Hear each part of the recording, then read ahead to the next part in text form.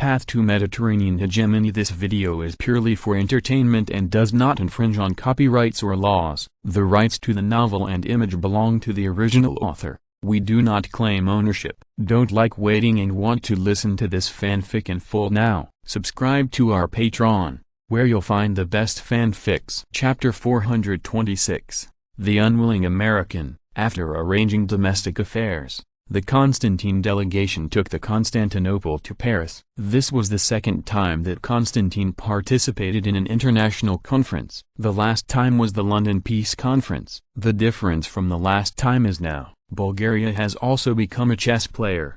The Paris Peace Conference has not yet begun, and everyone knows that the leader this time must be Britain, France, and the Three Kingdoms. In fact, Ferdinand also wanted to join in the fun, but after seeing the representatives of various countries, he decisively chose to give up. Other countries are all government officials sent by him, and he was embarrassed in the past as a king. Can't he personally go to the French President Poincaré and the British Lloyd George? If you go there and be an audience, sit there without saying a word and watch them quarrel, isn't that asking for guilt? International status is achieved, and strength can win respect. Don't look at the fact that there are more than 20 countries participating in this peace conference. It is said that Americans who are not willing to be lonely have also sent representatives to participate this time, but they really have the right to speak. The three giants of the Entente. The most prominent performance is that as soon as the World War ended, the Bulgarian Ministry of Foreign Affairs became lively. Many countries involved in the World War came to the door and wanted Bulgaria to support them in the peace meeting. This is mainly due to the late rise of Bulgaria. Except for the Mediterranean coast, its influence in other parts of the world is still very limited. If it were not for this World War, it is estimated that many countries would not know that Bulgaria is already a first-class power. Due to the lack of communication with each other, we are naturally not enemies, or friends. It is precisely because of this that contact is necessary! Time passed by in a hurry, and it entered the month of October, and the Paris Peace Conference was about to start. Due to Ferdinand's butterfly effect, many American countries participated in the World War this time, so the number of people who finally participated in the peace conference was also reduced some. A total of 786 representatives from various countries participated in the conference, including 58 plenipotentiaries. The number of informal representatives, relevant experts and various staff members was as high as 5,826, which was an unprecedented scale meeting at that time. The only people who deserve Constantine's attention are the three French presidents, Poincaré, the British Lloyd George, and the U.S. President Wilson. That's right, the unwilling Americans also came this time, and the president himself came here. Of course, the size of the American delegation is not as large as in history. After all, they are not warring countries. However, as the creditors of the allied countries, everyone still has to give some face. Of course, this does not include the British. Since this World War lasted only 2.5 years, John Bull's family can still hold on, and he does not need to borrow from the Americans. Money. The ones who really owe them money are Bulgaria, France, and the Russian Empire, of which the Russians owe the most. If it weren't for the sudden outbreak of the Russian Civil War, American capital should have penetrated deep into the belly of Malbar now, and it may even replace French capital as the largest investor in Russia. Money is the capital for Americans to participate in this meeting, and they can already affect the two countries through debt. Constantine was discussing the upcoming peace meeting with Medvedev when the attendant walked in and said, "Your Excellency, President Wilson is here." Constantine frowned. Obviously, he didn't have a good impression of this unwelcome guest. This is not a prejudice. Politicians all over Europe in this era have no good feelings towards Americans. He and Medvedev looked at each other, and both could see the unpleasantness in the other's eyes. Obviously, they didn't care about Americans. If you don't like it, you don't like it, but he still won't be negligent about the etiquette. Please, Constantine said. Although they did not welcome Wilson, who suddenly visited, the two received him gracefully. On the surface, the three seemed to be good friends for many years. Wilson said cheerfully, "The two world wars have ended, But the post-war international order still needs to be rebuilt. The old world has fallen, and the new world order still needs to be rebuilt. The United States and Bulgaria are both emerging powers. In the establishment of a new world order, it is necessary for us to increase our voice. I propose that we jointly establish an international alliance and invite all independent countries in the world to participate. We will use this platform to negotiate and resolve conflicts between them to maintain world peace. Constantine thought to himself that the Americans were planning to transform the world according to their plan, but does this have anything to do with Bulgaria? It is easy to establish this alliance, but it is not so simple to grasp the right to speak in this alliance. Now Bulgaria is not a world power, and the right to speak on this platform is very limited. In addition to the Mediterranean coast, there are several countries in other regions who will buy Bulgaria's account. If the problem is solved by voting, it is estimated that it will not be compared with Britain and France, and even Spain may not be able to compare. It is estimated that this is the reason why the Americans came to the door. As long as everyone builds an alliance together, the Americans can influence the world through gold and dollars. Although Bulgaria has strength, its influence in the world is not enough to compete with them. The right to speak. After thinking about all this, Constantine has no interest in Wilson's proposal at all. If there is not enough interest, why should Bulgaria come forward? This is the new force challenging the old order again. Once they are on the wrong team, Bulgaria will face the suppression of Britain and France. Constantine's face suddenly gloomy, and he said coldly, "Mr. Wilson, it is easy to build an international alliance, but it is not easy to make it work. I think if there is no support from Britain and France, I am afraid that even if we establish this alliance, it will be an empty shell. After all, their influence is much greater than ours." Wilson said confidently, "Mr. Constantine, you have to have faith in us. As long as we unite, it is enough to change the world. It is a good thing for most of the weak and small countries to establish an international alliance to adjust the contradictions between countries. They have no reason not to support us." Constantine still shook his head and said, "I deeply admire your proposal. If the League of Nations can be established, Bulgaria will naturally join, but we have no intention of establishing such an alliance. After all, we are still a member of the Entente." Seeing that Constantine had made up his mind, Wilson knew that it was useless to say anything, so he ended the topic. Anyway, his initial purpose has been achieved. At least Bulgaria will not object to their actions. After sending Wilson away, Constantine asked, "What do you think? Is the purpose of the Americans really that simple?" Medvedev thought for a while and said, "On the surface, the Americans are just trying to build an international alliance to increase their voice in the world, but in fact they are trying to win over their allies and prepare to fight the next blow to them from Britain and France. In the past 2 years, the Americans have been too active. The French forces were almost expelled from the Americas by them, and the British forces were also greatly affected. After the war, they will definitely not let it go. Now the Americans pull us into the game, just to help them share the pressure, and the intentions are very vicious." Constantine nodded, and it was precisely because he had guessed the Americans' plan that he rejected Wilson, and did not let him state the conditions at all. After all, Bulgaria's strategy has been determined. The main purpose of the next 20 years is to farm. If it is to bully a small country, it will be fine, but if you want to provoke Britain and France, forget it. Once done, Britain and France will probably have to control the inside first and then secure the outside. It is definitely impossible to block the sword for the Americans. Even if they charge a sky-high price, Constantine will not be able to take the risk of Bulgaria's future. Constantine sneered and said, "The tyrants are the tyrants. Even the UK and France are not strong enough. They just can't hold their breath and still want to dominate the world. They probably haven't woken up."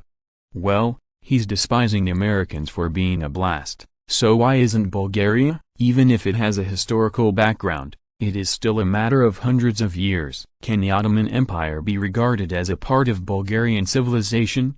Although they have replaced the Ottoman Empire, they still can't absorb the Ottoman civilization. The main reason is that Ferdinand can't afford to lose that person. Bulgaria's heritage is short, but his own family is old enough. There is no need to recognize his ancestors. But neither of them find it strange that European countries have become accustomed to rejecting Americans, or it is due to dislike plus jealousy. The latter factor may be greater. Medev's face showed an expression of hating iron and not steel, and said, "Americans are also amazing, and with their comprehensive industrial strength, even if they are compared to the Germans, they are not inferior. The Germans all have the courage to fight our four-power Entente alone. How could they be honored even if they were defeated? And the Americans are very afraid of even the devastated Britain and France. Do they know how to make money in their heads?" When he said this, there was still a strong sour taste. Obviously, he was also jealous of the strong industrial strength of the Americans. Fortunately, although the total industrial volume of the Americans is now large, they still lag behind Europe in high-tech technology. They're not just hot-headed !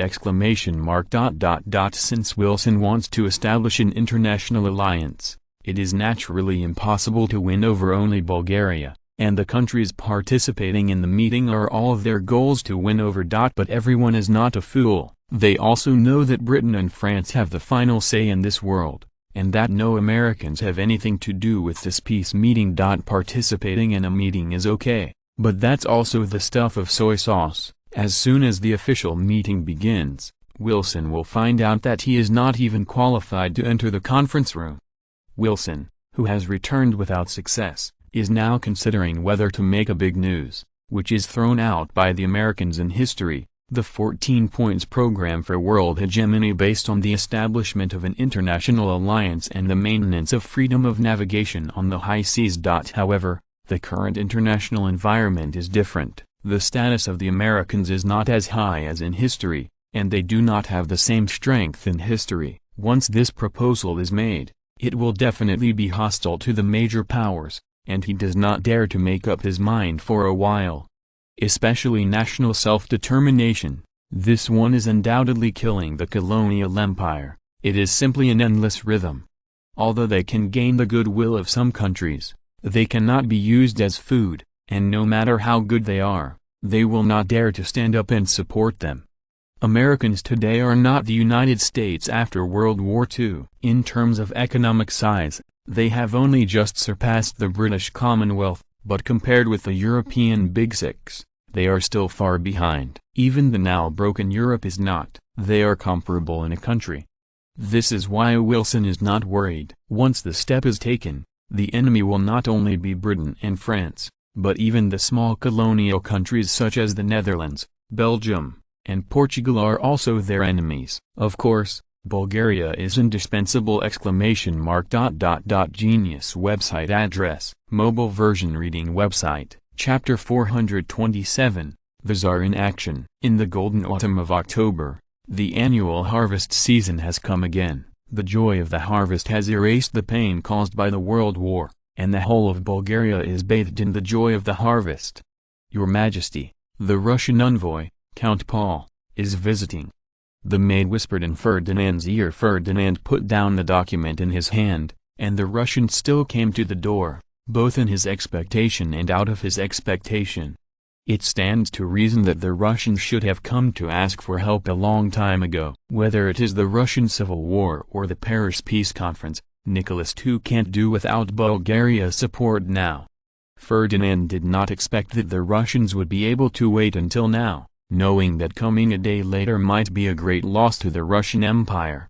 The Russians are still in their largest army in Germany. Without the support of Bulgaria, it would be impossible for them to return to the country. The Tsarist government is now unable to provide them with logistical supplies. Bring him here. I'll see him here, Ferdinand said lightly. Compared with the past, Count Paul is already old, and he is no longer in high spirits. He is no longer the ambassador to the security, but his spirit is still very good. It has been an old friend for many years. The meeting between the two was very casual. It could be seen that he was a little anxious, and Ferdinand did not talk about his family. What would you like to drink? Whatever, Ferdinand said lightly. I'd rather coffee, replied Count Paul. As soon as he finished speaking, a maid handed him a cup of coffee, apparently already prepared. Not only coffee, but other types of tea and snacks are always available in the palace 24 hours a day. Ferdinand did not intend to treat himself badly in this regard.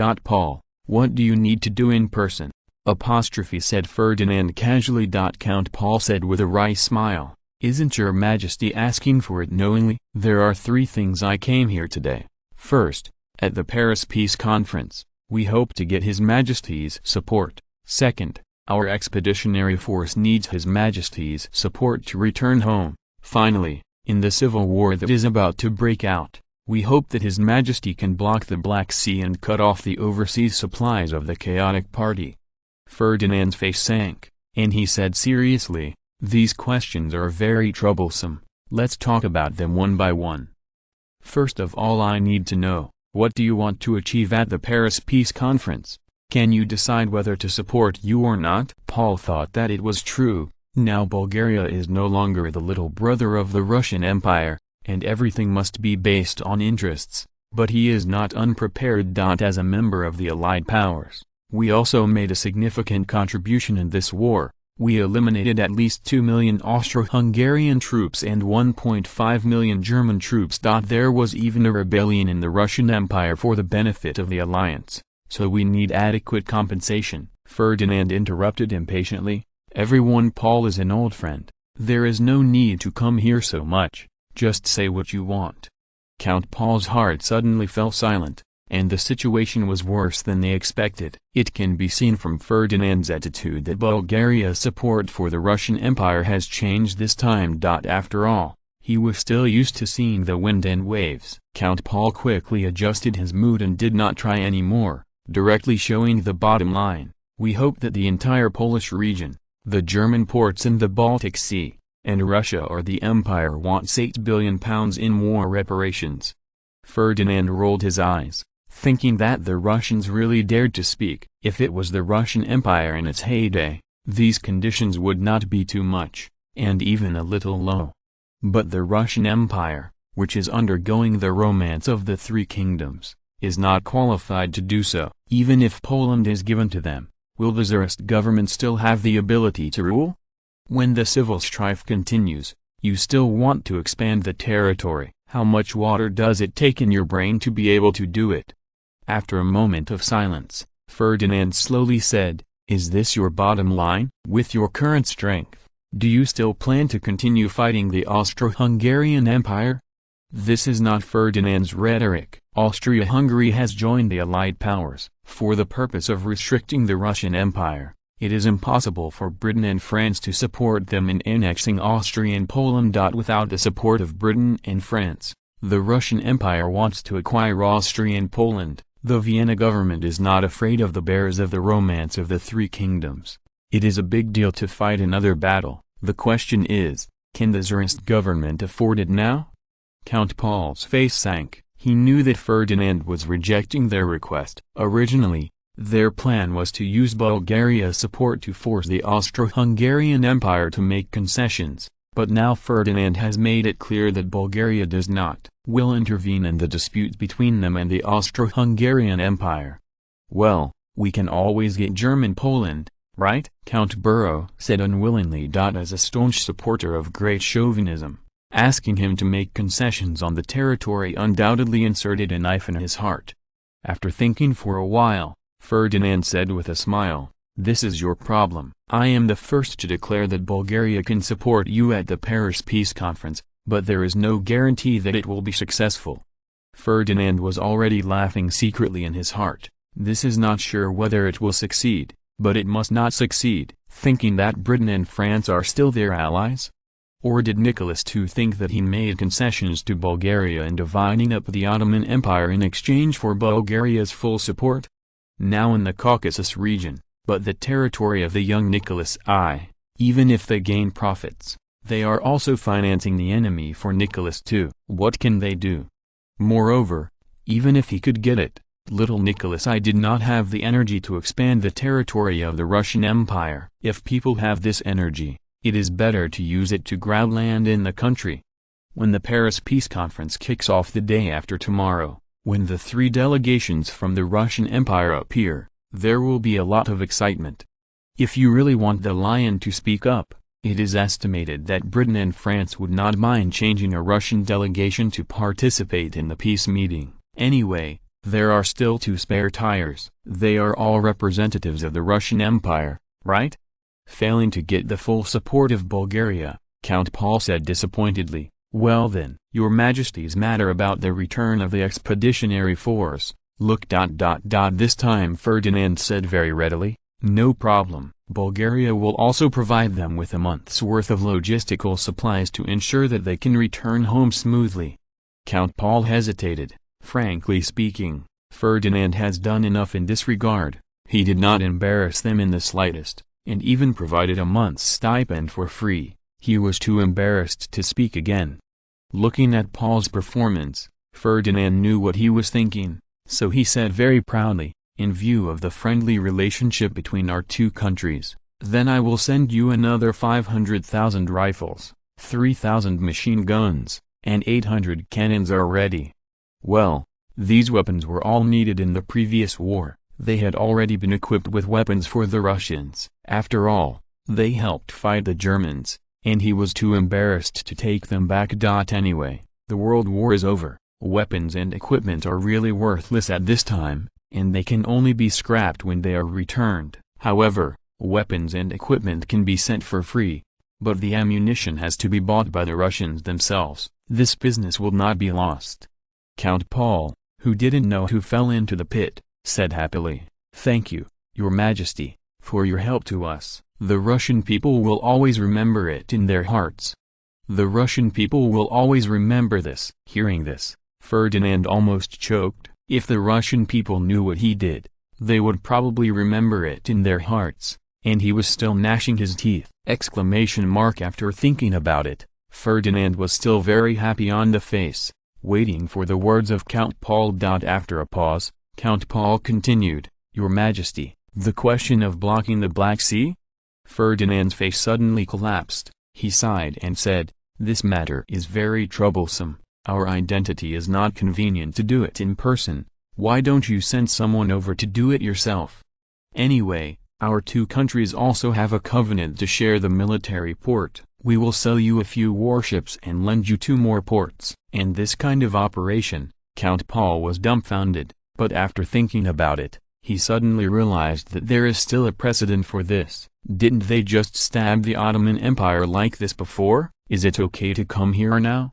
The task was completed so easily, and Count Paul was a little unbelievable. He was going to take the harem route, but now it seems that he does not need it. Earl Paul said excitedly, no problem. Thank you so much.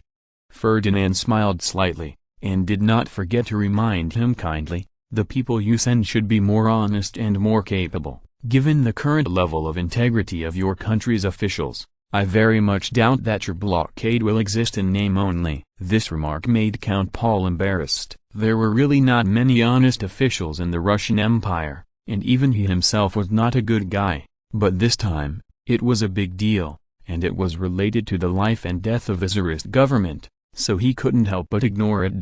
Please rest assured, Your Majesty, this time we will not have trouble, Count Paul said with a guarantee. Ferdinand smiled slightly, thinking to himself that the devil is worried about whether you will have trouble. If it is not for making money, he does not care whether the Russian blockade can be established.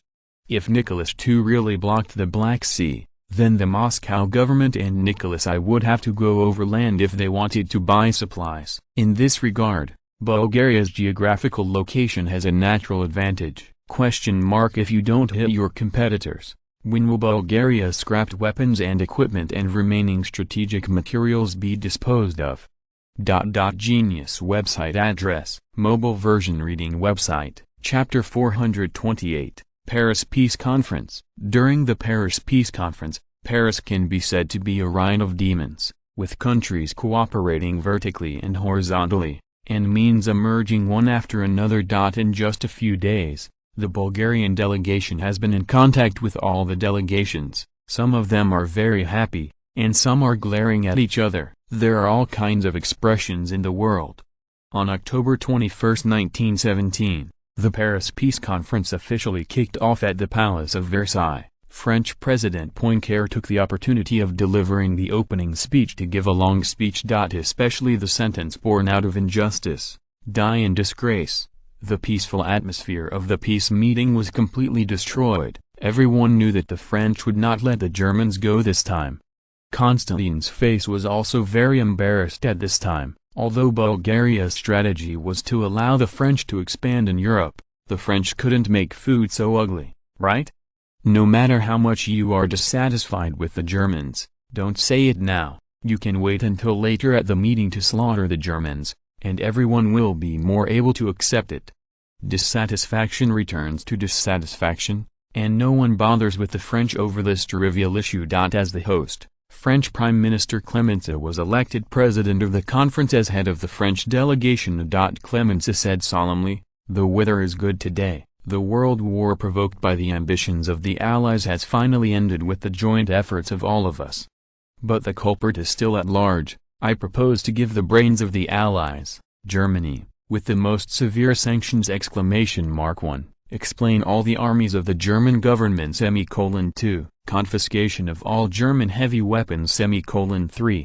Demolition of German military facilities and military industrial enterprises. 4. Let Poland and Bavaria become independent. 5. France takes back Alsace and Lorraine, move the borders of France eastward to the Rhine and combine the German provinces on the left bank of the Rhine into a single independent state. 6. The Germans must pay war reparations of 8 billion gold marks. 7. Arrest all war criminals, and the Allied nations will jointly form an international tribunal for trial.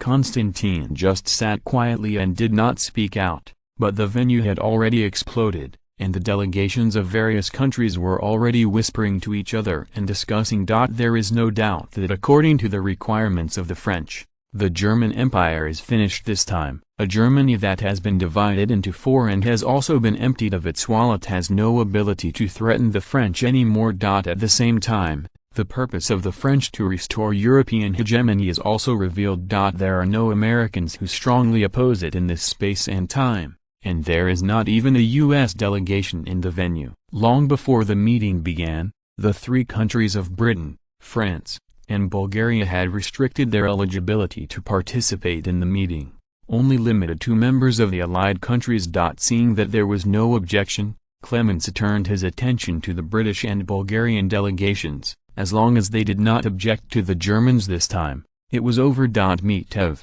who was looking through the list of war criminals, suddenly said, "Mr. Clemenceau, there is no problem with holding the war criminals accountable, but isn't this list too much? According to international law, the monarchs of various countries have immunity, and we cannot take the German emperor to court. Therefore, we propose to remove members of the royal family such as Wilhelm II from the list of war criminals, and just pursue others." Clemenceau, who originally thought that Bulgaria would oppose it, was relieved. Obviously, the Bulgarians were showing their favor. Of the so many conditions proposed by the French, any rejection would be troublesome for the French. Only war criminals can be negotiated. Anyway, letting someone go will not affect the interests of France. Clemenceau smiled and replied, "The list of war criminals is only a preliminary draft by us, and everyone can continue to discuss and negotiate, and then make a final decision." Then Mitev nodded in satisfaction, and the Bulgarian delegation fell silent again. This made the British vomit blood, and it was not their family's business to restrict the French from dominating Europe. "I didn't expect the Bulgarians to let the French go so easily." Thinking of the British, Lloyd George's face suddenly gloomy. Did the Bulgarians and the French have reached a deal to join forces to carve up the European Big Six? This is the worst possible outcome. They have to stop the French from dominating Europe anyway, so who are their allies now? Russia? The three Russian delegations gathered in Paris a few days ago, and the jokes that have been made are still not over yet, because they simply have no strength to stop the French. What about the Austro-Hungarian Empire? This time the Austro-Hungarian Empire has offended the Germans badly. They now think that they want Germany to die. How can they give the Germans a chance to make a comeback? After looking around, he could only go on his own, otherwise the French's goal would be achieved. Under Lloyd George's suggestion, British Foreign Secretary Grey objected, "Mr. Clemencean, your country, the conditions put forward are too harsh, and the Germans have no way to do it. First, once the German government disbands the army, the country will soon fall into chaos, and a chaotic Germany is not in everyone's interest. Secondly, the German Empire is a unified country, we cannot break them up, it is very inhumane. In the end, for the indemnity of 800 million gold marks, even if you sold all the Germans, you can't come up with this huge sum of money. God taught us to be generous, why can't we give the Germans a chance?" Clemenceau said. Tit for tat, there is always a price to be paid for wrongdoing, otherwise will the latecomers follow suit? Mr. Grey's fear of chaos in Germany was overthinking. As a friendly neighbor, the French army could help them maintain order free of charge. In this way, they save the military expenditure, and can also use it to improve people's livelihood.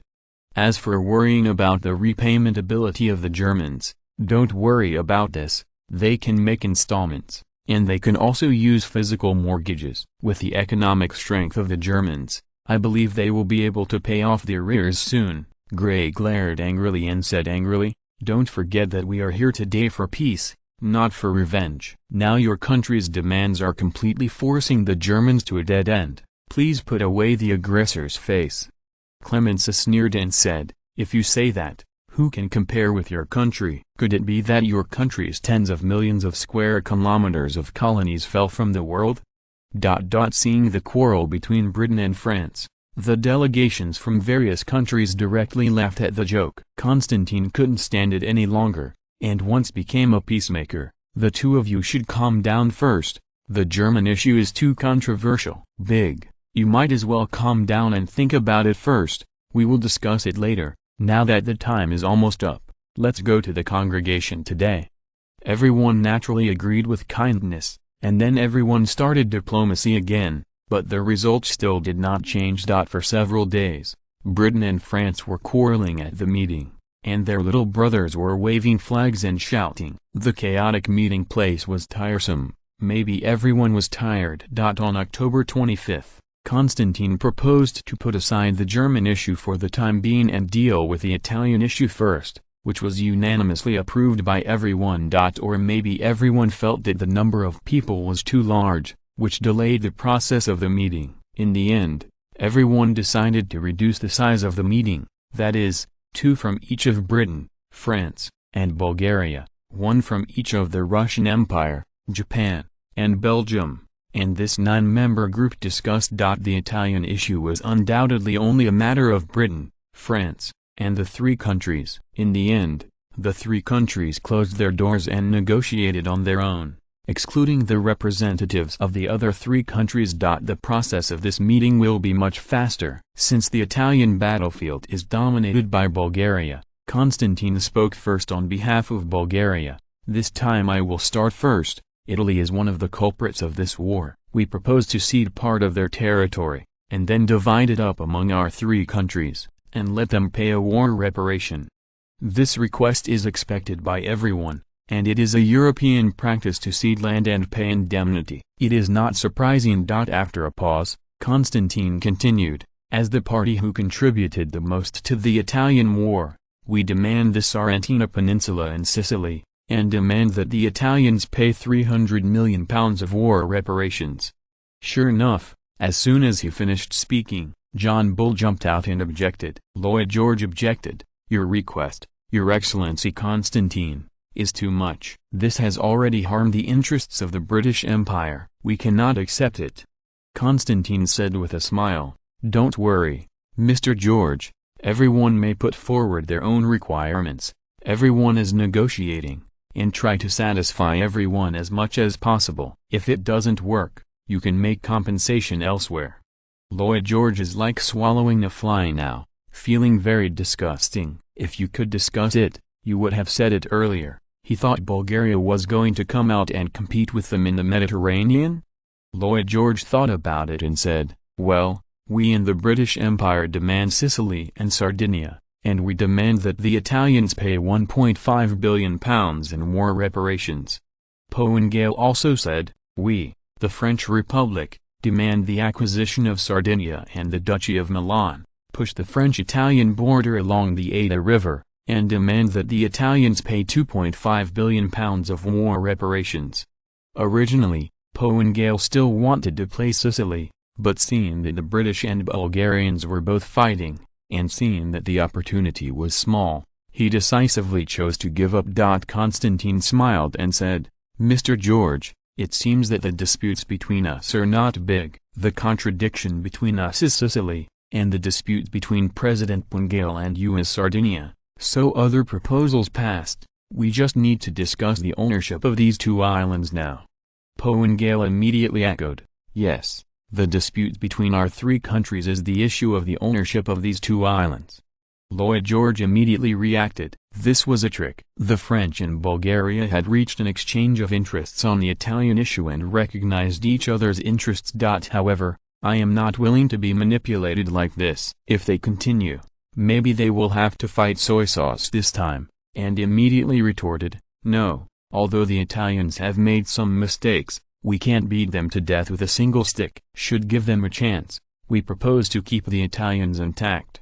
Constantine said very dissatisfiedly, "Mr. George, your actions are typical of harming others and not oneself. If we all demolish each other like this, in the end, everyone will get nothing, and only bystanders will benefit.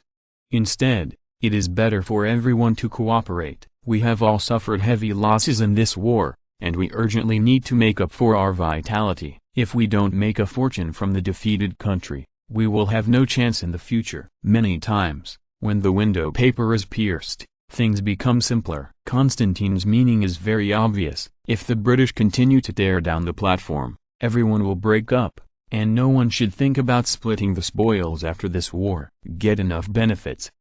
And it also won the support of the French. Lloyd George knew that if he continued to oppose it, it was estimated that the Bulgarians and the French would forcibly divide Italy. Now that the Mediterranean Sea is still the territory of the two countries, they can do it. Lloyd George thought about it, and now it's a good compromise. After all, Sicily and Sardinia are two pieces of fat, especially Sicily, which is in the center of the Mediterranean. After getting it, they have a crumbling dominant position in the Mediterranean, and stabilized again. But it is not so simple to really get it. After all, Sicily is very high in terms of economic value and strategic value. It is impossible for the Bulgarians to let go without enough interest in exchange. Well, we can recognize your interests, but the British Empire must get Sicily and Sardinia. Lloyd George said beyond doubt. Constantine said calmly, "Then Mr. George will make an offer. You know the value of Sicily, even 10 Sarentina peninsulas can't compare. If your country wants to get Sicily, you must pay enough compensation to Bulgaria, or we can share Sicily." Lloyd George's face collapsed instantly. Sharing Sicily? How is this possible? The mainland of Bulgaria is so close to Sicily. If the two countries share it, it is estimated that it will become Bulgarian in a few years. However, it is not so easy to compensate for the benefits. The value of Sicily is too great, and they cannot let them get. Lloyd George said tentatively, "All the colonies in Italy belong to your country, including the colonial rights of Ethiopia." Constantine smiled and said, "If that's the case, why don't you give us Sicily? How about your country get those areas, and our colonies can be chosen by your country except for the peninsula of Asia Minor?" Lloyd George rolled his eyes. The meaning is very obvious. The only thing that is worthwhile in Bulgaria's colonies is the Asia Minor Peninsula, and the rest of the area is a piece of rotten land. If it weren't for the British Empire, it would be your share. What? As long as he is not stupid, it is impossible to exchange with Bulgaria. After thinking about it, Lloyd George asked back, "Mr. Constantine, tell me straight, what do you want?" "If possible, I think we can still cooperate." It would be Constantine's turn to be dumbfounded. He wasn't ready for this. He was testing it today, but he didn't expect the French to cooperate so well. Bulgaria and France have reached an agreement directly on the Italian issue. This time the British will not give in, but what to exchange with the British is another problem. If the asking price is too high, John Bull will definitely disagree. If the asking price is too low, Bulgaria will suffer too much. I can't think of it for the time being, so I can only drag it." Constantine thought for a while and said, "I think it will be better for our two countries to communicate slowly on this issue. Now it's better to finalize the Italian issue first." Lloyd George nodded. Acquiescence! Genius website address. Mobile version reading website. Chapter 429. Carve up Italy. Regarding the handling of the Italian issue, the negotiation among the three countries went surprisingly smoothly. In the final analysis, it was all about getting what they needed. Due to the rise of Bulgaria and the closeness of the law, the British felt the crisis. In order to maintain their natural status in the Mediterranean, they had to make concessions. But Ferdinand was not happy. The Sarentina Peninsula was just a windfall. If Sicily was not acquired, then the significance of the Sarentina Peninsula would be of little significance. There is no way to control the Mediterranean Sea, and the Adriatic Sea alone is not worth the great effort of Bulgaria. Is it just to return it to the Italians? After thinking about it, Ferdinand finally realized that if he won the Sarentina Peninsula, he would be able to extort some money from the Italians at most. The strategic position is not that important, and the economic value cannot be used for tourism in this era. Your Majesty, why don't you exchange colonies along the Persian Gulf with the British? Now many ports along the Persian Gulf are under the sphere of influence of the British, and our navy's access to the Indian Ocean is still restricted. Admiral Petrov suggested. Ferdinand smiled slightly. Petrov's proposal is very constructive, and now is a good time to pick up leaks.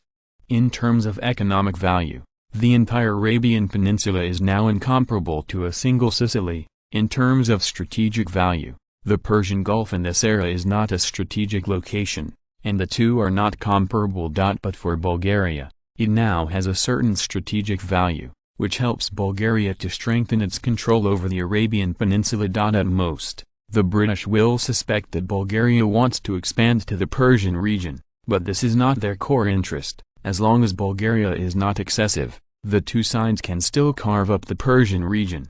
Ferdinand thought for a while and said, "Well, let's exchange colonies along the Persian Gulf with the British, except that the Bab al-Mandeb Strait is forbidden to be touched by the British. This time we will simply annex the entire Arabian Peninsula. Let the Ministry of Foreign Affairs and the British delineate their respective spheres of influence in the Persian region. Even if it is to be leaked, it is also necessary to make a full play. In fact, the Persian area still has some value. Of course, this area is only of agricultural value. But this is still not enough. If the conditions are too low, it is estimated that John Bull's feces and urine will make them suspicious."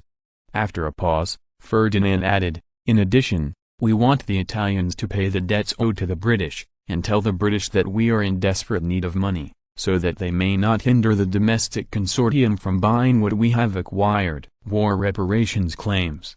Well, as long as the British consortium really wants to buy it, it is estimated that Bulgaria does not need to take the initiative to propose it. Some people have a way to get the government to agree. As for whether the British would oppose the Bulgarian Navy's entry into the Indian Ocean, Ferdinand was not worried at all, as long as they didn't imitate the Germans and Americans like the tyrannical warships. It doesn't matter where you go.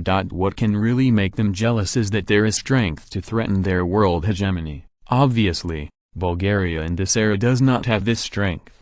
The Bulgarian navy is divided into two parts, which is also impossible. After the war, Bulgaria still has such a huge fleet in the Mediterranean Sea. Not only is John Bull uncomfortable, but the French will also feel the pressure. In this case, either dismantle the ship or disperse the fleet and reduce the strength of the Bulgarian navy in the Mediterranean. Ferdinand, who knew very well, naturally chose to divide his troops. In the era of sea power, there was no strong navy. How could Bulgaria's interests overseas be guaranteed? With the current strength of the 6 dreadnought ships in Bulgaria, they are among the top 5 in the world. Only in the 4 countries of Britain, the United States, Japan and France, and the naval strength of the 3 countries of Japan, France and Bulgaria is still very close during this period. Not far away yet. The August 4th plan formulated by the Japanese in 1915 has just begun. As for the 86th plan and the 88th plan, there are no plans yet, and the Japanese Navy has just begun. The French Navy does have a lot of tonnage, but there are not many capital ships, and there are too many old ships. Now they are about to face large-scale retirement, so their naval strength is not very good during this period! After receiving the domestic telegram, Constantine was not in a good mood. Once the Bulgarian Navy entered the Indian Ocean, the government's previous plan to cut naval military spending would not be so easy to accomplish. During the war, Bulgaria's military budget just had no budget. Anyway, if there was no money, it would reach out to the government. As soon as the war ended, this kind of good thing would end naturally. If nothing else happens, the military spending of the Sixth Army may be cut by more than 95% in the coming year, and the Navy will also be cut by 80% to 90%. In Constantine's view, this was because Ferdinand didn't want the government to lower military spending too much, so he would have to cut the budgets of other departments. As the boss of the government, he was naturally in a bad mood. No matter what his mood is, what he should do must be done, and it must be done beautifully. It's not that easy to be an errand under Ferdinand.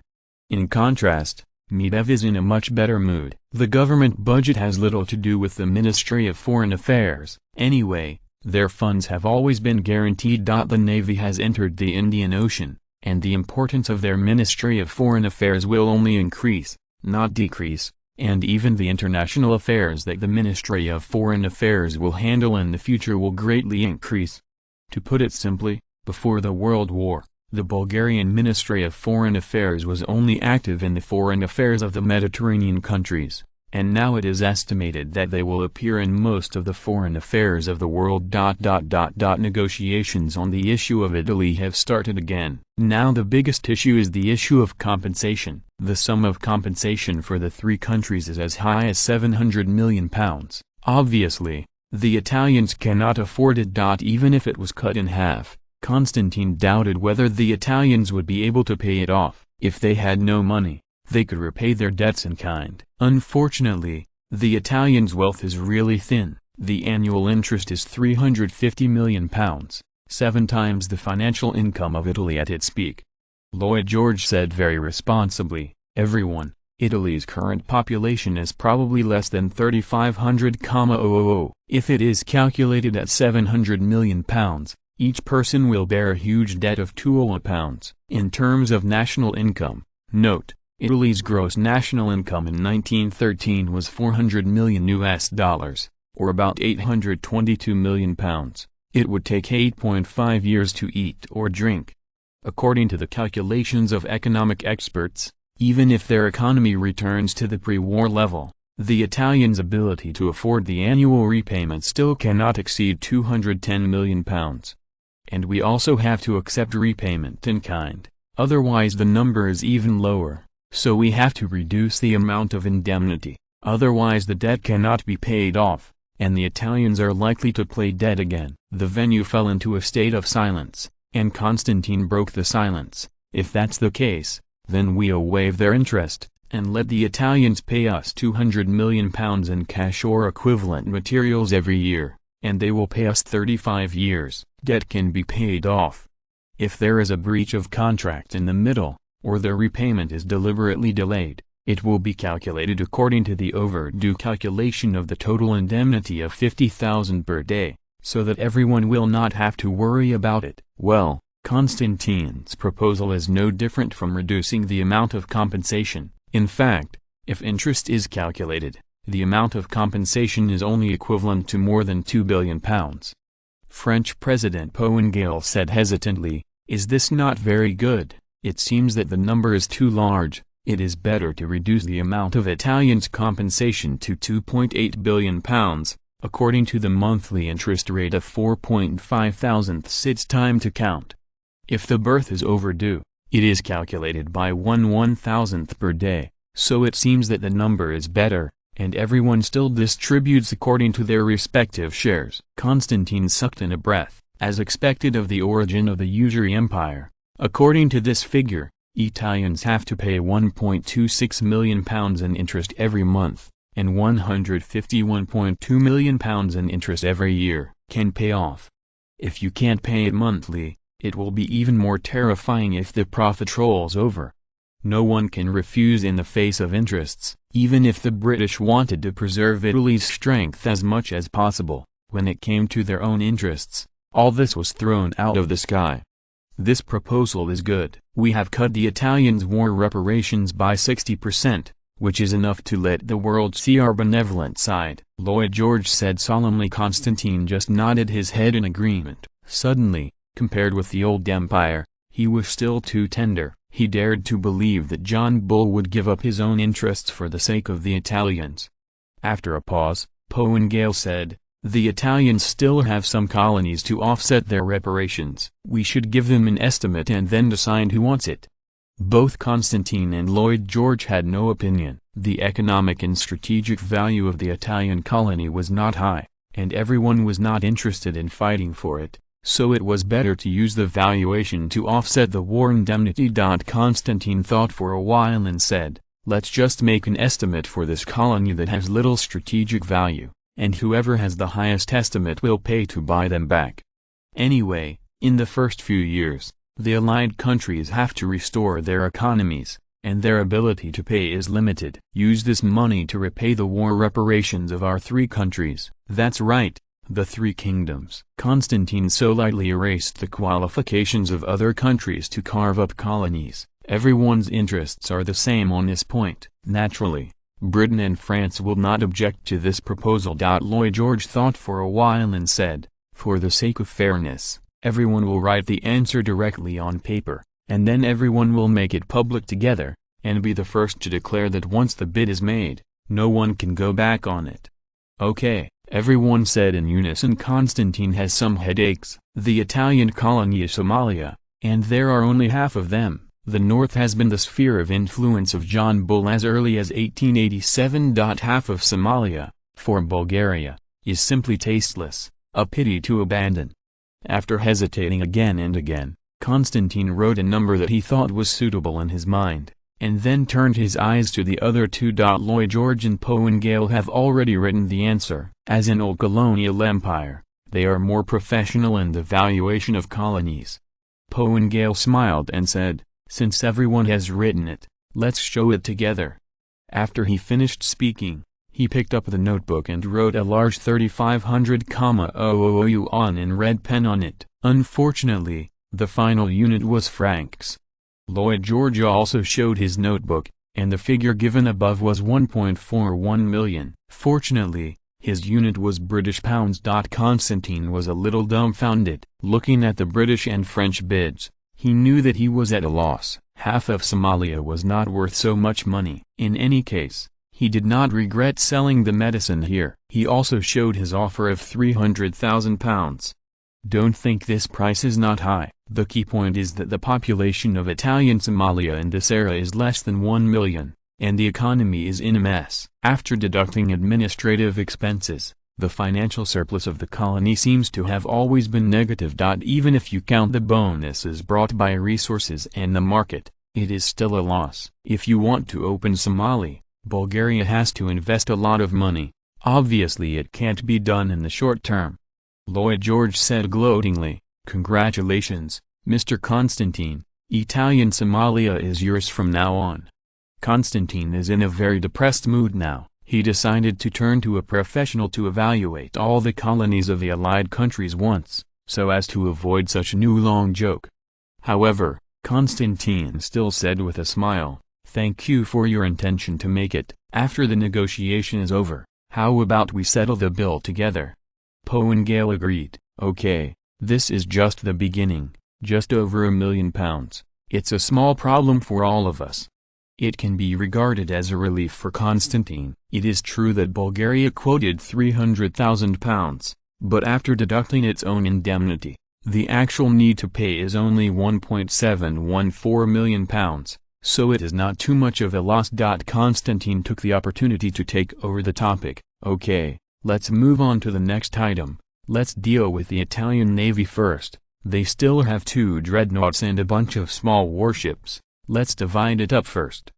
Everyone was very interested in the Italian warships, but soon John Bull chose to give up. He suddenly realized that if they participated in the division of the Italian navy, it did not mean that Bulgaria and France were also qualified to divide up the German navy.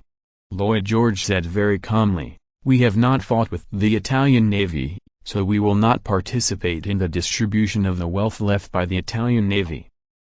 Gale said with a smile, "Everyone is allies, why should we share each other? Let's share it together." It's a pity that Lloyd George looks like a gentleman, but he is killed and distributed according to his contribution. They will not participate in the distribution if they have not fought with the Italian navy. Seeing that he was not fooled, now only the two countries are left to participate in the distribution. The Italian navy still has 2 dreadnoughts, 2 former dreadnoughts, 5 cruisers, 6 destroyers and a few remaining small warships. Bulgaria does not have much demand for these warships, and if they take too much, they will consume valuable military expenses. Constantine asked directly, "It's just half of our 2 countries and 1 family, and we should pay the 110 to your country. How about erasing the £70,000 colonial subsidy?" Gale secretly figured out that if the distribution is based on the contribution, it would be the Bulgarians who hit the Italian navy hard, and they would definitely take the big buck. His expectation was that the two sides would share 4 or 6 points. The Bulgarians have more than £1 million, and they still don't suffer. So Gale replied cheerfully, "Well, we will share the Italian navy equally." Genius website address, mobile version reading website, chapter 430, 5 country talks. The problem in Italy has come to an end for the time being, and the rest of the compensation problem is everyone's private problem. In line with the principle of first easy and then difficult, everyone turned their attention to the Austro-Hungarian Empire again. This time, the two countries mainly asked for war reparations from the Austro-Hungarian Empire, with Britain and France as witnesses.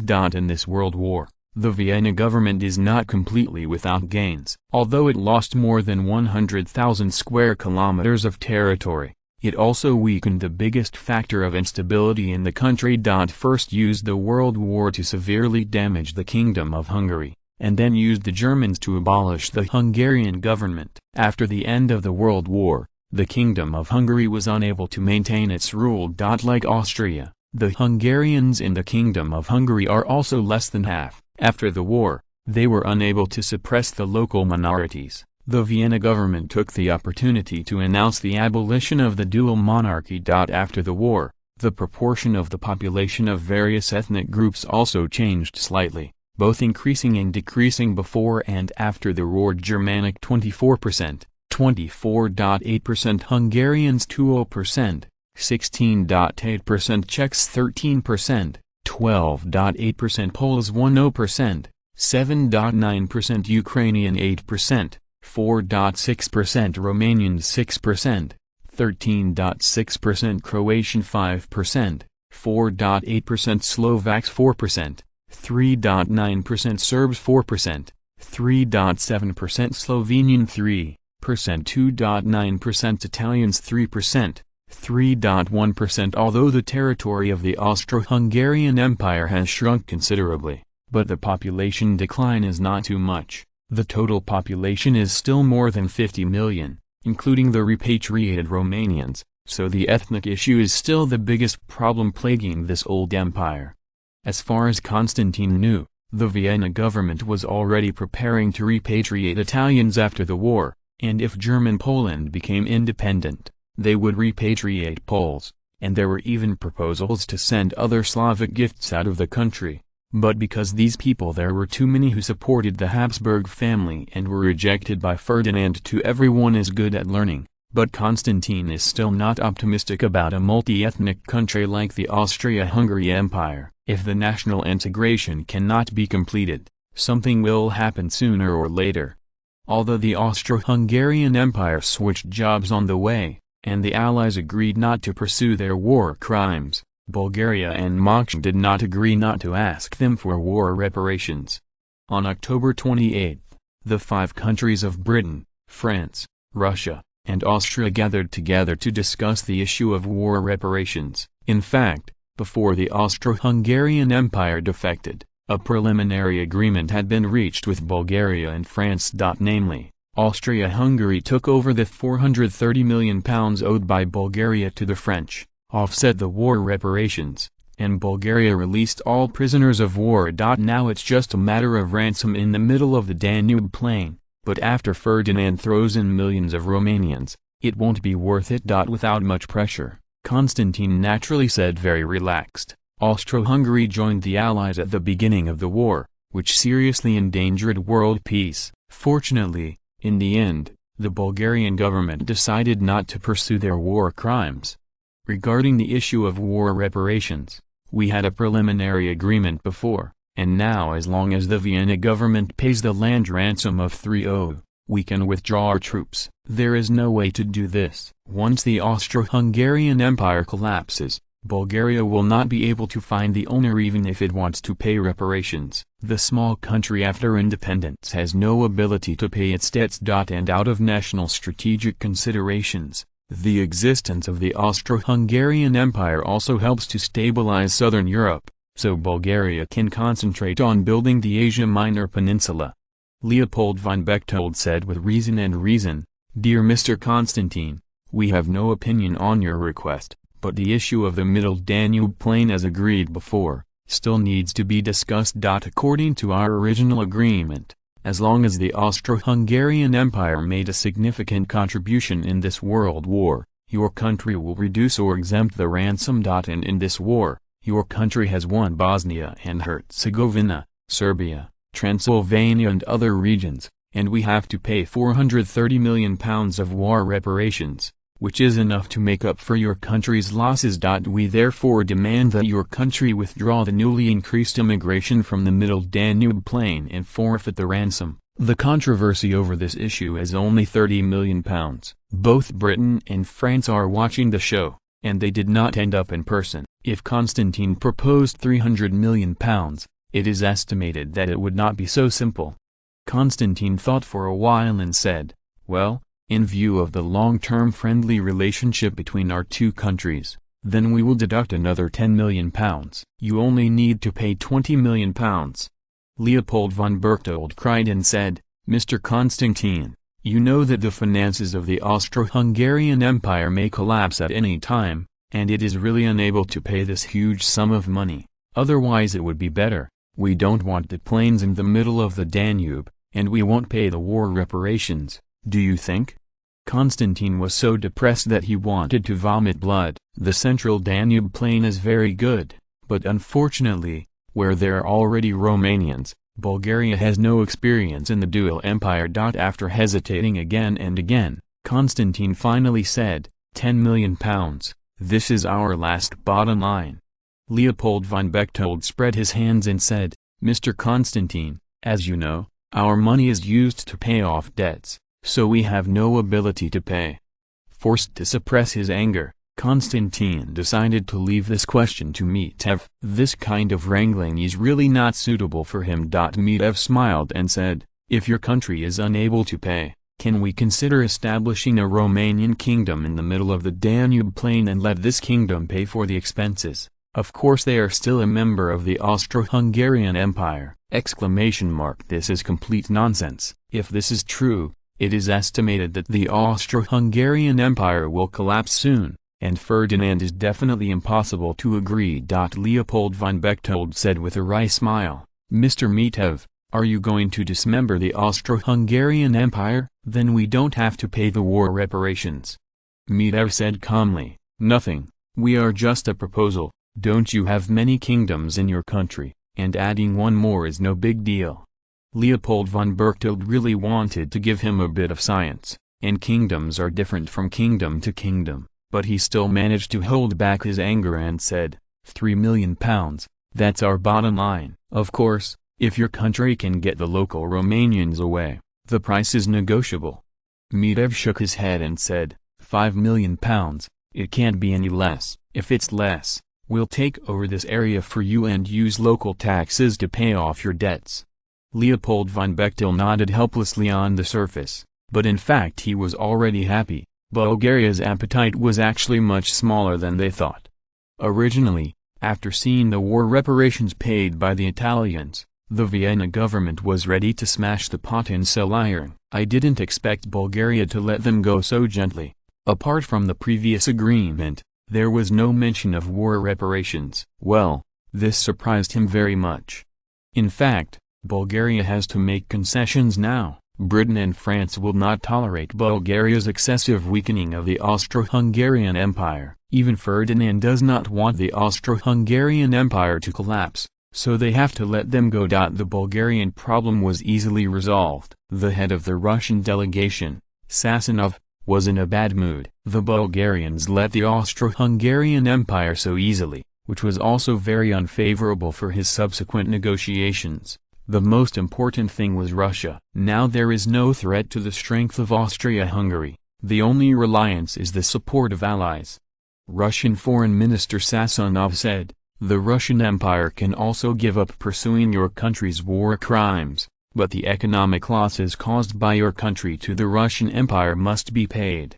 According to our statistics, in the 2 years of war, the Austro-Hungarian Empire caused more than 3 million casualties to the Russian Empire, and millions of civilians were displaced. The direct economic loss exceeded £300 million, and the indirect economic loss was even more, over £500 million.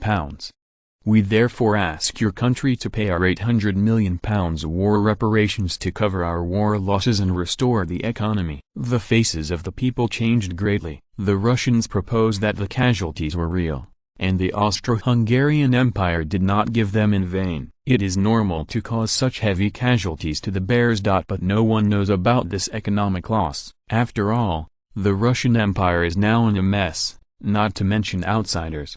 Even the Tsarist government has estimated the data, and there is no way to verify it. In terms of war and military spending, it is estimated that the Russian Empire has spent £6 or £7 billion in the past 2.5 years, but at least half of the funds have gone into personal pockets. Leopold von Bechtel's face changed greatly. This is really a lion's mouth, and now he has to be thankful that the bears had a civil war, and they didn't have much right to speak. Otherwise they would be miserable. Mr. Sassanov, let alone £800 million, we can't afford even £100 million, and now there are still millions of poor people in our country who need assistance, and the government has no money at all. Even if I think the economy is back to its pre-war peak, our GNI was only £600 million in 1914, do you think we might be able to afford it? As soon as Leopold von Bechtel finished speaking, he was supported by Britain and France, and the United Kingdom cooperated. George said, "Yes, Mr. Sassanov, your demands are too high. It has been the actual situation. I suggest that you still refer to the previous Bulgarian standards, and your country should come up with a reasonable compensation figure." French President Poingale also stabbed the Russian at this time. He smiled and said, "Mr. Sassanov, I personally suggest that your country limit the amount of war reparations to less than £200 million, which is more sincere." Seeing the joint target of Britain and France, Sassanov had to ask Bulgaria for help, and now the Tsarist government is still waiting to use the war reparations to fight the civil war. After hesitating for a while, Medvedev said, "First, in view of the contribution of the Russian Empire in this world war, and the price they paid, I think it must be taken care of when war reparations are made. Of course, £800 million of war indemnity is indeed too high, but £200 million of indemnity is indeed too low. It is better for everyone to calm down and think about it. Mr. Sassanov will propose a new amount of indemnity." Medvedev's proposal made Sassanov relieved. He was really worried about being sold by the Allies. Now it seems that Bulgaria still supports them, so there is more to talk about later. After a moment of silence, Sassanov said slowly, "Okay, everyone, wait a moment. I need to send a telegram back and let the country reauthorize." Everyone nodded. Although everyone is a plenipotentiary, once the bottom line is crossed, they still need to be authorized again. In order to buy time for Sassanov, Konstantin suggested, "It's getting late, why don't we adjourn the meeting today and continue tomorrow?" The Winter Palace in St. Petersburg. The remaining bullet marks still tell the story of the war that just passed. Nicholas II received a call from Sassanov, and his mood was instantly bad. The negotiations in the Austro-Hungarian Empire went very poorly. The attitude of Britain and France directly told him that it was impossible to make a big profit. However, the Russian Empire is now in urgent need of war reparations to quell the rebellion. Even if it knows that it is a loss, it can only swallow the bitter fruit. Nicholas II asked with concern, "Has Galizinov's batch of gold been shipped back?"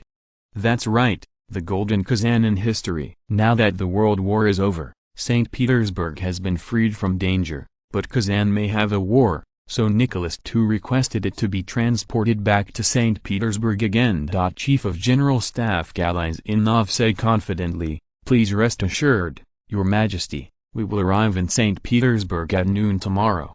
After hearing this, Nicholas II's mood improved a lot. As long as he had these family backgrounds, he would have the confidence to suppress the rebellion. Nicholas II nodded and said with a wry smile, "Well, call Samsonov and activate our #1 alternative for the Russian Empire to participate in this peace meeting." Naturally, there will not be only one set of plans, according to different situations. They have also formulated different response plans. The current situation is obviously bad, but not the worst. At least one Bulgaria is supporting them, and there is still talk! Genius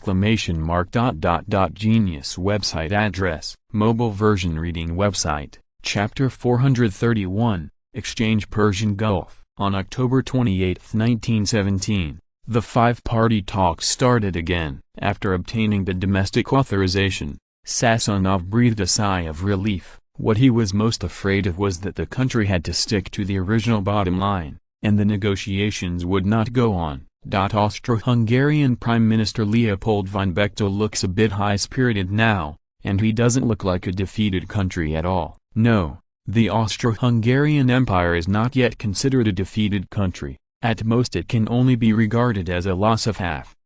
Apparently, after gaining the support of Britain and France, they became more confident with the Russians. If the Russian Empire did not make a significant contribution in this world war, the Tsarist government has been insisting on the war even if the civil unrest broke out. Perhaps they would not even have to pay this reparation. Of course, this is obviously impossible. It is impossible for the Allied countries to look so ugly. After all, everyone is allies. If you eat meat yourself, you have to leave a bowl of soup for the Russians.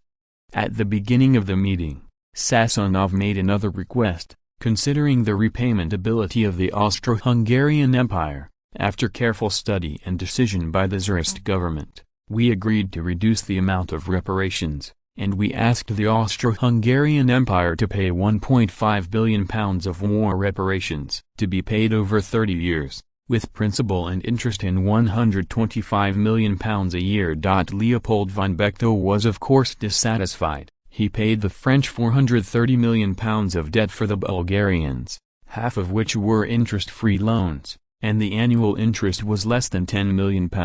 But according to how is it possible that the Russians demand £75 million a year in interest alone? I'm sorry, Mr. Sassanov, it is impossible for us to meet your request. Austria-Hungary has limited financial revenue, and we can't even pay the interest on the indemnity you asked for. Can you give us a figure we can afford? Sassanov's face suddenly collapsed, and he said coldly, "So how big is your country's ability to pay?" Leopold von Bechtel thought about it and said, "Our financial situation is already very bad. The domestic economic situation is also very bad, and we will not be able to pay our debts for the next 3 years. After 3 years, the annual debt payment cannot exceed half of our fiscal revenue. Calculated according to our peak fiscal revenue, our maximum annual payout is just £30 million. Now the debt of the Austro-Hungarian Empire itself is as high as £1.5 billion, and our revenue cannot even pay the interest. Stop. Samsonov interrupted. If it is according to your country's requirements, is this not going to pay? Leopold von Bechtel also pretended to be too hot, but he still said with the same expression, "How can it be? The Austro-Hungarian Empire is also a responsible power, and doing wrong always has to pay at the cost. So how about we pay your country £5 million of war reparations every year for 100 years? Sassanov said coldly, Mr. Leopold, we came to negotiate with sincerity, not to listen to your nonsense. £5 million a year, it's your export. You pay £100 million a year. Paying for 100 years is almost the same! The two fought each other, and more than 2 hours passed in a flash. Constantine and the British cooperated.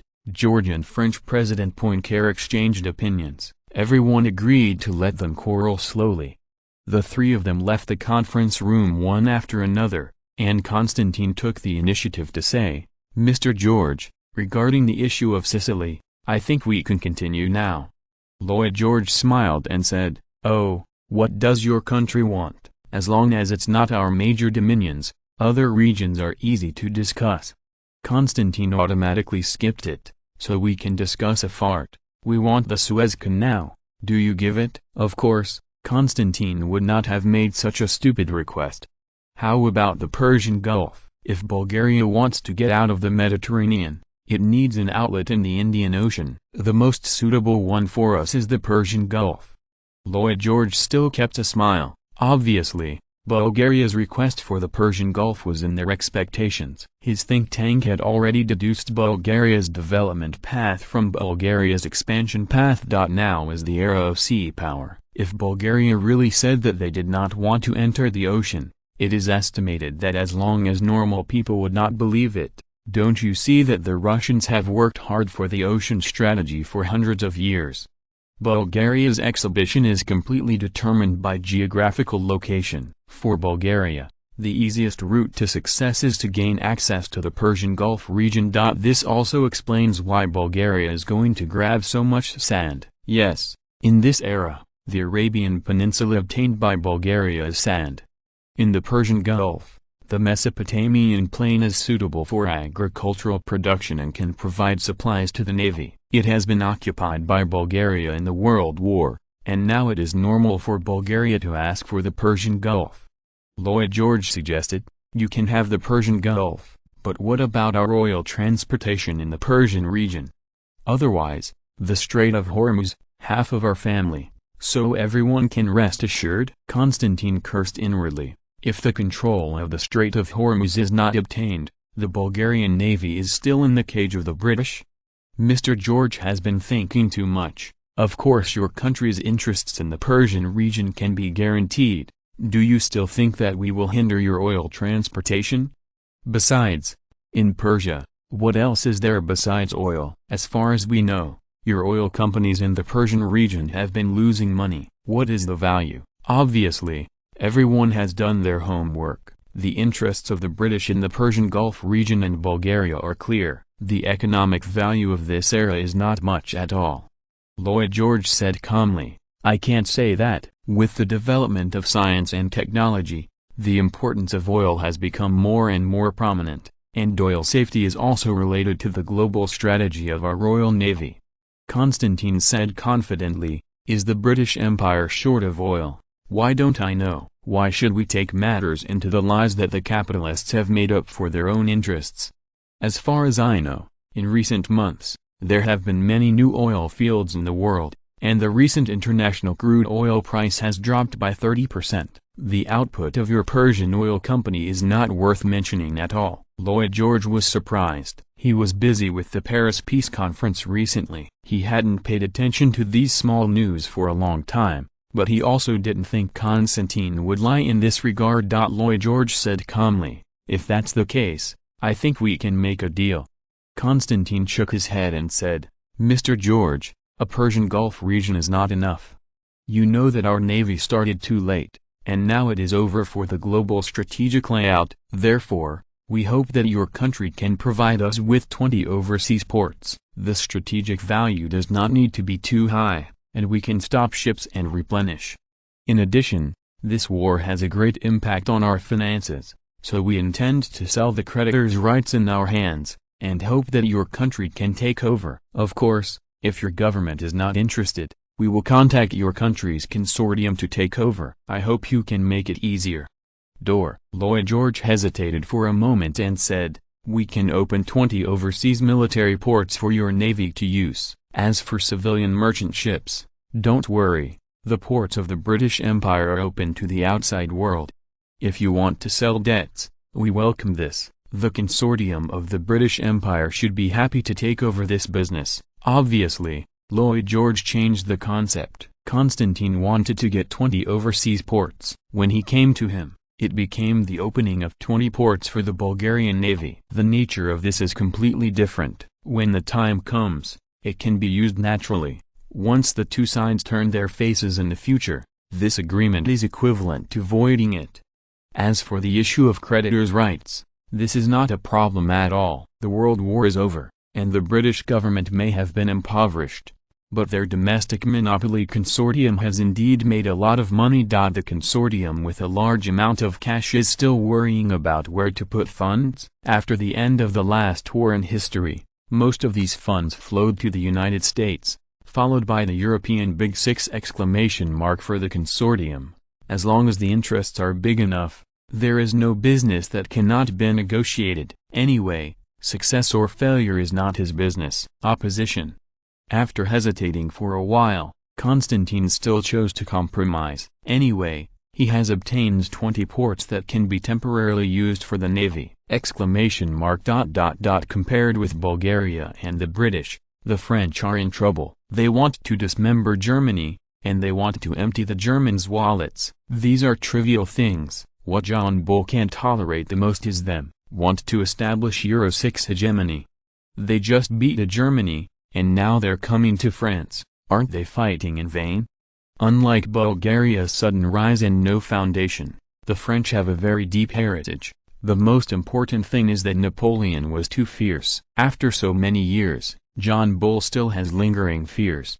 But for the French, they also have quite a few colonies. In exchange for concessions on the German issue, they feel that it is too much of a loss in exchange for colonies. The attitude of Bulgaria in this regard makes the French very satisfied, so they also reciprocate in many places, and the two sides cooperate very well. Constantine had publicly acknowledged the French right to reclaim Lorraine and Alsace, and had fully understood the French's demands on the dismemberment of Germany and reparations. Since there is no direct conflict of interest between the two sides, the relationship between the two countries has recently heated up sharply, and has returned to the state before the war. This makes the British very unhappy. It is their consistent national policy to keep Europe evenly matched. It is a pity that Bulgaria is not strong now, so they are directly counseled. No. Even if Bulgaria wants to dominate the European Big Six, it can't do it now. The Austro-Hungarian Empire is still there, directly blocking their way forward. If Germany is dismembered, then the British can't support Austria-Hungary to check and balance France, right? With the current strength of the Austro-Hungarian Empire, they can protect themselves, and it is not enough to park with the French. At least they didn't dare to jump out until they got the full support of Bulgaria. Otherwise, if they didn't do well, they would be attacked by the two countries. Genius website address, mobile version reading website. If you're listening to this novel on a channel other than Fanfic World, it means they downloaded and uploaded it without effort. We cordially invite you to visit our channel, Mundo Fanfic Novelist. There you'll find the original version of this story, and you can explore many other novels of various genres. We are waiting for you to immerse yourself in a world of incredible novels. Chapter 432, Three Giants Conference. The war between the Russians and the Austro-Hungarian Empire is still going on. The amount of funds involved is too large. Neither side will let go. The three countries are coordinating with Britain, France, and the three countries. Everyone has different positions, and neither side can be forced to make concessions. On October 30, 1917, the Paris Peace Conference once again opened negotiations on the German issue. French Prime Minister Clemenceau reiterated his opinion on the disposal of Germany. The three essential contents remained unchanged, which is: 1. Disarm the Germans and prohibit the possession of an army. 2. Dismember Germany and divide it into 4. Including France taking back Alsace and Lorraine, moving the French border eastward to the Rhine, and merging the German provinces on the left bank of the Rhine into an independent country. 3. The German government must pay 8 billion gold marks in war reparations. The other requirements of the French can also be said to serve these 3 points. But these 3 points are precisely what the British cannot agree to, and the meeting fell into a stalemate at the beginning. Not only Britain and France are in a stalemate, but other countries are also in a stalemate because of conflicting interests, such as the Far East. No way, there are too many countries making claims against Germany, and there will naturally be many conflicts of interest for everyone, some of which are conflicts of core interests. If you want to sacrifice the interests of the Germans, everyone supports each other's demands, and then exchange of interests is obviously it won't work. Great powers and small nations are never equal. Constantine knew that this is not the way to go. Everyone is a brain of the country, and it is impossible to keep throwing themselves at the Paris Peace Conference. Are there still things in the country that they need to go back to deal with? If it really drags on for a few months, everyone will be uncomfortable. So I discussed with Lloyd George and Poengali, it's better to collect the requirements of various countries, let's come down and discuss, and let them talk after the results.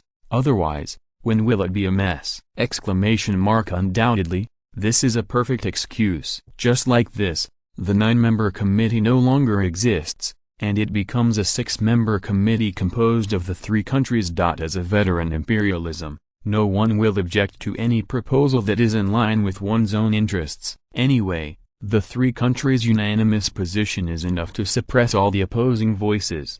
Now that the 3 bigwigs have decided to leave them alone, as the host of the meeting, French Prime Minister Clemenceau will naturally announce the resolution. Be quiet, everyone, because there are too many delegates participating in the conference. Everyone is making a fuss like this. In order to improve the efficiency of the conference, the Presidium of the conference has decided, the representatives of each country will organize their respective requirements into documents and submit them to the Presidium, take it to the conference to discuss.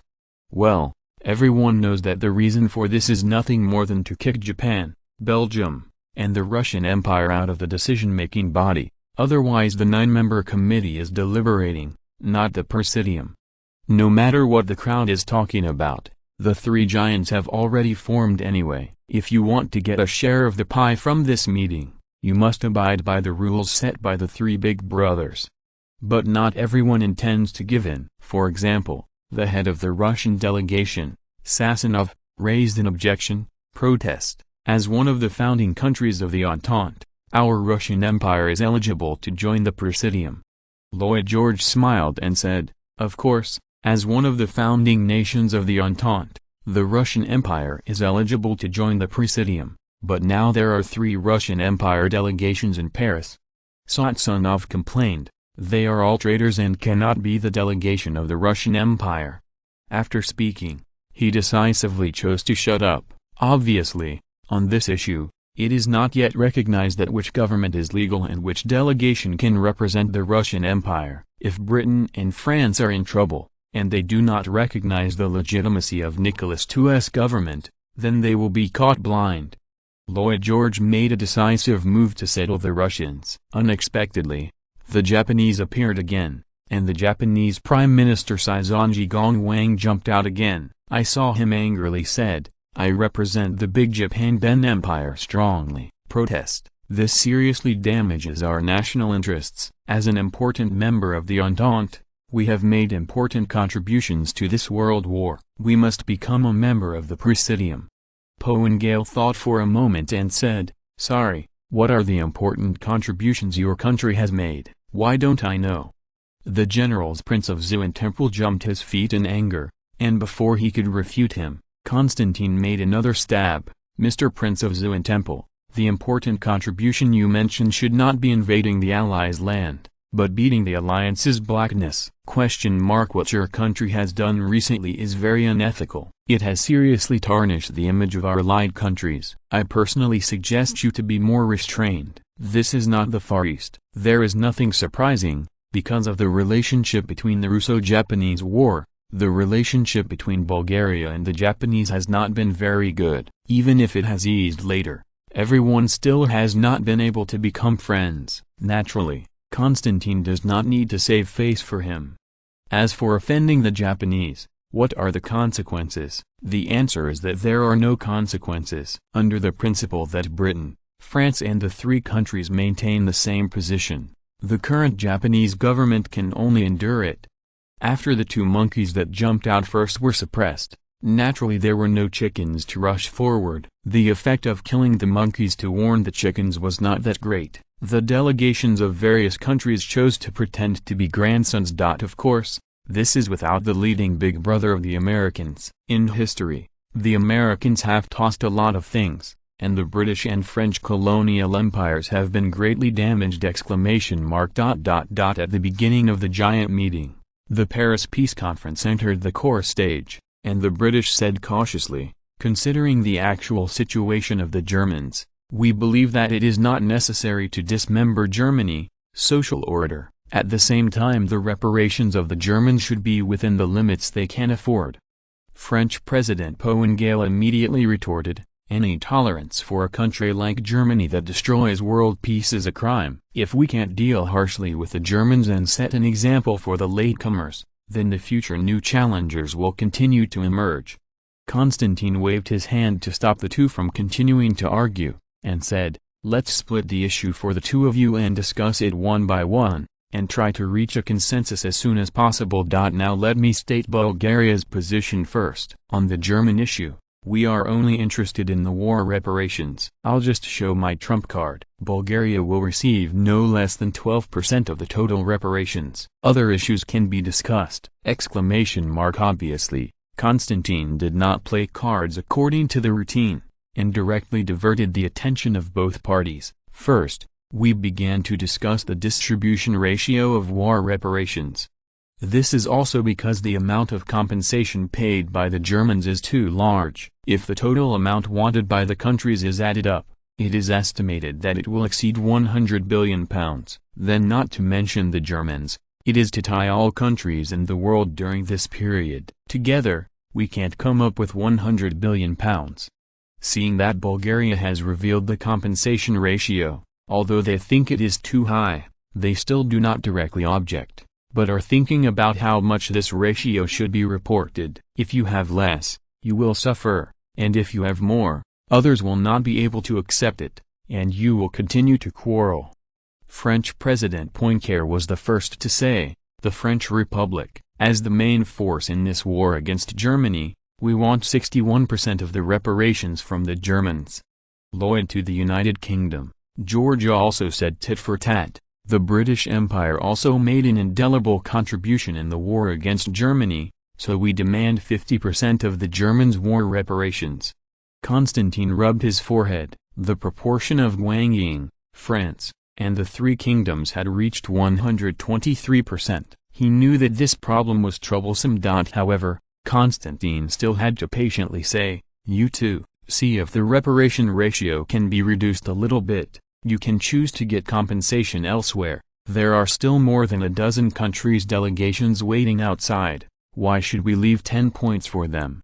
Lloyd George thought for a while and said, we get all the German naval warships, and the indemnity ratio can be reduced by 10 points. Pouengel hesitated and said, if you can agree to dismember Germany, we can reduce the reparation ratio by 13 points. Constantine shook his head secretly. This condition was still far behind. He had to act as a peacemaker again, and said, as for the requirements of the two, we agree with the choice, but please show your sincerity, otherwise our Christmas is coming to a meeting. Well, we all agree in principle, which is actually just bullshit. Now the French demand is very obvious, as long as they agree to dismember the Germans, everything is negotiable. The British wanted to obtain the German Navy, and neither Paul nor France opposed it, but compensation was definitely indispensable. As long as the interests were sufficient, there was nothing that could not be discussed. Lloyd George pondered for a while, and finally said, we can reduce the reparations by another 3 percentage points, but the German Navy must belong to the British Empire. Constantine said decisively, there is no problem with the British Empire getting 37% of the indemnity. Seeing that the two countries have reached an agreement, this is to lower the price of France. He hesitated and said, we can also give up 3 points, but on the issue of dismembering Germany, there is no room for negotiation. Constantine thought about it for a while, And now that both Britain and France have made concessions on the issue of reparations, he waved his hand and said, well, the French Republic received 45% of the German war reparations, and now there are 7 points to pay for it. They have been allocated, and if they are not enough, they will be unlucky. Obviously this is not the bottom line of the British and French, but what does it have to do with him? Is it still expected that Bulgaria will not quarrel with Britain and France for the benefit of other countries? Both Lloyd George and Gale had their sights set on him, and Constantine understood they meant that Bulgaria had taken too much and had to come down as well. Constantine smiled slightly and said, we also give up a point to the Russians. As one of the four-nation pact, if the allocated share is too low, everyone's face will not look good. The two of them rolled their eyes. If they really care so much about eating, why not let the Russians get involved? It's just that, let's not say 11 o'clock, Bulgaria can get 6 points is the limit. This is a clear alliance of the three countries to divide up most of the Russians' share of the indemnity. Malin is the absolute main force in this world war. If they hadn't sacrificed themselves for others and launched the Eastern Quarter offensive to attract the German forces, it would be a question mark whether Britain and France could hold up on the Western Front. Based on their contribution, it would be no problem to get 25 or 6 points of post-war indemnity. The premise is that the Russian Empire was in its heyday, and now it is almost enough to get a fraction. Of course, these are all minor issues and are not worth mentioning. Everyone has participated in dividing the spoils, and there is no such thing as the so-called who is cleaner than the other. Lloyd George was the first to say, it's too much to dismember Germany. We, the British Empire, cannot agree to split a complete country into 4 smaller countries. Gale made a dead pig's face that was not afraid of boiling water, and said, anyway, we are going to be dismembered in Germany. Seeing that the two were about to start to quarrel again, Constantine had to become a peacemaker again, and persuaded. As for the German question raised by President Gale, let's break it down. Let's start with the first one. The French government requires Lorraine and Alsace. I think everyone can discuss this issue. What do you think, Mr. George? Lloyd George thought for a while and said, France and Germany's border dispute between Lorraine and Alsace has yet to be considered. For a long time, the largest population in these two regions is German. We cannot make such an arbitrary decision! This is simply to say again, point cries, hurry up and bid. As long as the price is right, these sides are yours.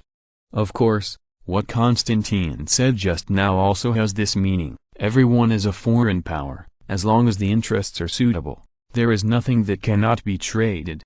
Gale thought for a moment and said, well, Mr. George, the German Navy and Sardinia are yours. But our eastern border must be moved to the Rhine. Mr. Constantine, I recognize your succession on behalf of the French Republic, the entire heritage of the Ottoman Empire, and the military port of some colonies is open for your navy. How about you two?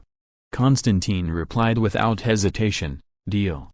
Lloyd George frowned, but considering that there was not much territory, it was also possible to weaken the Germans, so he said, we can admit that your country annexes part of the territory west of the Rhine, but the eastern provinces of the Rhine do not. Be independent. Gale hesitated and said, well, we can give up the plan to establish the Rhine Republic, but the national security of France must be guaranteed, so it is imperative to divide Germany! Genius website address, mobile version reading website, chapter 433. The target of public criticism. Wilson. Britain and France were still arguing over Germany, and the Americans had begun their own operations. Wilson rallied a group of small nations to form a League of Nations. Britain and France have no interest in the League of Nations, but that doesn't mean they can tolerate the Americans doing things under their noses. Britain and France in this time and space are much stronger. Although Ferdinand was very interested in the League of Nations, it was a pity that it was impossible to gain dominance now. It would be better to be a younger brother to others. So Constantine also joined the camp of Britain and France against the American version of the League of Nations. Constantine suggested, Why don't we form the League of Nations? Save the Americans messing around there. Pick peaches. Lloyd George and Powengale came up with these three words at the same time, and they have no pressure on picking peaches, especially picking Americans.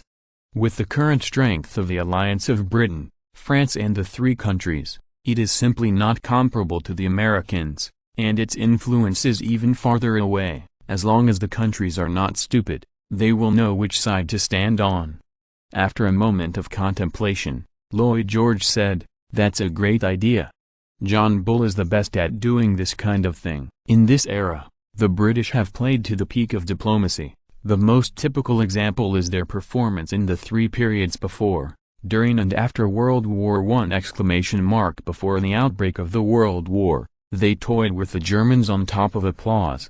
After the outbreak of the World War, the British fully demonstrated their ability to pull allies. After the World War, the British still suppressed the aggressive Americans. Judging from these means, it is enough to see the strength of their diplomatic means, and this time and space is no exception. NATO's diplomatic means are still the best in Europe. Can't compare to them. The strength of the Americans is greater than in history. The military strength is still less than half of that of the same period. If John Bull had to make concessions to them now, they would no longer be the world hegemons. Don't think that the Americans of later generations are very powerful, thinking that they are also very powerful in this era, and it is still the era of the British. In fact, due to the Ferdinand butterfly effect, the duration of the European war was shortened by 2 years, and the strength of the European Big Six was better preserved. The Americans still cannot be compared with Europe. This is not just in terms of military, but in technology as a whole.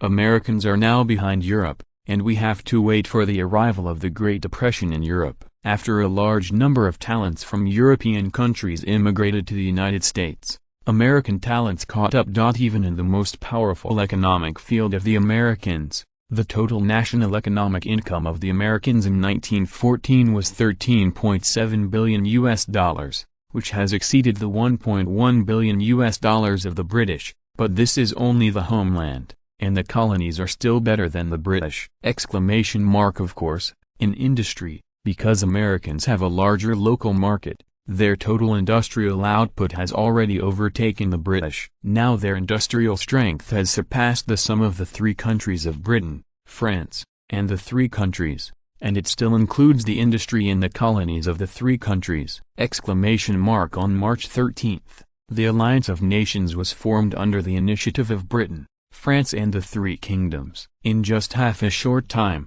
28 countries applied to join. The influence of the Three Kingdoms alliance is remarkable. Seeing things that could not be done, Wilson simply chose to quit. He directly overturned the table and said that he would not play in the near future. He will regret this hasty behavior.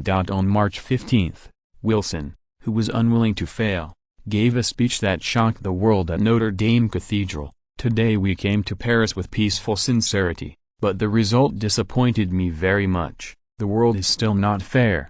The strong dominate everything, and the weak are precarious. This is not the world we want." Only by notarization and fairness, the elimination of unequal treatment, and the peaceful coexistence of everyone is our ideal world. Today, I propose: 1. Peace treaties are openly concluded between countries, and there is no secret diplomacy. 2. Absolute freedom of navigation on the high seas, regardless of wartime or peacetime. 3. Remove economic barriers between countries and establish trade equality treaties. 4. Fully ensure each other that the armaments of all countries must be reduced to the minimum level to ensure their own internal security. 5. Adjust the requirements for the colonies, treat the people of the colonies as equals, realize the autonomy of the various ethnic groups in the colonies, and allow them to be free and independent. 6. The withdrawal of all countries from Italy to ensure the territorial integrity of the Kingdom of Italy. 7. German troops withdraw from Belgium and restore Belgian independence. 8. German troops withdraw from France, and Alsace-Lorraine is returned to France. 9. The withdrawal of the Bulgarian army from Germany to safeguard the territorial integrity of Germany. 10. Bulgaria's withdrawal from Romania, Serbia, Montenegro and the Ottoman Empire. 11. National self-determination in the Ottoman Empire. 12. Self-determination of the nations of the Austro-Hungarian Empire. 13. Self-determination of the nations of the Russian Empire. 14. Restoring the independence of Poland. I think human nature can be changed. Why can't people treat losers loosely? As long as everyone is more tolerant, wars can be completely avoided, and conflicts of interest between countries can also be reconciled. We just lack a tolerant heart. Wilson's speech directly pushed the United States to the opposite of the three countries of Britain, France, and Bulgaria. Constantine was so angry that he was gnashing his teeth. If the goal of the Americans was achieved, Bulgaria would have no future. No, not even now. Lloyd George and Poincare have rarely shown a common enemy. The Americans are poking the foundations of their colonial empires. Once the colonies are made independent on a large scale, then Britain and France or the world empires. Britain and France without colonies may still be a big country, but they are definitely not foreign powers. Most of their strength is in the colonies.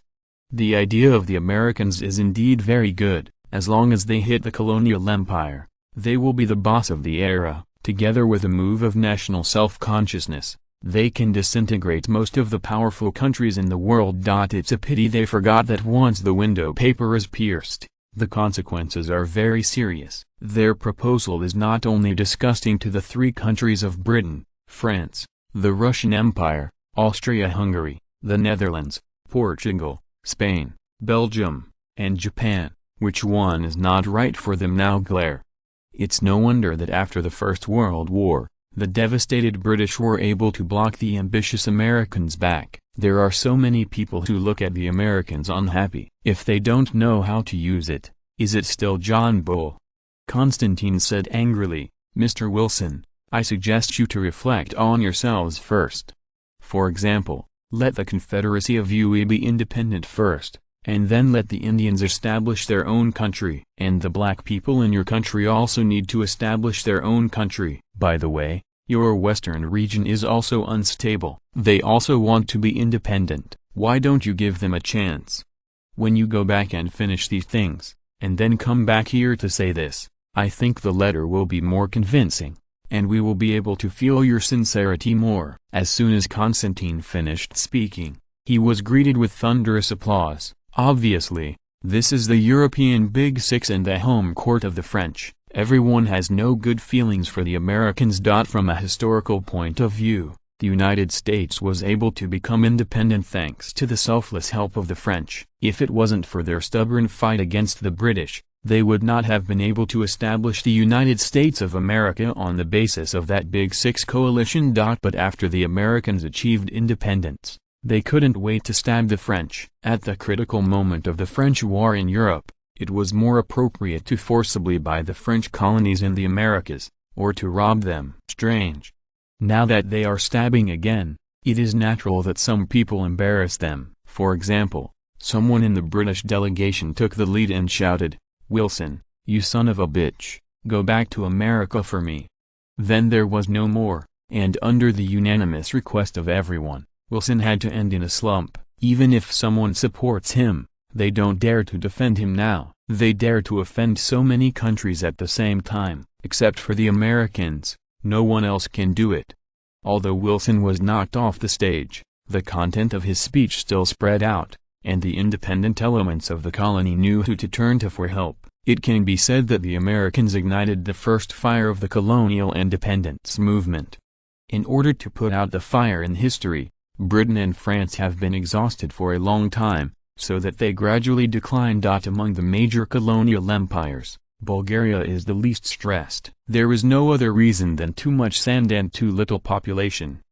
Don't look at the colonial area of Bulgarian civil rights now, including about 1.8 million square kilometers in Libya plus nearly 2.9 million square kilometers in the Arabian Peninsula plus about 600,000 square kilometers in Iraq and some parts of Iran plus about 700,000 square kilometers in Asia Minor and Transcaucasus plus 370,000 square kilometers, but the total population of these areas is less than 15 million.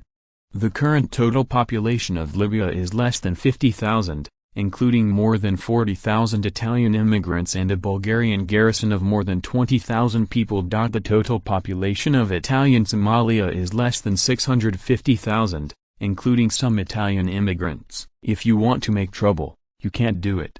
The Asia Minor Peninsula and the Caucasus region will have to wait until 1995 to have a population of 10 million. Now it has just experienced a war, and the total population is less than 4.5 million, including Armenians and other ethnic groups. The population of Syria is about 1.2 million, the population of Lebanon is about 30,000, the population of Jordan is about 30,000, and the population of Palestine is about 50,000, including the figures of Greek and Romanian immigrants. The above areas are divided into the Arabian Peninsula when calculating the area, and the total population of other Bulgaria-controlled areas in the Arabian Peninsula is about 4.1 million. The total population of Iraq and some parts of Iran is about 2.2 million. Note, the above information is from the World Demographic Atlas, which has been modified in combination with the impact of actual wars. In contrast, they have the greatest influence on the British. Whoever calls them the largest colony and the largest population will naturally have the most trouble if they want to deal with trouble. Constantine doesn't know what the final outcome of this wave of national independence seduced by the Americans will be, but he knows that now he must unite with Britain, France and other countries and drive the United States away first. Constantine hesitated again, and finally proposed, in view of the provocation of the Americans, I think the League of Nations must give them severe punishment. Lloyd George frowned. He also wanted to look for the bad luck of the Americans, but it was beyond the reach of others to own a piece of the Big Six! Oh, what does Constantine propose? Lloyd George asked with concern. The League of Nations strictly investigates the trade goods of the Americans, prohibits them from selling weapons and equipment to the outside world, disrupts the world order, and can appropriately increase their tariffs. Constantine replied cautiously. Lloyd George was shocked. If the Americans were allowed to sell weapons to the colonies, it would sooner or later cause chaos. This was absolutely intolerable to the British Empire. Raising American tariffs was also a good warning. Before he could speak again, French President Poincaré had already made a decision. Okay, let's teach the Americans a lesson first, and let them know that the world is not up to them yet. Sure enough, after having a common enemy, everyone's relationship has improved a lot. The Americans probably never dreamed that the League of Nations they proposed would become the best tool for Britain, France and the three countries to attack them. Lloyd George smiled slightly and said, since everyone has agreed, then we will propose to the League of Nations that the United States should be banned from exporting weapons and equipment to disrupt world peace. And at the same time, we will increase the tariffs on imported goods from the United States. I think 30% would be a reasonable number. Okay, the two said in unison. Such a tossing will inevitably have a very serious impact on the economic development of the Americans in the future. With British and French naval bases around the world, as long as they randomly check American merchant ships from time to time, it is enough for them to bear it, not to mention the increased tariffs. As for whether the League of Nations will pass, just think about how many people the Americans have offended. The U.S. government, which is rich in the war, has already begun to float. Recently, it has made a series of mistakes. As for the implementation of the League of Nations, Constantine has no hope. As long as these countries that are dissatisfied with the Americans can enforce them, he will be satisfied. No matter how bad it is, as long as Britain, France and the three countries impose high import taxes on them, it will be enough to interrupt the United States. The economy is booming.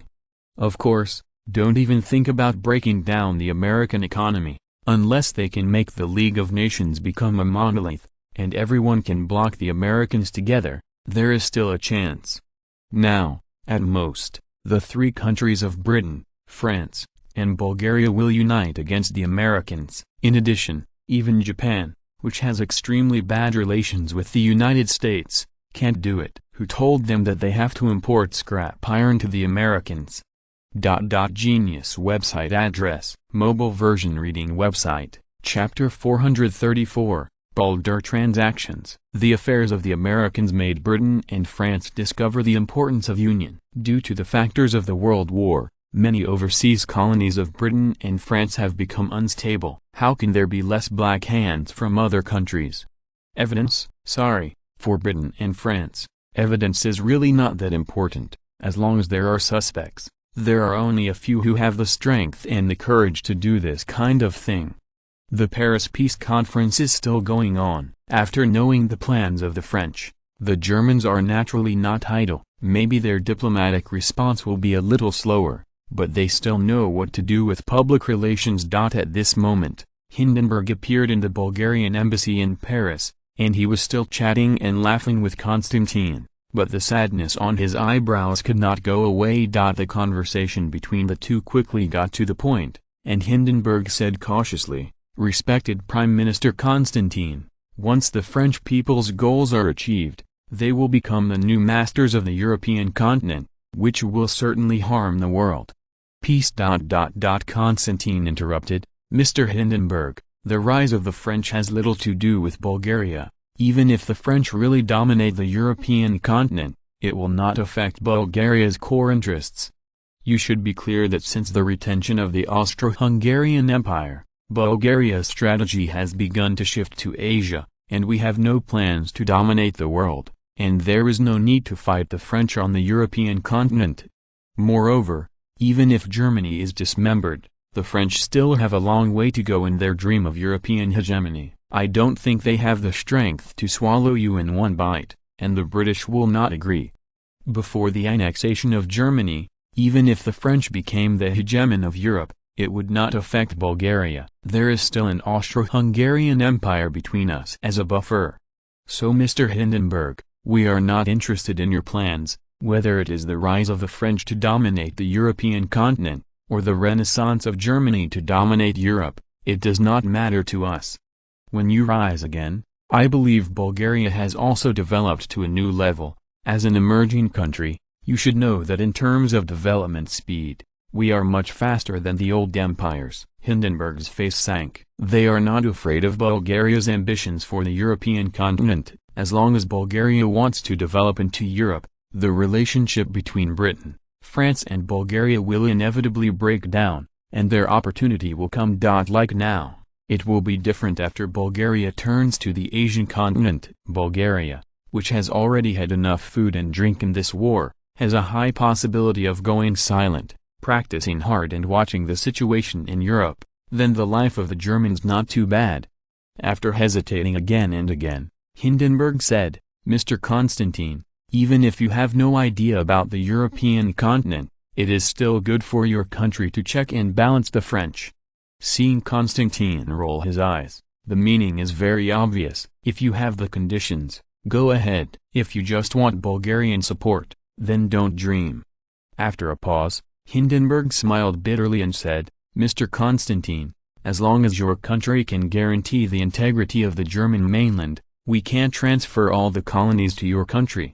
Constantine sneered and said, "Mr. Hindenburg, do you think the German colonies are still yours? I'm sorry that the Allies have decided to confiscate them, so this has nothing to do with you now. By the way, even your navy, also confiscated. We have made a deal to be owned by the British. So you should show your cards." With the strength of the German Empire across Europe, the family left behind is still very solid, and you should also know what we are interested in. That's right. The things that the German Empire can be worthy of Bulgaria's attention now are not land, machinery and equipment, let alone money, and the talents that the Germans have accumulated from the Prussian era to the present. Since the Bulgarian army occupied southern Germany, the first thing they did was not to confiscate the property of the nobles and capitalists, but to search for talents everywhere. In order to collect more talents to serve Bulgaria, the Bulgarian army not only did not levy levies in the occupied area, but also distributed relief food very generously, just to buy people's hearts. Even after the Bavarian royal family and Bulgaria reached a compromise, the Bulgarian army has now withdrawn from Munich. The price is that they cooperate with Bulgaria in the mobilization of scientific researchers and engineers. To put it simply, everyone cooperates with each other, and even coaxes and deceives these elite talents. For example, as long as they are willing to serve Bulgaria for 20 years, not only can they get a rich reward, but they can also protect their homes from damage, and even let them. They think that the relief food that the civilians are getting now are all obtained after they promised to work for Bulgaria, and they use their patriotic integrity to fool them into willingly working for Bulgaria. And this is precisely the foundation of the Germans. Once a large number of talents flow out, it will be even more difficult for the future German Empire to rise again. The Bavarian royal family can compromise, that is to keep the throne.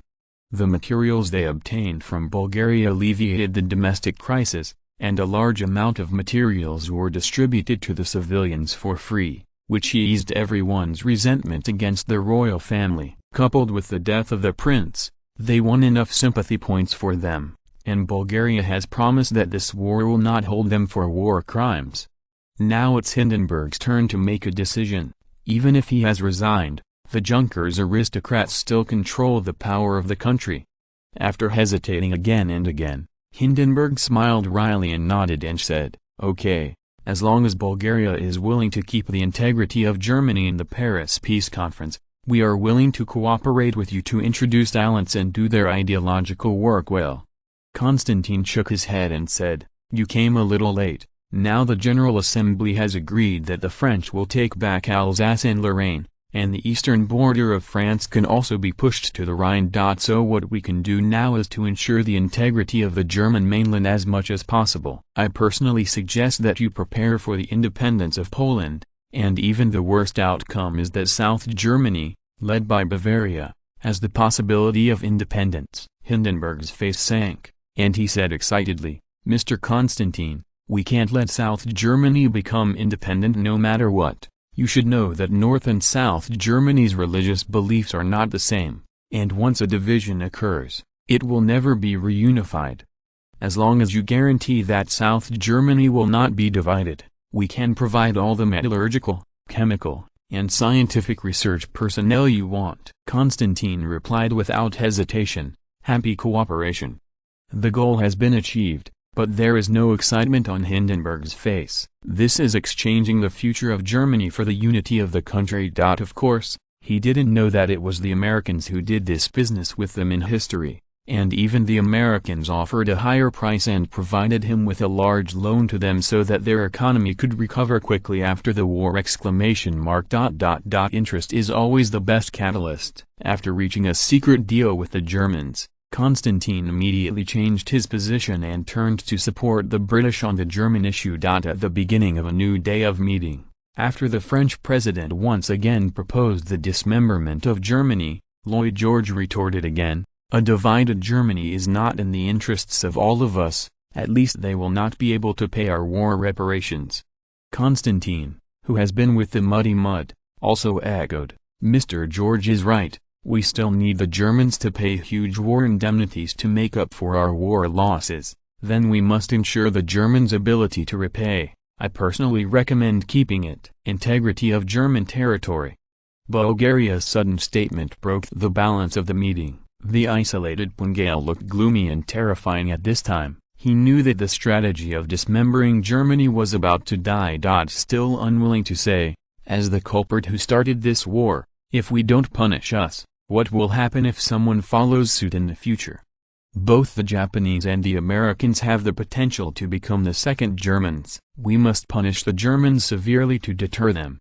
And in order to ensure the national defense and security of France, we have decided that we cannot tolerate the presence of a strong Germany. These two are the core interests of our France and must not be compromised. Constantine smiled and said, "If your country is worried about the threat of the Germans, this is also very simple. Now the central government of Germany is a republic, and we can support a few more local kings to come out. As long as the local government and the central government are aware, if the shape is different, it is impossible for Germany to be fully integrated, and it will no longer have the ability to threaten your country." And this kind of operation, Pungale did not keep up with Constantine's rhythm for a while. For the French, once this plan is well executed, there is a high possibility that the German Empire will split again in the future. Hohengael thought for a while and said, "Okay, in addition to retaining the existing royal family in Germany, we can establish another kingdom in the east of the Rhine, and East Prussia and German Poland can also establish kingdoms." Lloyd George's face changed drastically. This style of painting is very wrong. Bulgaria, who had just opposed the dismemberment of Germany, actually put forward a proposal to actually split Germany. Where are they going to stand? There is no doubt that this constructive proposal was made by Ferdinand himself. He has not forgotten that he still owes 2 crowns. The African chiefs are unwilling to do it, but the inner kings of Germany have not refused. It makes sense. Everyone is related by blood.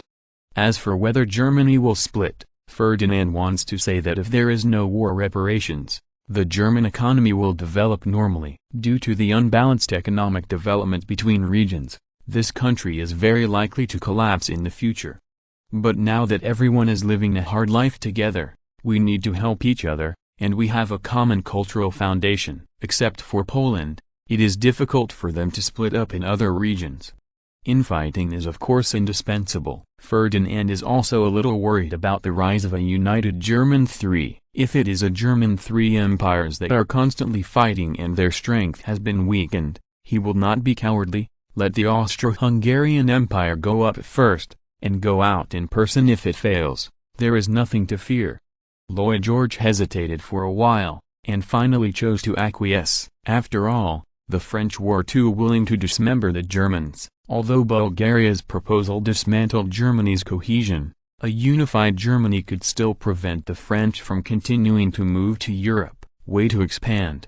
Lloyd George asked, "Well, our British Empire also agrees, but what about the kings of these 3 countries? Our family appoints one." Constantine said cheerfully, "Then it's settled. The 2 of you please choose first, which country's throne do you need?" Hohengael's face suddenly turned ugly. Nima and the others are both monarchies. It is naturally easy to choose a king. It's a big deal to support their own royal children, and both of them were born in the Gotha dynasty, which happened to be Germany. The ancient noble, a bad Gotha family has to add 2 more crowns. This is different for the French Republic. They have more troubles, and the 3 domestic royalists are about to start fighting again. Hohengael said with a wry smile, "Then I'll choose first. We, the French Republic, choose the Kingdom of Poland." This is also something that can't be helped. With the relationship between France and Germany, even if they want to support the King of the Rhine Kingdom, the Germans will not recognize it, except for the Poles who wanted to be independent. It is estimated that no Germans would accept their appointed king. Lloyd George said with a smile, "Then we want the throne of the Rhine Kingdom." After thinking about it, Lloyd George decided to bury another nail in France, and check and balance them if necessary. An extremely anti-French Rhine Kingdom can help limit the expansion of the French. Constantine said calmly, "Then everyone has agreed, Bulgaria will be responsible for appointing the King of East Prussia."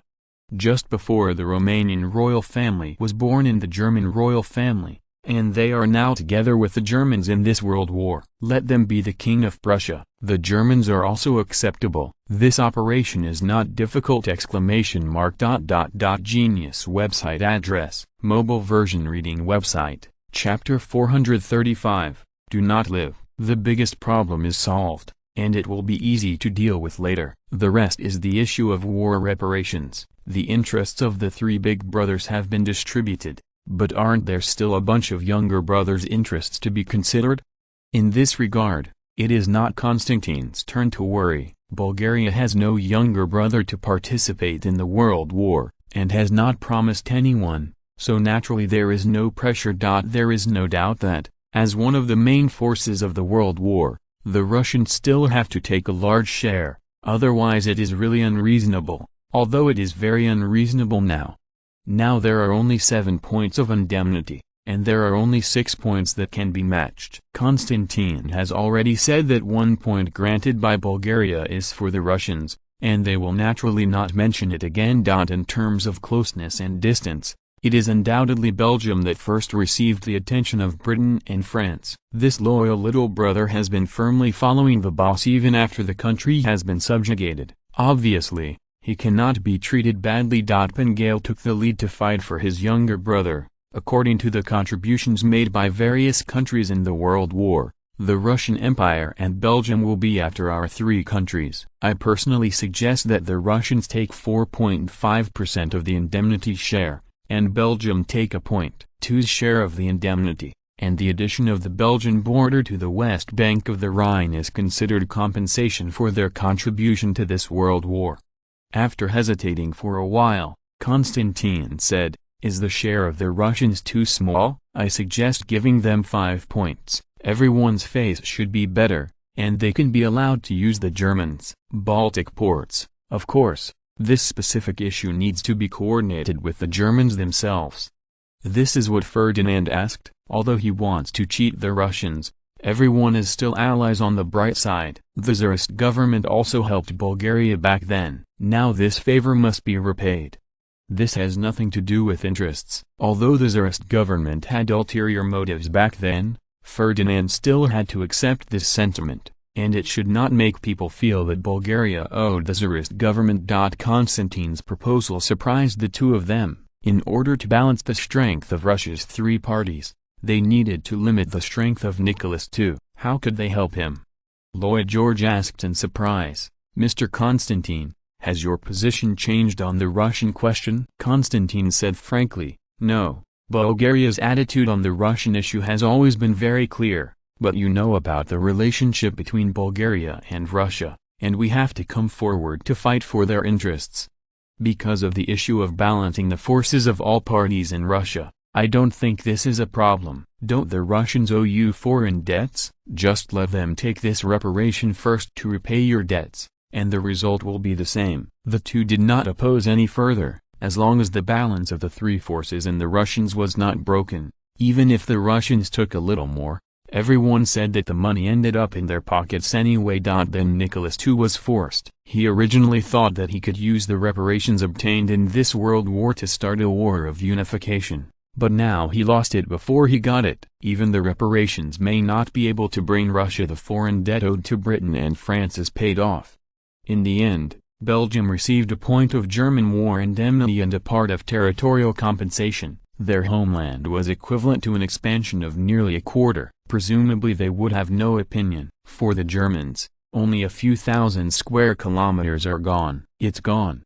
And there won't be any injuries. The remaining dozen or so countries will jointly divide up the last point of indemnity. The three big bosses have no interest in fighting for this specific amount. Let's leave it to the people below. Poengale thought about it and said, "Now we can determine the specific amount of reparations for the Germans." According to the economic situation of the Germans, their gross national income in 1914 was 51.1 billion gold marks. About £2.5 billion. After accurate calculations by financial experts, if we can receive in-kind compensation, the Germans' annual repayment ability after deducting basic needs and government administrative expenses is 205 billion gold marks, about £100 million.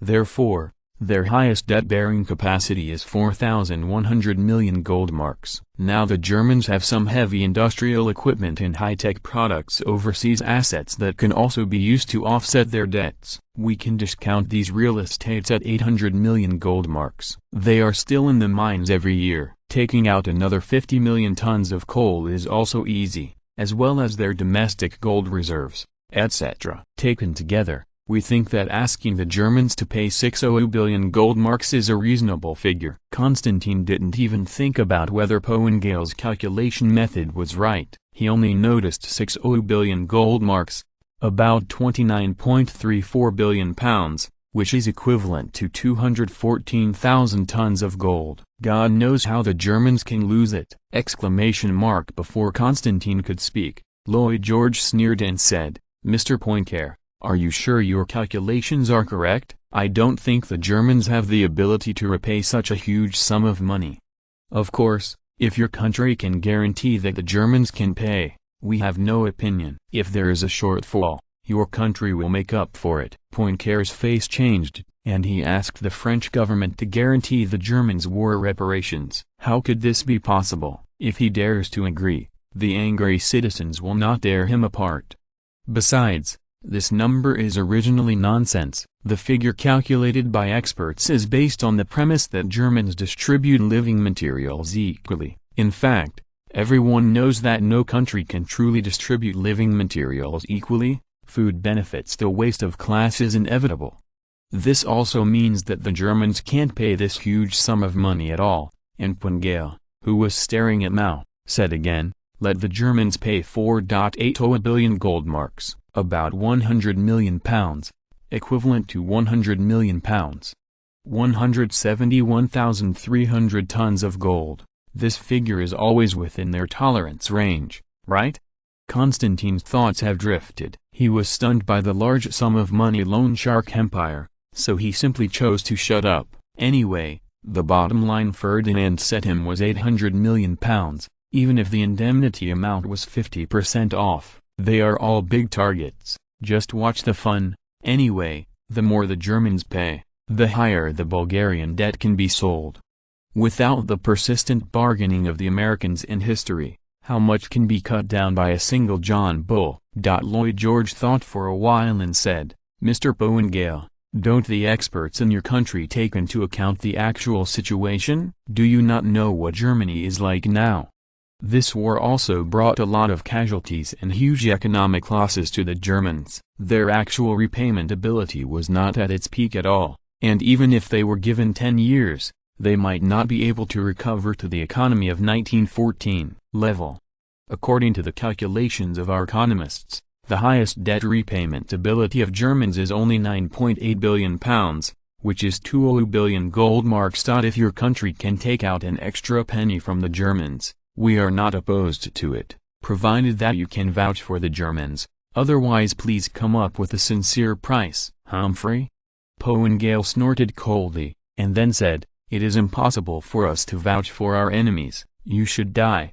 After speaking, the two of them started to stare at each other again, and they refused to give in to each other. Basically, this situation happened many times every day, and in the end, Constantine came forward and made a mess. With the conscience of the world, Constantine can guarantee that Bulgaria has not calculated the maximum solvency of the Germans, but he can still judge from the disputes between Britain and France that the Germans cannot repay this huge sum of money. Even the shrunken version of the 2 billion gold marks they can't come up with, unless someone gives them blood transfusions to prolong their lives. It is God's blessing that Germany's economy will not collapse after the war. After pondering for a while, Constantine said, both of you should give a step to each other. Considering the current economic situation of the Germans, I doubt how many years will it take before they can pay the interest. If we insist on insisting, we will also extend their repayment period, otherwise they will really not be able to afford it. After another 2 days of wrangling, everyone finally reached an agreement. The final indemnity figure for the Germans was determined at 318.6 billion gold marks, an increase of 49.6 billion gold marks over history. This astronomical figure is equivalent to £15.58 billion, or about 114,000 tons of gold. Anyway, Constantine said that he could not afford to hurt Bulgaria has been exhibiting for so long over this number. Given the current economic situation in Germany, even if they were allowed to work without food or drink for 10 years, and they could not repay the loan, Constantine asked hesitantly, how do you two ask the Germans to pay their reparations? If it is to pay gold or in the case of foreign exchange, I think we will still be collecting accounts in the next century. Pangale said calmly, we can pay off in 99 years, and let the Germans hand in 200,000 tons of new ships every year, 4,400,000 tons of coal and 400,000 head of cattle each year. Half is almost enough. The interest still refers to the standard monthly interest rate of 4.5 for Italy, and a late fee of 1/1000th of the total compensation will be charged every day overdue. Is this interest high? In this era, it can't be considered too high. Everyone's interest rate level is here. If you look at it from another time, this interest rate is really not high, at least much lower than the bank loan interest of a certain country in the future, and the late fee is not comparable to that of a credit card, which is really conscientious.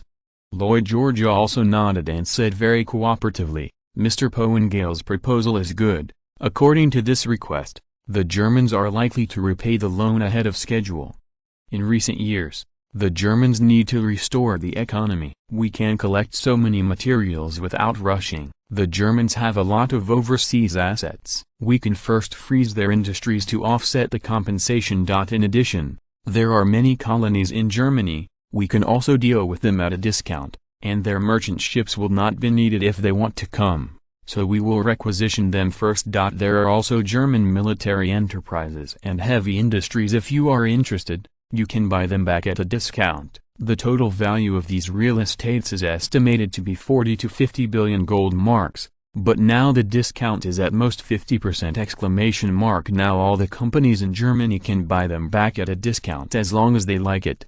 I think they can also raise another 18 billion gold marks. Constantine nodded. It was nothing more than selling the German assets at a low price. Naturally, he would not object. Whether or not he could find a buyer now is a question. Besides, it was all the Germans who suffered. Moreover, Bulgarian companies might be able to take the opportunity to make a fortune.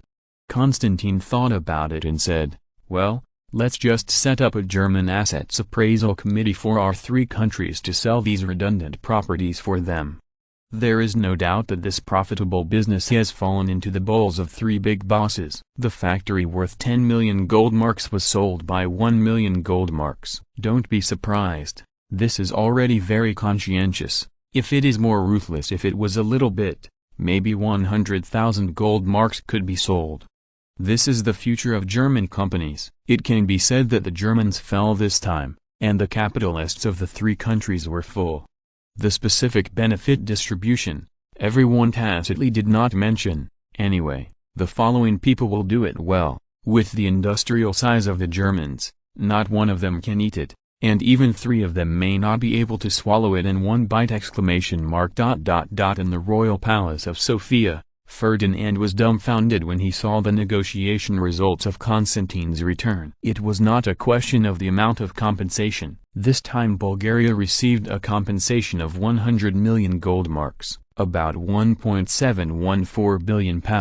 This figure has already been. It was far beyond Ferdinand's estimate. It's not a matter of selling German industries. Everyone can make a profit by selling German companies cheaply, so there's no need to quit. What he couldn't figure out was that Britain and France dared to let the Germans pay half of their industrial products every year to pay off their debts.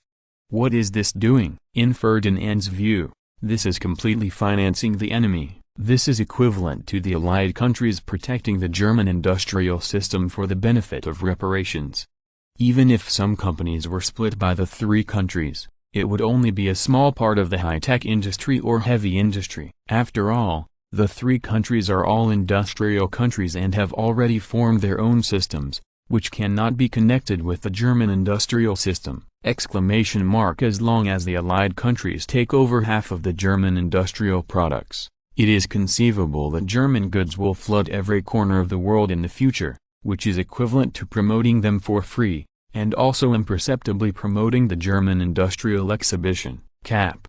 Even the colonial market that the Germans desperately wanted to open up by Britain and France has now been opened up by Britain and France. Anyway, as long as the Germans hand over industrial products to them to pay off their debts, the problem of sales is the problem of Britain and France.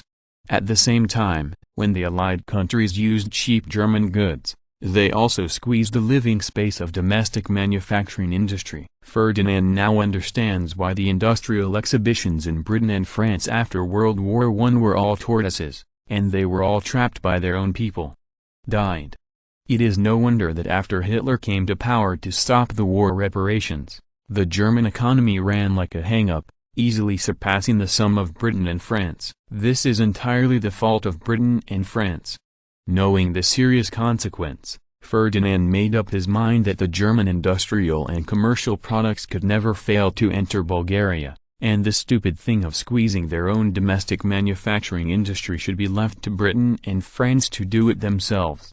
No matter how cheap it is, Ferdinand will not take it. After all, he himself occupies most of the manufacturing industry in Bulgaria. If German industrial and commercial products are introduced, it will not only damage the national interests, but even his own personal interests will also be damaged.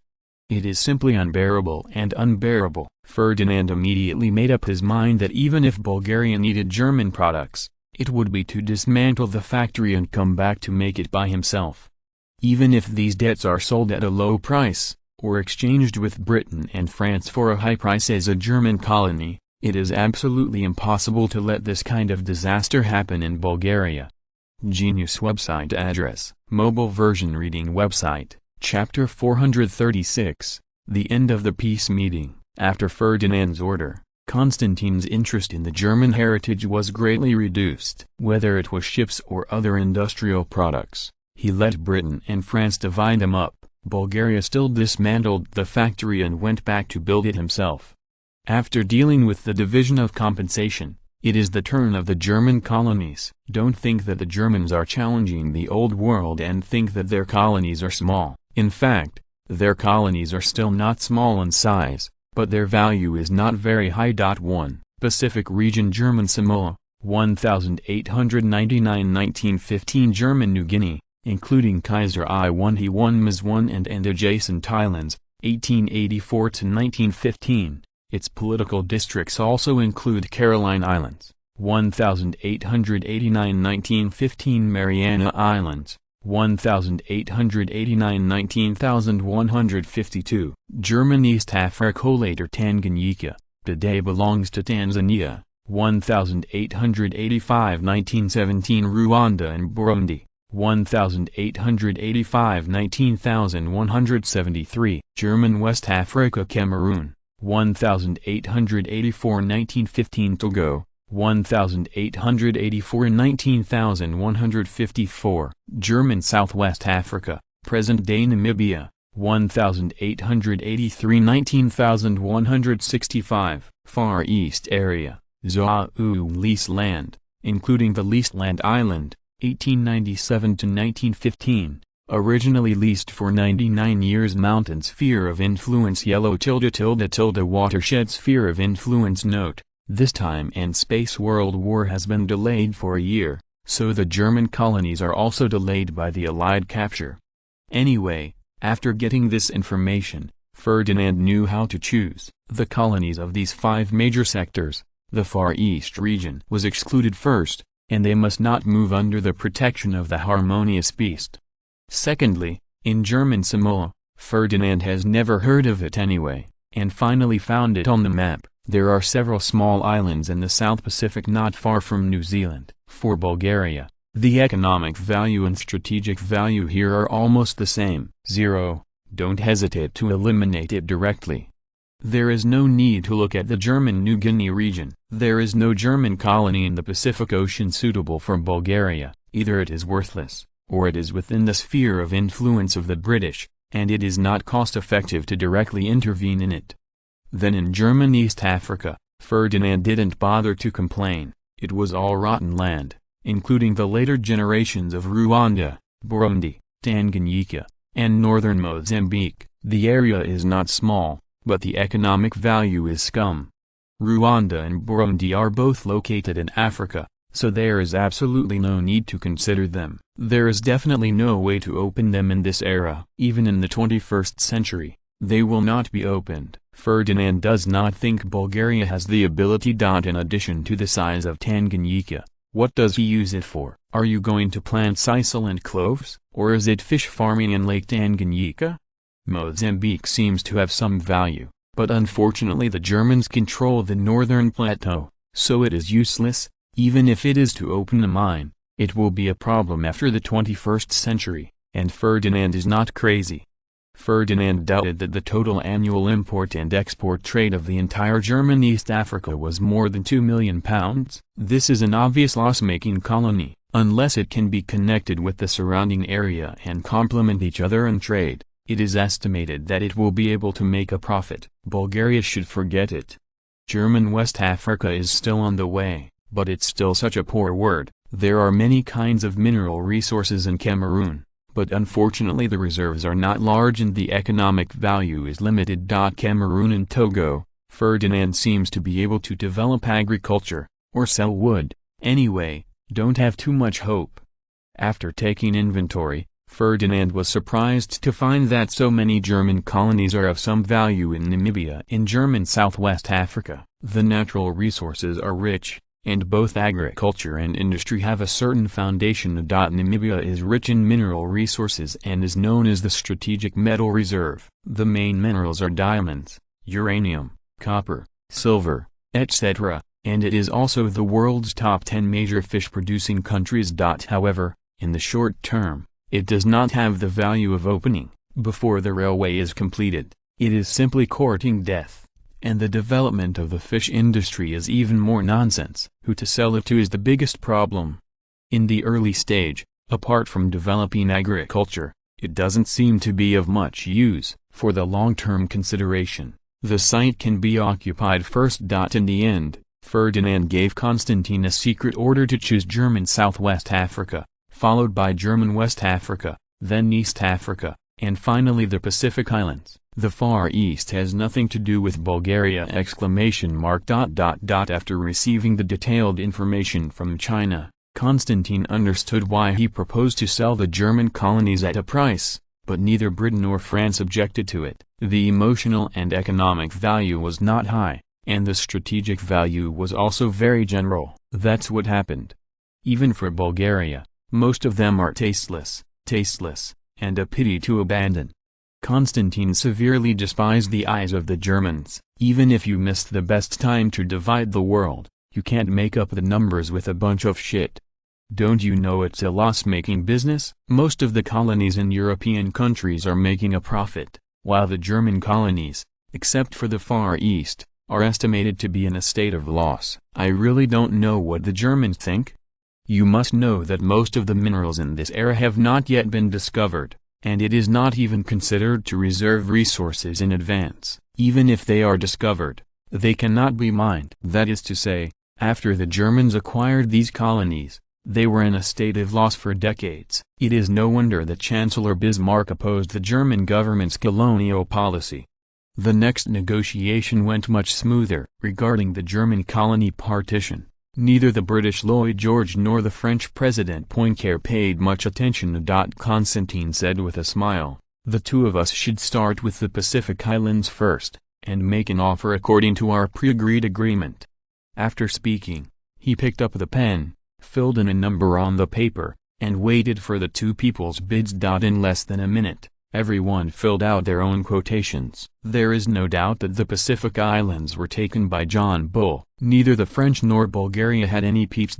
Constantine filled in 1000,000 at will, but the unit was Lev. The number filled in by Poengale was even more bizarre. He directly filled in 10 francs, and the latter 00000000000000000000000 including should be omitted, so that we can know their attitude. In the end, John Bull took down this area at a sky-high price of £1.20 million. And it is estimated that it will still be thrown to New Zealand or Australia for escrow. The same is true for the subsequent division of the colonies. When encountering two uninterested allies, Constantine got his wish to get German Southwest Africa, about £600,000, at a price of 150 million levs, which is the later Namibia region. It's just that German West Africa was divided up by Britain and France, and the most swindling German East Africa, Rwanda and Burundi, and Tanganyika were in Constantine's hands. Of course, the price is really cheap, 994,996 square kilometers. The total price of the land was less than £2 million. In the end, the Germans had a colony of 2.59 million square kilometers, and the total price given by the three countries was less than £15 million. so I knew how low the price was. After the internal division of the three countries was completed, it was the turn of other countries to participate. For example, the British threw the Pacific Islands to Australia and New Zealand as a reward for their participation in the World War. And the northern part of Mozambique was thrown to the Portuguese by John Bull. It was their trophy. I don't know what the exchange of interests was. Constantine is also discussing the issue of Rwanda with the Belgian, and if the Belgian makes a suitable bid, he does not mind another transfer. In general, Bulgaria will not see any economic benefits in the short term except for the increase in the colony area of the German colonies this time. After dealing with these problems, the most troublesome thing for everyone is the contradiction between the allies of the Entente. Due to the small involvement with the major members, Constantine often has to be the villain. For example, on the issue of suppressing Japan, the three countries reached an agreement, forcing the Japanese to give up some of the German islands in the Pacific Ocean, and denying the Japanese government's inheritance of the rights and interests of the German Far East. The two sides were very deadlocked. For the sake of the Anglo-Japanese alliance, the British chose to remain silent, and it was Constantine and Poengale who came forward to suppress the Japanese. On the issue of the Russians, Constantine chose to remain silent, allowing Britain and France to take the lead to suppress the interests of the Bears. In the end, the reparations paid by the Austro-Hungarian Empire to the Russians were successfully limited to £180 million, which could also be offset in kind. It is estimated that the Austro-Hungarian Empire packaged all their excess weapons and equipment to the Tsarist government, and produced another batch of weapons and ammunition. For their debts, Nicholas II will never see the indemnity. Under the bumps and bumps, this Paris Peace Conference is coming to an end. It is a few happy and some sad. On November 25, 1917, the Paris Peace Conference, which lasted for more than a month, came to an end, and a new page in world history was opened. The French became the biggest winner in this conference, not only regained lost ground, but also pushed the border to the Rhine River, and also won huge indemnities, and their status in the European Big Six has also been greatly enhanced. The second is the British, who received the second largest share of war reparations, and also won the German Navy, once again consolidating world hegemony. Bulgaria became the third biggest winner. Not only did it get huge compensation, but most importantly, it established the right to speak in the world and achieved the status of the three giants of the Entente. After doing this, Constantine's work is only half completed. Next, he is also responsible for selling the creditors' rights obtained by Bulgaria this time to various consortia. Don't look at the amount of money the Allies lost, but this is an installment payment for Bulgaria, which urgently needs funds to open the Asia Minor Peninsula. This is far from being able to quench its thirst. In today's world, there are only three companies that have the strength to eat up Bulgaria's creditors' rights. They are the most powerful British consortium, the tycoon American consortium that developed during the World War, and the French consortium of the old financial group.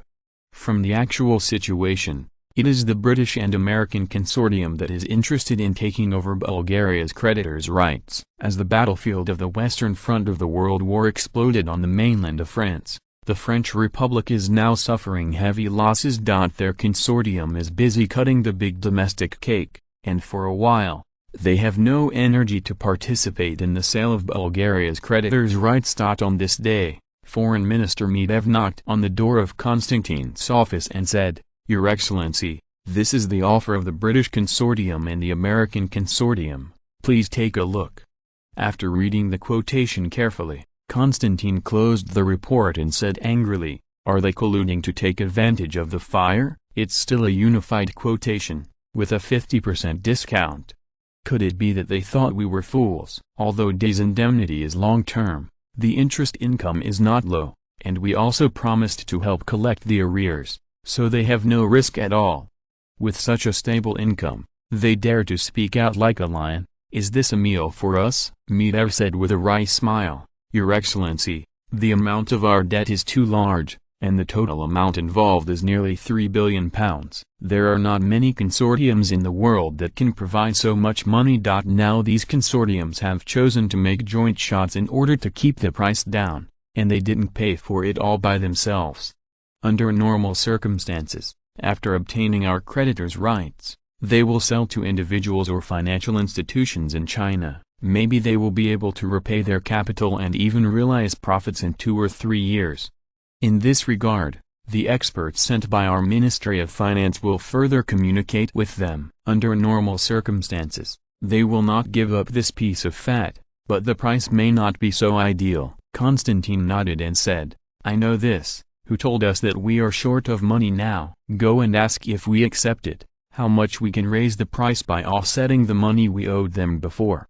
The loans Bulgaria owed to the United Kingdom and the United States before were actually owed to the British and American consortia. Otherwise the government of the United Kingdom and the United States alone would not be able to come up with such a large sum of money.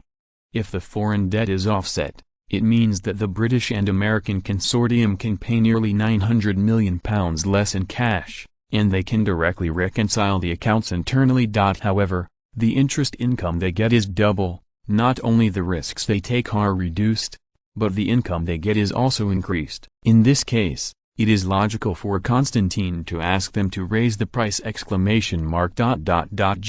website address, mobile version reading website, Chapter 437, The New Era, Development. The end of the Paris Peace Conference does not mean that the world is really peaceful. For example, Japan refused to sign at the peace conference, because the Paris Peace Conference dominated by the three giants greatly limited their development space. Not only do we have to lose most of the German Pacific islands that we have already acquired, but we must also be forced to give up the German sphere of influence in the Far East. This is unacceptable to the Japanese government. Of course, if you don't sign, you won't hold back. Britain and France are much stronger in this era, but Japan is much weaker than after World War I in history. With one strong and one weak, Britain and France will naturally not give in. I don't know how long the Japanese can hold on. Anyway, they have no allies in terms of this aspect. Even the Americans, who were also suppressed at the peace meeting, stood on their opposite. Britain and France used reality to tell the world, it's better not to provoke them.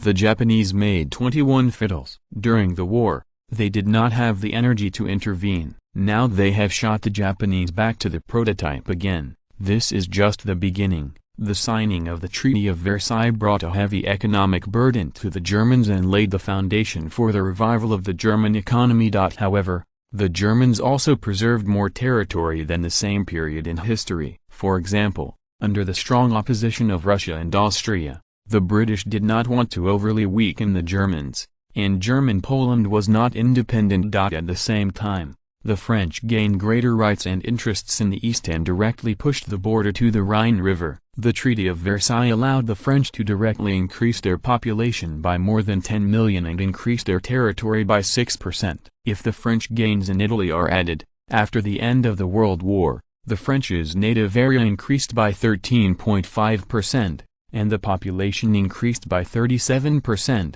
and the total population once exceeded 5,400 million. Fortunately, most of these increased populations are not interested in the French Republic, and they still call themselves Germans or Italians. Otherwise the British will not be able to sleep. Now John Bull also finds himself at a disadvantage. After the end of the World War, the local areas of France and Bulgaria have been expanded. Only their local areas are restricted by the British Isles and cannot expand to the European continent. There is no direction for development. The benefits of the Mediterranean Sea are still quite rich, but the gains in the colonies are negligible, and the allied countries' wealth is still too thin. What is even more unacceptable are the Americans. Although they have obtained rich economic benefits, their status has not been recognized internationally. Not only can they not be compared with the British, but even subordinate to the two countries, which makes them unacceptable. These series of factors have also become the main contradiction in the future world. The inability to achieve an international status commensurate with their own strength prompted the Americans to give blood to the Germans after the war. The cabinet minister on duty, Chekhov, reported to Ferdinand in a serious manner, "Your Majesty, the news just came that a revolution broke out in Moscow again, and the Bolshevik Party came to power and established the Soviet Republic." Well, in fact, this is not a big news. The Russian Empire has been divided into three parts, and one of the regimes has been replaced, which does not affect the world situation. What is different is that this time the Russians established a proletarian regime, which attracted everyone's attention. But that's all. The October Revolution broke out in Russia. It was only Ferdinand who paid attention, and everyone's eyes converged on the Paris Peace Conference. The establishment of the Soviet regime in Russia is inseparable from the wanton actions of the capitalists. A regime composed entirely of capitalists, a country without any constraints. Just think about it and know what will happen. Ferdinand knew that the October Revolution of the Russians was the beginning of a new era in history. Being sandwiched between the two Tsarist regimes, once the battle begins, the outcome is almost doomed. The strength gap between the two sides can be described as a world of difference. Anyway, Ferdinand doesn't think they can fight against each other.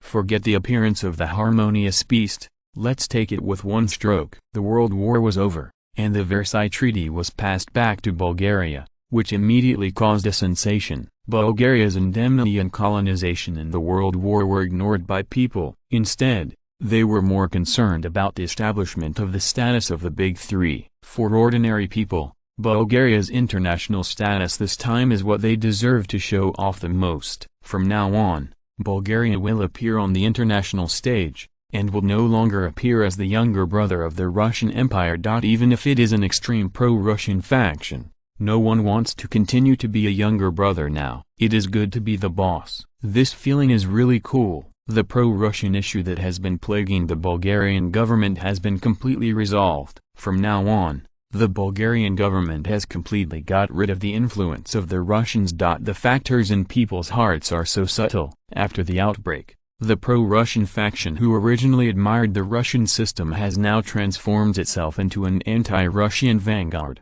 They believe that the Russian system is completely behind the times and is destined to be eliminated by the times. And the Bulgarian system is the choice of the times. Moreover, dramatic changes have taken place within Russia. The Tsarist government has set off a wave of learning the Bulgarian system, which was promoted by Nicholas II. He also has no choice. The current Russian Empire is terminally ill, and their own system is definitely out of date, and the rest can only be learned abroad. The American and French republics, Nicholas II will definitely not be able to learn. Whoever dares to learn is his enemy. He studied the British constitutional monarchy, but he was too timid and was afraid of being guillotined. After all, he and the British king who was guillotined were similar to him in some respects. Learning from the Japanese, the Russian Empire said they couldn't afford to lose the man. After looking around for a week, they suddenly found that there is still a former younger brother to learn, and the original constitutional system of Bulgaria was formulated by the Russian Western faction, and Ferdinand just modified it. This is wonderful for the Western factions in Russia. Facts have proved the correctness of their theory. A small country with a population of only 3 or 4 million and a territory of less than 100,000 square kilometers has an ideal political system formulated by them. Under the circumstances, they have become world-class powers in just 30 or 40 years. Is this enough to prove the superiority of their system? As for Ferdinand's opening to Bulgaria, they were automatically ignored by them. This was all caused by the superiority of their political system. Ferdinand was at most a great king. The development and growth of Bulgaria was caused by the superiority of their system. Otherwise, if they started a republic at the beginning, wouldn't there be nothing left? Bulgaria has no king, and naturally there is no Ferdinand. As soon as the Paris Peace Conference was over, the Constantine delegation set off on their way home. The issue of the sale of the creditors' rights was still quarreling with the consortium by officials from the Ministry of Finance and the Ministry of Foreign Affairs. This could not be over in a short time. As one of the Big Three, Constantine's trip to Paris is still very beautiful. It can be said to be a rewarding experience. But the biggest winner is Ferdinand, who is waving banknotes and buying in Germany. For example, The German steel factory worth hundreds of millions of marks can now be taken away by Ferdinand for 1.8 million, especially in the southern German region, in the military area of Bulgaria. In addition to the cost of demolition, a large don't need to give it. The factories of the Germans just disappeared. That's right, the directness is gone. It is natural that a powerful group like Ferdinand can do such a big thing. Anyway, the unlucky ones are all Germans, who care so much. If you have any opinions, you can protest to the garrison, and they will be responsible for explaining all the causes and consequences. And it's not just the factories that are relocated. In many cases, they are packed together with engineers. Anyway, Bulgaria is about to develop the Asia Minor Peninsula, and it is not afraid of not being able to digest these production capacity. For the purpose of limiting the Germans' war potential, Britain and France are also dismantling the Germans' heavy industry, especially the French, who wish to dismantle every screw of the Germans. As in history, many factories were demolished by them, only to suddenly realize that they were not needed at all, and no capitalists in the country were willing to take over, and they couldn't find a buyer if they wanted to sell them. In the end, they returned them to the Germans comically. But this time is different, with Ferdinand, a wealthy buyer, sweeping the market at a price no higher than a discount of the market price. The German heavy industry system in the Ruhr area has suffered a fatal blow. As for whether the Germans can recover in the future, Ferdinand doesn't care. Anyway, it is more important for Bulgaria to be strong, or it is more important to make money in his own pocket. Anyway, in history, the German heavy industry was also dismantled by the Allies, but no one was willing to take over it in the later period. After being idle for a period of time by a group of idiots, it was returned to the Germans. This time is different. According to incomplete statistics, from the end of 1917 to the beginning of 1919, in just over a year, Bulgaria has demolished more than 580 large and medium-sized factories from Germany. These included 1/3 of the German steel mills, 1/4 of the shipyards, nearly half of the chemical and pharmaceutical factories, and a large number of high-tech industries at the time. And in the 5 years after the end of the World War, more than 500,000 immigrants from Germany went to Bulgaria one after another. No one knows how many of them were voluntary. Anyway, the Bulgarian army has dispatched troops many times to escort these elite talents and ensure that they and their families arrive in Bulgaria safely. It was the selfless dedication of the Germans that allowed Bulgaria to achieve rapid economic development after the war and quickly became the first industrial power in Europe. After the successful conclusion of the Paris Peace Conference, Ferdinand held a celebration banquet for the Constantine delegation and commended them. For example, Ferdinand divided the 5 dukes and the 7 marquesses in one breath, including the 4 military generals who were sealed as dukes, and the cabinet members except the prime minister who sealed the dukes. Everyone else became marquess, and the military, the 3 of them formed the 7 marquesses. Of course, these people are all false titles, and the real Ferdinand is not so arrogant. Besides, Bulgaria also has a strict system of title promotion. In theory, the possibility of a real duke is almost zero. After all, it is a fief of up to 1 million hectares. How could Ferdinand be easily obtained? In theory, as long as someone can unify the Eurasian continent, the credit is almost the same. In fact, Ferdinand has only drawn a big cake. Perhaps through the efforts of dozens of generations, it is possible to give birth to the real duke. After all, among all the nobles in Bulgaria, the highest real title has not yet appeared as an earl, and the difference between the duke is too far. Also because of this, the status of the fief aristocracy is much higher than that of the feudal nobility. After all, it can be hereditary. Ferdinand also officially established strict aristocratic standards. Now Bulgarian aristocrats have been recognized by mainstream European society. Otherwise,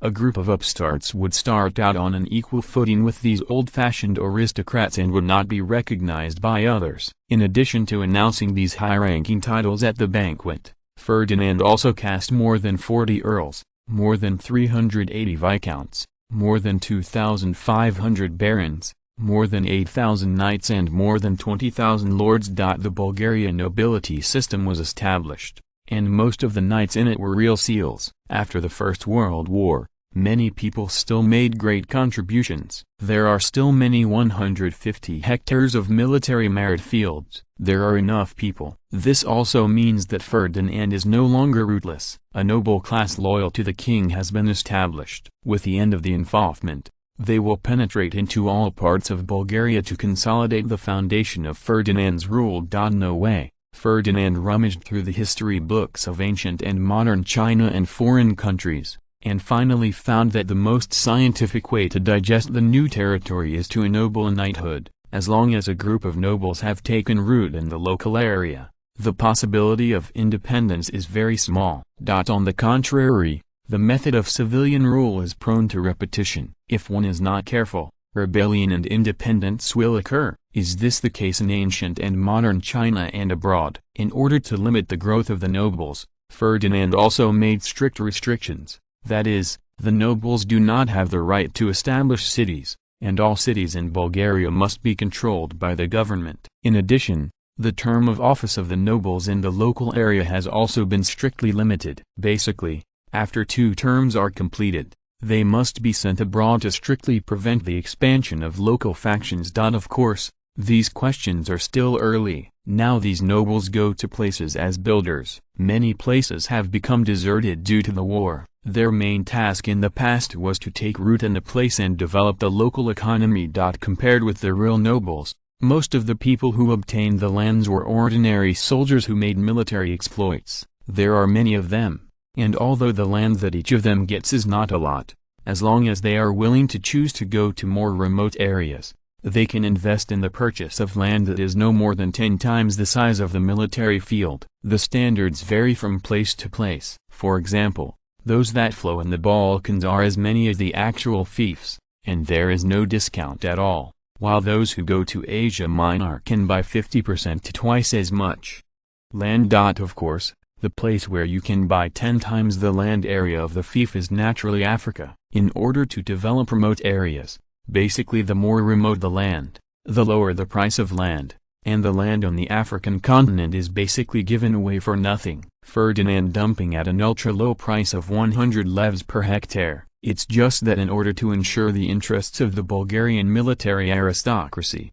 it has not been fully sold. In fact, not many people can be relocated. After all, the Balkans is now the core of Bulgaria. As soon as the military merits of these millions of soldiers are released, the Asia Minor Peninsula, Syria, Palestine, Iraq, the Persian Gulf and other regions will become the focus of Bulgaria's development in the next 10 years. Among them, the Asia Minor Peninsula is the core, which can almost be said to be the same as the Balkan Peninsula, get the same level of attention from the government. As for the Arabian Peninsula, it will be a little later. Ferdinand estimates that it can be developed there in the next 10 years. As for the African region, let's just let it go. It is impossible for Bulgaria to invest tens of billions of levs for African colonies now.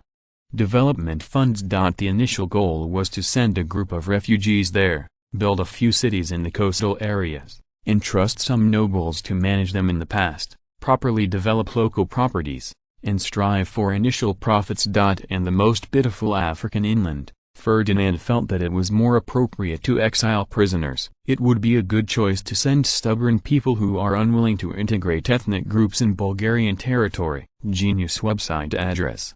Mobile version reading website. Chapter 438. 5 years to catch up with France.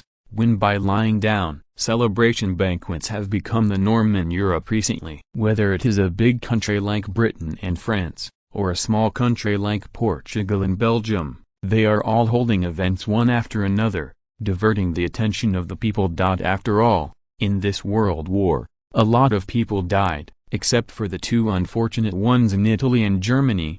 Even the Austro-Hungarian Empire was engaged in activities to activate the atmosphere of the people.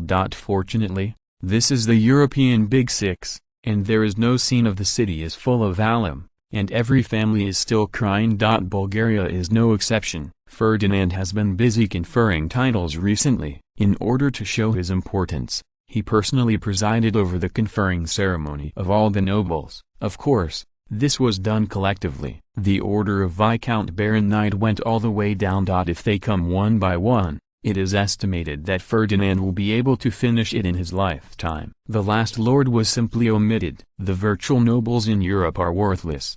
After the nobility was sealed, naturally the next step was to confer titles. This time, Ferdinand was generous enough to seal 5 marshals, more than 20 generals, more than 120 lieutenants, and more than 500 major generals at one time. Then with a big wave of their hands, all of these people who were over 50 years old all entered the military committee and started their semi-retired careers, while the young officers continued to serve in the army. In addition to the high prestige of these 5 marshals, Ferdinand did not want them to retire directly, and let them take up their original positions again, namely Minister of the Navy, Petrov 6th Army Minister, Popov Minister of Defense, Dante Christoph Minister of War, Andrei Blaskov Chief of General Staff, Emma Demidov. Anyway, they are all offered up high.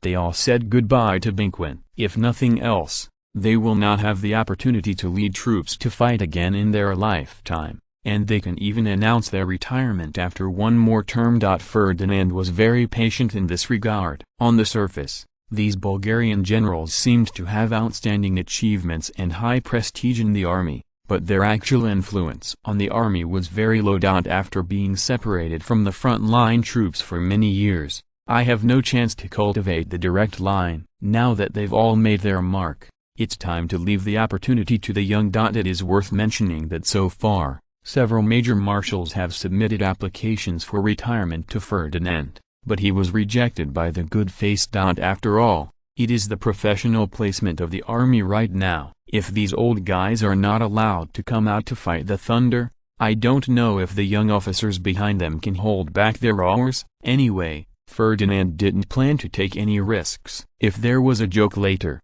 he would be embarrassed. Let these veterans go out. With their prestige, it should be enough to suppress all discordant voices, at least to suppress the radical faction in the army first. After all, with the current military system in Bulgaria, it is easy for radical ideas to be born in the army, or in any army in this era. It is easy to produce radicals. The generation of radicals in the army is not to be feared. The emergence of radicals is a manifestation of the vitality of an army. Without an army of radicals, there is no hope. After all, can an army that is not warlike still count on their combat effectiveness? The scary thing is that the army can't suppress the radicals. The most representative one is the Japanese 6th Army. This wonderful army directly regards the coup as a daily activity. Many grassroots officers regard the government as a national traitor. Of course, most of this is caused by the game of interest groups behind it. Otherwise, if the military's top management can work together, how can it be impossible to suppress the few grassroots officers below? In this regard, Ferdinand doesn't have to worry. For such energetic grassroots officers, it is best to find something for them to do. In his opinion, an army has a messy idea, which is very big. The reason is that it is too busy. As long as you are busy, who is still thinking about it? Is there still something to do in Bulgaria now? How many insurgents were there left in the colony to eliminate? If you want to vent, vent on them. These nomads are not so easy to deal with. If they can't solve even a little colonial problem, they dare to force Ferdinand to retire. Anyway, there may be a shortage of people in Bulgaria now, but there will be no shortage of people who want to be soldiers. The fame and fame are taken immediately, but now Bulgaria is the best way out.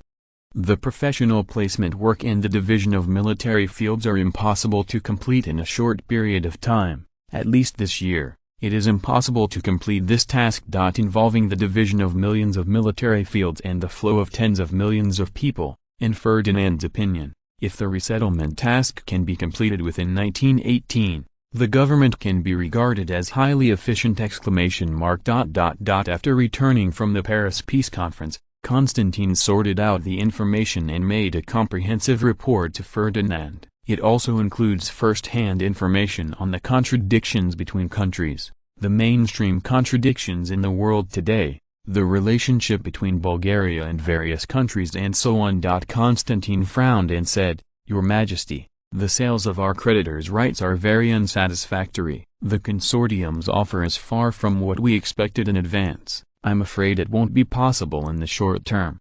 Ferdinand smiled slightly and said, "Don't worry, I think there will be a turning point soon. The contradiction between the British and the Americans will not intensify for a while, but the war between the British consortium and the American consortium is afraid. It's not far away. The mainstream currency in today's world is still the British pound, but the number one economy in today's world is the Americans. If the American consortium does not want to be subject to the British pound and be sheared, then they will start a currency war to replace the British pound with the dollar.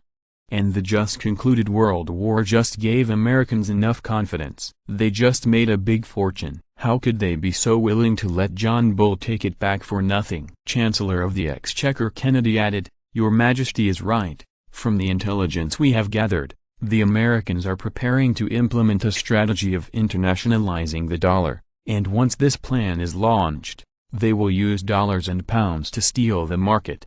And the claims we are selling now can precisely promote the circulation of the US dollar. As long as the Americans eat our claims, Bulgaria will have to hold a lot of US dollars. At that time, it will be difficult for us to settle without US dollars." According to our experts' analysis, they think the Americans may in the near future sell a batch of bonds to the Germans for the Germans to pay off their debts. After all, in the just concluded World War, many countries owed American debts. For example, we, even if we get the reparations from Germany, have to pay the American debts. The profits obtained in the war made a performance. At the same time, the blood transfusion to the Germans was also completed. After all, for the Germans, American capital is a pure inflow of funds. This money can be used directly to repay debts, or to expand industrial production and use the industrial products produced for pay off the debt. Well, I'm a little dizzy. Ferdinand only knows a little about economic terms. A loan that seems to be very ordinary now was a game of war between the US dollar and the British pound. To put it simply, the Americans help the Germans with their debts. It is not that the Americans paid for these bonds, but Wall Street sells them in the global market, using global capital to buy the Germans' bonds, and let the Germans pay for them. Funds were raised. In fact, a large part of this capital flowed out from the victorious countries such as Britain and France. The Americans used high interest to induce the capital of Britain, France and other countries to buy the German bonds. For the Germans, this is the inflow of capital, and they take this money to pay off the international debt, and the Americans have completed the debt. The capital outflow from Britain and France exacerbated the Great Depression of the domestic economy. This is the very famous Dawes Plan in later generations. Americans have had this plan for a long time. This is only a component of the dollar currency war. It also includes a series of combination punches such as the Silver War, the devaluation of the dollar, and the change of the gold standard. Historically, the British were dizzy, and eventually lost the financial hegemony of the pound. I know, but Ferdinand can't do anything. With Bulgaria's current economic size, it's no problem to get a piece of the pie. Now the choice before him is to help the Americans or the British. After all, Bulgaria is also an important part of today's world economy. Whether it is settled in sterling or in US dollars, it is related to the direction of this currency war. After figuring out all this, Constantine sighed slightly. He had just experienced the glory of the Big Three and was about to become a spectator in a war, which was not so pleasant. After a moment of silence, Constantine recovered and said confidently, "Your Majesty, there is no need for us to participate in the currency war between the Americans and the British. After all, virtual wealth is virtual and real. Industry is the root of a country's strength. What we need to do now is to further promote industrialization. When we complete the opening of the Asia Minor Peninsula, Bulgaria will become the largest industrial power in Europe. Then it is time for us to play." Ferdinand nodded with satisfaction. Yes, currency hegemony means wealth, and it also means a country's soft power, but industry is a country's hard power. If Bulgaria now has the industrial strength of the Americans, Ferdinand will definitely jump out and park the world hegemony with the British. But the reality is that Bulgaria's industrial strength is only about 1/5 or 6 times that of the Americans, so Ferdinand can only choose to continue to practice his internal skills. Ferdinand replied, Yes, the cabinet will come up with a new 5-year plan as soon as possible. No, this time is a 10-year plan. The core of our exhibition is still the Balkans first, then Asia Minor, and then Syria, Pakistan, and Iraq, Persian Gulf region. I ask you to complete the full coverage of the railway and highway network of the Balkan Peninsula within 5 years, and realize the total industrial volume of the French. Within 10 years, the railway and highway network of the Asia Minor Peninsula will be fully covered, and the main roads in Syria, Pakistan, Iraq, and the Persian Gulf will be connected. We must also promote the electrification revolution, build a number of hydropower stations that can be used for a long time, and reduce our energy consumption. Before 1930, I hope that our water conservancy electricity can reach 35% of the total electricity. At the same time, we must further accelerate the expansion of our heavy industry, and strive to triple it within 10 years. The government must continue to encourage the development of physical manufacturing. We must surpass the British in the total industrial volume within 10 years. From now on, the slogan of Bulgaria's new round of exhibitions is French to France in 5 years, England in 10 years. After thinking about it, Constantine reminded, Your Majesty, you don't need to catch France in 5 years. Due to the World War, our total industrial volume has actually surpassed that of the French. Ferdinand nodded in embarrassment. He suddenly forgot that because of the World War, the 10 provinces in the northeast of the French were occupied by the German army. Shortly after the war, the occupied area was originally an important mining, metallurgy and textile center. The proportion of the national industrial output is 63% for steel, 81% for iron, 74% for coal, 81% for wool fabrics, and 76% for sugar. After the end of the World War, the total industrial output of the French is actually less than the 6 floors in 1914, but the total industrial output of Bulgaria has increased by 15% compared with 1914. In fact, the total industrial output of Bulgaria has already surpassed that of France at this stage. Of course, the total industrial volume of the French can theoretically recover within 2 years, but in fact everyone knows the integrity of the capitalists. In order to maximize profits, there is an influx of cheap German industrial products. God knows what they are. Time to restore production. In history, it seems that in 1929, the French economy surpassed that of 1913, and the French are still celebrating. If this efficiency were left in Bulgaria, Ferdinand would have pulled out all the cabinets and all of them. So the slogan of 5 years to catch France should not be shouted. It is already a win. Not only the French, but in fact John Bull was not much better. After the end of the World War, their industrial development was also a turtle, and they were just waiting for the latecomers to overtake them. All Bulgaria wants to become the first industrial power in Europe. There is only one real competitor, that is, the Germans, who are still lying dead. Britain and France have already abolished their martial arts. And the powerful Soviet Union in history has not even appeared yet. Whether they can unify the Russian Empire is a big question mark. At least now European countries will not give them this opportunity. If you can't even compare to the Germans, who are still lying dead, then Ferdinand doesn't need to mix. The Germans are passively developing the industry, and the Bulgarians are actively developing the industry. If they can't pass them, then there is really a problem. Ferdinand smiled slightly, concealed his embarrassment, and decisively chose to divert his attention. Really? It seems that our goal is one step closer. From now on, the French are no longer our competitors, and the British are also. It can only be counted as half, and everyone should focus on the Americans. This goal is very powerful, at least in the short term. Ferdinand can't see the hope of being more American in Bulgaria. However, since it is a long-term goal, it must be lofty. It is too easy to achieve, and it is not challenging. Genius website address, mobile version reading website. If you are listening to this novel on a channel other than Fanfic World, it means they downloaded and uploaded it without effort. We cordially invite you to visit our channel, Mundo Fanfic Novelist. There you'll find the original version of this story, and you can explore many other novels of various genres. We are waiting for you to immerse yourself in a world of incredible novels. Chapter 439, Taking Back to Class. The World War has just ended. Development is a matter of the future, and now Ferdinand's most important job is to deal with the aftermath. Naturally, there is no need to elaborate on the meritorious awards, and it is enough to directly implement the standards set in advance. There will be no more, and no less. First of all, the problem to be faced is the population problem, which is related to the long-term stability of Bulgaria in the future. Ferdinand asked directly, "Prime Minister, how many people are there in Bulgaria now? How many people have Bulgarian nationality? How many people are still on trial for Bulgarian nationality?"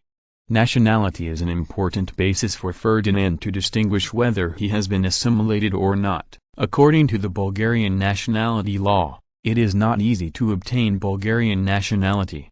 The easiest way is to rely on military merit. For example, the Russian mercenaries have made military exploits. It is easy for them to apply for Bulgarian nationality. Their interests are already tied to this country. The military merit field is the bond between the two sides. To integrate is not a problem at all. Secondly, it is time to stay in Bulgaria for 10 years, without any criminal record, without any bad political thoughts, and by passing the Bulgarian cultural exam. You can also obtain Bulgarian citizenship.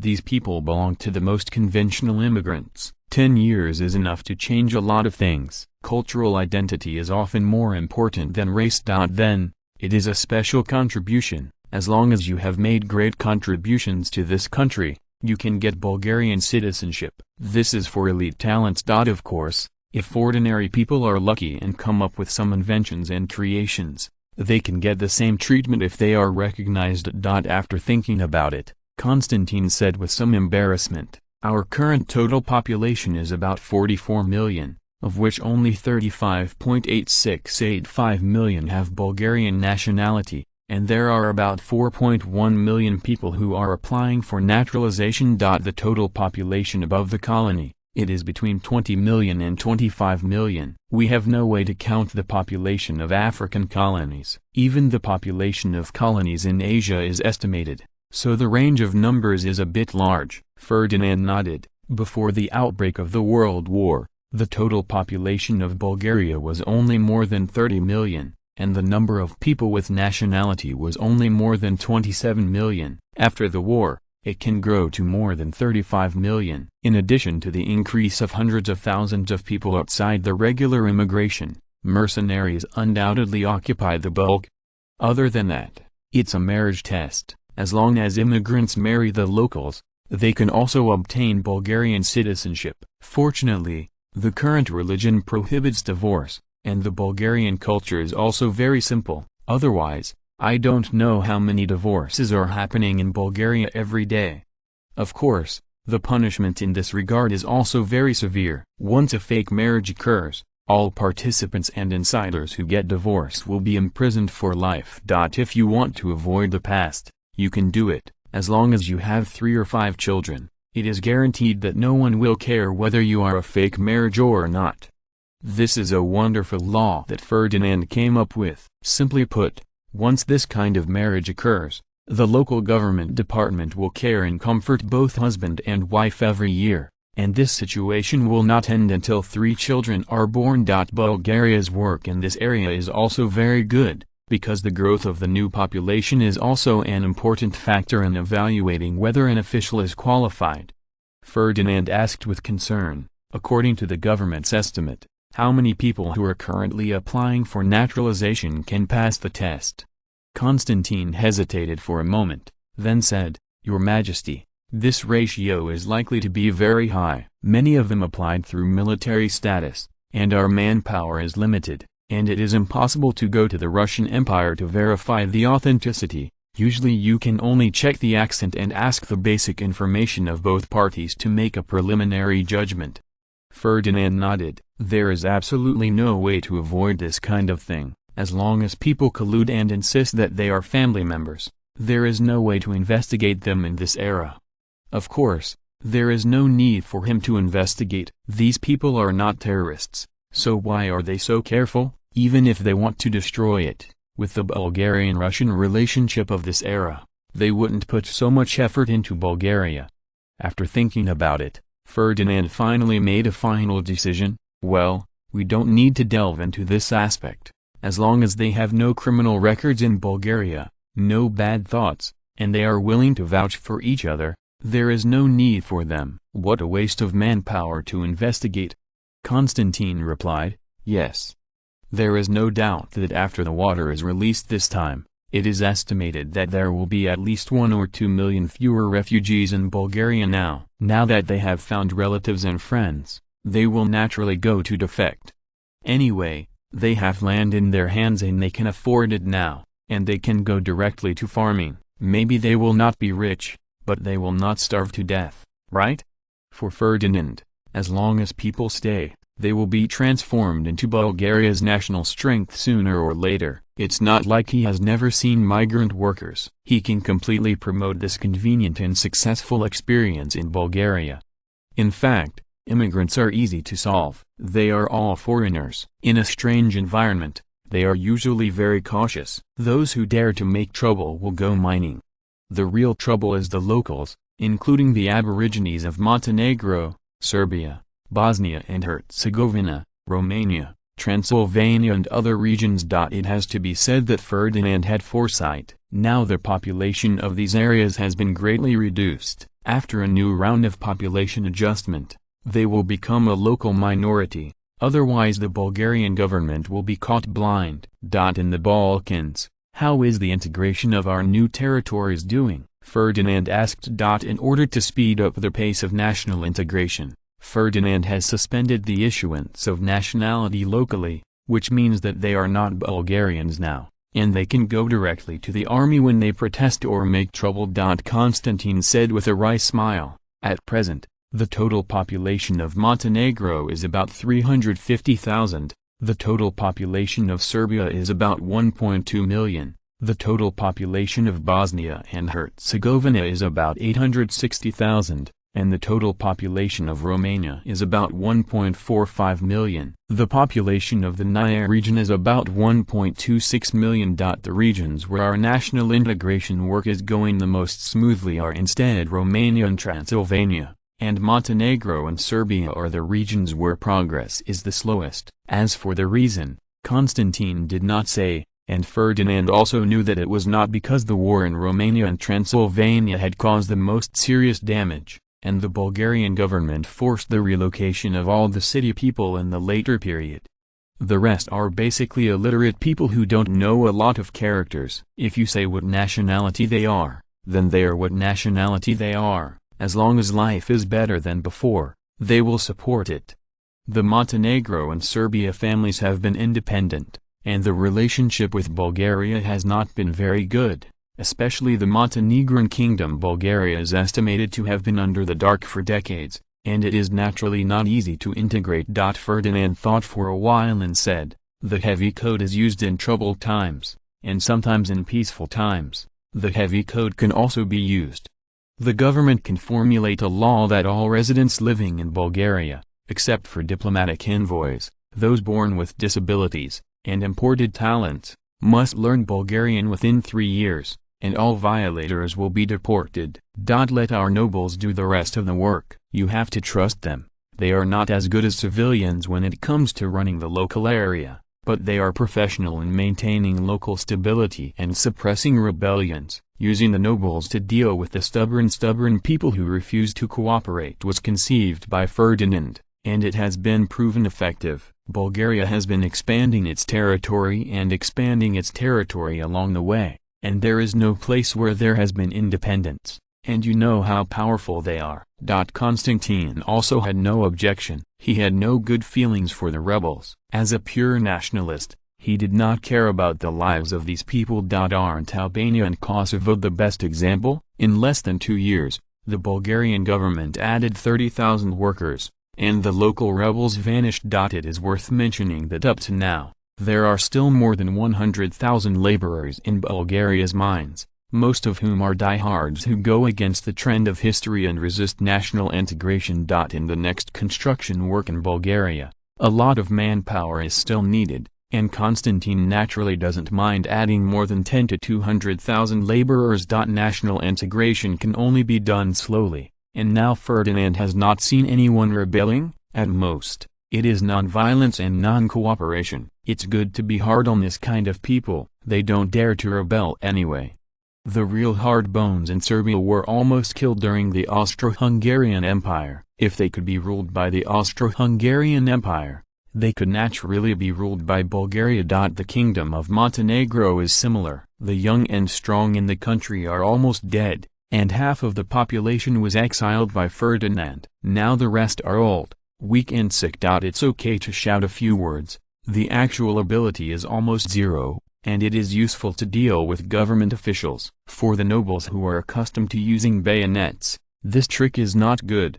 Education Minister Chekhov proposed, "Your Majesty, our Ministry of Education intends to ban non-Bulgarian language schools across the country. Even if it is to open a foreign language school, it must be approved by the Ministry of Education. At the same time, we plan to promote education in the newly added territories, and directly employ military migrants who have been sent to the local area as language teachers to teach Bulgarian. To keep this work going, we recommend giving these teachers law enforcement and light weapons." Ferdinand rubbed his forehead. "This is really cruel. It's scary to think about it. Every teacher goes to class with a gun and live ammunition every day, and they also have the right to enforce the law. If they violate the discipline in the classroom, they can jump directly with a shot. This is all legal." In the end, Ferdinand agreed. It was a bit of a loss, but as long as it was effective, it would be fine. Anyway, it is someone else who is unlucky. Even if there is a real unlucky person who violates the discipline of the classroom and gets kicked out, he deserves to be unlucky, who wants his life to be bad. Besides, when there is pressure, there is motivation. In order to graduate from this horrible language school early, they have to work hard, right? Yes, but if you want to improve my degree, you can organize a language test every month. As long as you pass the test, you can graduate and not use it for classes, but graduates must use Bulgarian in public in the future. Dinan answered calmly. A small episode has passed. These policies are only implemented in local areas and do not occupy the mainstream position. Even if there are only 1 or 2 million people, they still cannot shake Bulgaria's national policy. The most troublesome thing now is the disarmament. There are still more than 3 million active servicemen in Bulgaria, and they are decreasing at a rate of 50,000 per day. The disarmament speed cannot be faster. With so many people, you can't just announce the dissolution and it's over, right? The bonuses that should be issued, the land that should be issued, all these jobs need to be done manually, and now most of the capacity of Bulgaria's railways is serving them. The best thing to do if the military merit is insufficient, a bonus will be distributed, the local government will take it back, and the job will be directly resettled. Anyway, Bulgaria is now in a lot of waste and there is no shortage of jobs. The rest of the people will not be able to do it. Who will be arranged to go to Africa and who will be arranged to go to Asia must be allocated. Even if a large area is allocated, the final small area still needs to be determined on the spot. Basically, the best way at present is to not have one, but to adopt the most primitive distribution method. The first is to sign up voluntarily. This is only a very small number, and the areas with good conditions do not need to sign up. The places that can sign up are really poor in this era. The wishes of these people can be satisfied first. Then, the rest is up to drawing lots. Whether the places you assign are good or not depends on the luck of the teachers and teachers. If you are unfortunate enough to go to Africa, there is nothing you can do. No matter how hard the place is, someone will go there. Including high-level nobles, they are treated the same. They decide whether their fief is good or bad by drawing lots. Anyway, you can't blame others for bad luck. The high-level officers cast lots only to decide the big place. When it comes to small places, everyone has to continue to cast lots, come one by one. In order to dispel everyone's grievances, Ferdinand could only come up with this good idea. Everyone depends on luck to determine the future. Just like our Prime Minister Constantine, his fief is in the African region. Although it has not yet penetrated into the inland, it is not on the coast. Isn't there any way to replace it? The Prime Minister has no way to replace the fief, let alone the ordinary nobles. If you want to give up the fief, of course there is no problem. The government will also subsidize you a lot of money. Of course, those who are unwilling to take on the responsibilities of the nobility will naturally not be able to enjoy the treatment of the nobility, and the title country will naturally have to take it back. Up to now, no one in Bulgaria has announced that he wants to give up the title of aristocrat. There are many people who cannot hold land due to various reasons such as health and work, and can only be entrusted to the government. This time, Ferdinand is very talkative. You can go whenever you want. Anyway, the Bulgarian government does not have the energy to help you run the business. Anyway, according to European rules, as long as the time of war comes, the nobles are responsible for defending their land, and they can report and participate in the war on time. Genius website address, mobile version reading website, chapter 440, System of Balance of Rights. Time passed quickly, and we entered the end of 1917 in a flash, and it was time to decide the expenses of various government departments in the coming year. Different from the war period, the military will also participate in the budget battle this time, and Ferdinand has also released rumors that a new round of state-owned enterprise restructuring will be carried out. Enterprises controlled by the military are likely to be separated from the military. From now on, all their funds will have only one way: financial appropriation. Of course, there are still dividends for operating the colony, but the premise is that the Bulgarian colony is profitable first.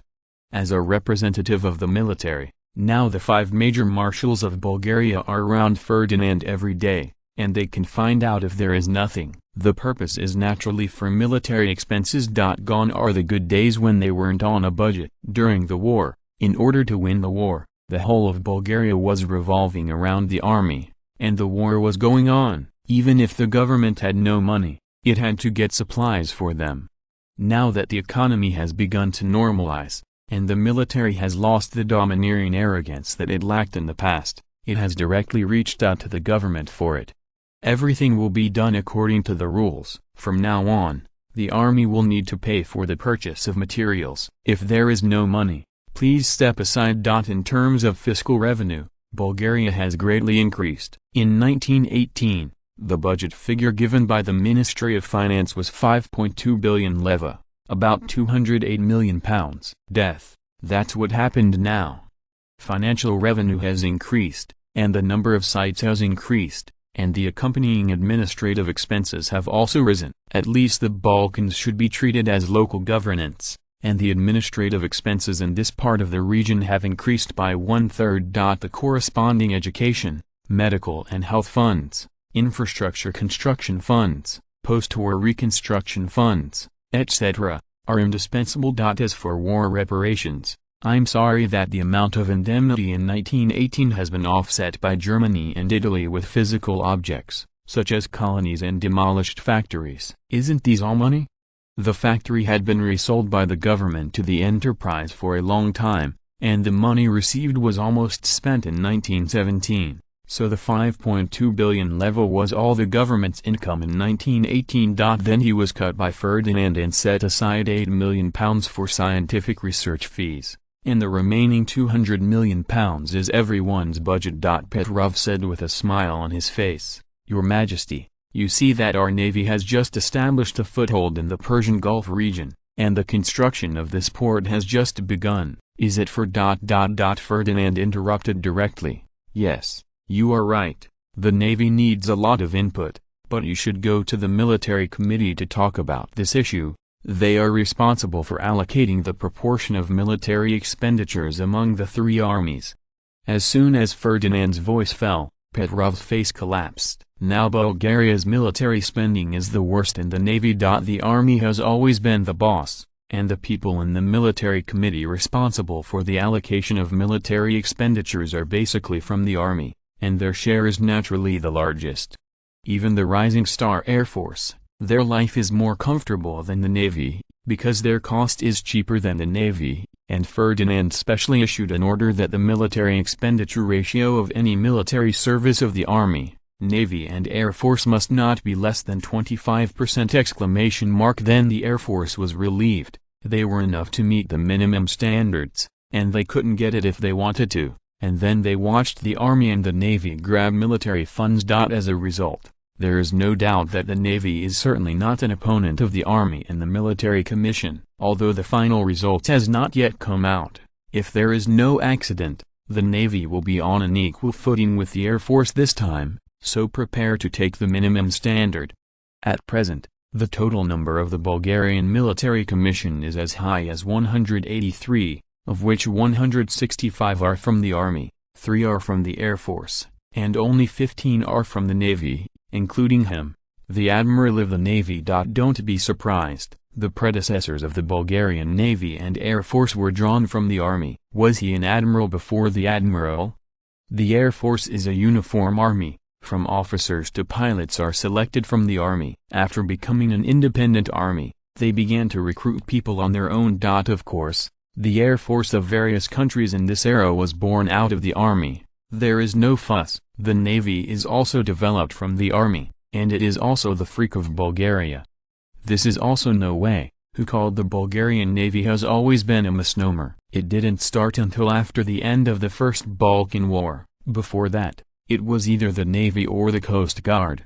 In the World War, after Bulgaria expanded its army, most of the generals added were also from the army. The navy had too few opportunities to perform, and the air force started too late. It is impossible to join the army and become a general for 2 or 3 years, right? If you are not a general, why should you enter the military committee? Even this military committee, which is a place for these veterans to retire, must raise the standard level, and it must be very powerful. Just like now, when the military expenditure is allocated, it is their turn to call the shots. Although Ferdinand has already allocated it, it is just a cutscene. In this battle for military spending, the military must first unite to compete with various government departments, and after the battle, the army, navy, and air force must close their doors and compete for themselves.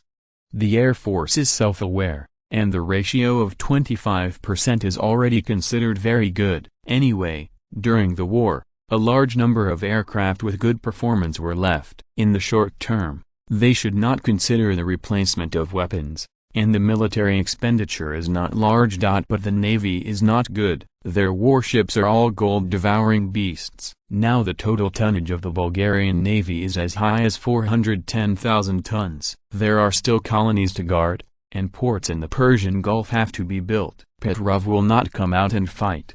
Not only Petrov complained, but War Minister Popov also complained. Your Majesty, you see that our colony is in such a mess now that we need troops everywhere. Ferdinand smiled slightly and said, you two are two. Can't you find a way to do it yourself without military spending? The navy is arguing that the military spending is not enough, and the army will follow suit. Anyway, the annual budget hasn't started yet, so are you going to grab it from the cabinet? Now is the time to test your abilities. As long as you can persuade them, won't there be military expenses? After the war is over, military expenditure must be suppressed. This is the consensus of Ferdinand and the cabinet, but it is not suppressed within a year. This is very unrealistic. It takes time for the army to adjust. Besides, the newly occupied colonies are not peaceful now. There are no major battles, but small battles are still indispensable. But this, only Prime Minister Constantine and Ferdinand know about this. The military only knows to reduce the proportion of military expenditure. The proportion of military expenditure in wartime once exceeded 90% of financial expenditure, while the proportion of military expenditure in peacetime is 90%, no more than 25%. This is still the Balkans. Before the World War, Bulgaria's defense pressure was very high, so it only had this proportion of military expenditure, but now I really look around, there is no decent enemy. If this is cut down with one knife, it is estimated that the days of the Bulgarian army in 1918 will really be impossible. not to mention the small treasury in their hands? Popov said with a wry smile, "Your Majesty, how can we be their opponents? I have heard that many government departments are now preparing to make a big deal. You know that during the war, they were suffocated. Now when they make a big move, the money is not like flowing water. What is left for our army in the end?" Ferdinand just looked at them with schadenfreude. There is no doubt that the cabinet is beating the military through the allocation of military expenditures, letting them know who is the master of this country. This is also their own responsibility. During the war, these big men in the army were all arrogant and they were completely the boss of the king. Second, they didn't take the cabinet seriously at all. Now they naturally want to wake up. Ferdinand is also happy to see it happen. If it really makes the military float away and suppresses the cabinet, then why not? How is the balance of rights? The current Bulgarian political system, but the king controls the army, and uses the parliament to check and balance the cabinet, uses the cabinet to check and balance the army, and uses the army to check and balance the government. Of course, in practice, it will be more complicated. The king also has the right to recall Congress, nominate or appoint or remove cabinet officials. In short, the king has the right to appoint and remove all high-level personnel. However, the prestige of the King Ferdinand was a little too high, and the cabinet that threatened the kingship had turned into a good baby, but it didn't mean that he had to give up this balanced system. As a traveler, he is very clear that the king must master the army, so Sophia's guards are directly commanded by the king, and even the military expenses are calculated separately and directly extracted from the annual finances. He also has to beat the military to let them know who is their boss. At the same time, he wants to prevent the cabinet from interfering with the army and weaken the influence of the king in the army. After the rise of the military aristocracy, the balance of power in Bulgaria has become more perfect. The cabinet holds the executive power of the country, the king holds the army, the nobles represent the king in the local area, and the future members of the aristocratic class will be checked and balanced with the members of the bourgeoisie. It is also in order to establish this system that Ferdinand suppressed the bourgeoisie before the rise of the aristocracy. The issue of the balance of power is very complicated. While supporting the aristocracy, Ferdinand dismantled the aristocracy with his own hands. There is no big aristocrat who speaks his mind. Power is limited to one side. The king became their only leader and the spokesperson for their interest class. In addition to the nobility, Ferdinand also produced a group of rich peasants, whose status was not as high as that of the nobility, but surpassed the ordinary people economically. And because of productivity, Bulgaria, which lacks labor, will definitely develop mechanized agriculture, and they will become farmers one by one in the future. In the face of mechanized agriculture, it is a matter of time before the small-scale peasant economy collapses. The peasants are essentially farmers, and the future Bulgarian king is the spokesperson for the peasant and aristocratic classes. At the same time, the king has mastered a large number of industries, and is the largest consortium in the country, with huge economic strength, and controls the country's economy behind the scenes. Now Ferdinand is still in the process of planning. His ideal state is to control the country's army, control the country's banks, control the country's public opinion, and also hold a large number of real industries. Under such circumstances, if he could still be overturned, Ferdinand could only say that he admired it. It was almost impossible to achieve this goal. But the situation in Bulgaria just provided him with this condition, that is, oil that has not yet been discovered. Ferdinand can completely take down the oil fields under these deserts at a low price, and make more vests. In the future, the industry will explode, and the world's economy will be manipulated in the hands of the royal family! Genius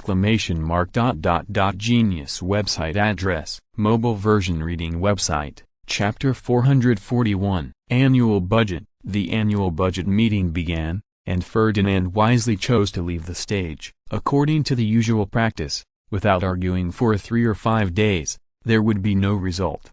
Anyway, Ferdinand has a bottom line in his heart. He has a fixed amount for the general expenses of each department, but this is only a bottom line. It depends on which department can get how much in the end. For example, this year, Ferdinand set a range of military spending for the military, no less than 30%, and no more than 42%. Then Constantine, as the actual executor, must limit the military's expenses within this range, but this bottom line is strictly confidential to them. How much military expenses the military can get at the budget meeting depends on look at their abilities. This is not by force or influence, but by reasoning, and we must come up with practical evidence to convince the cabinet and the heads of various departments to convince everyone.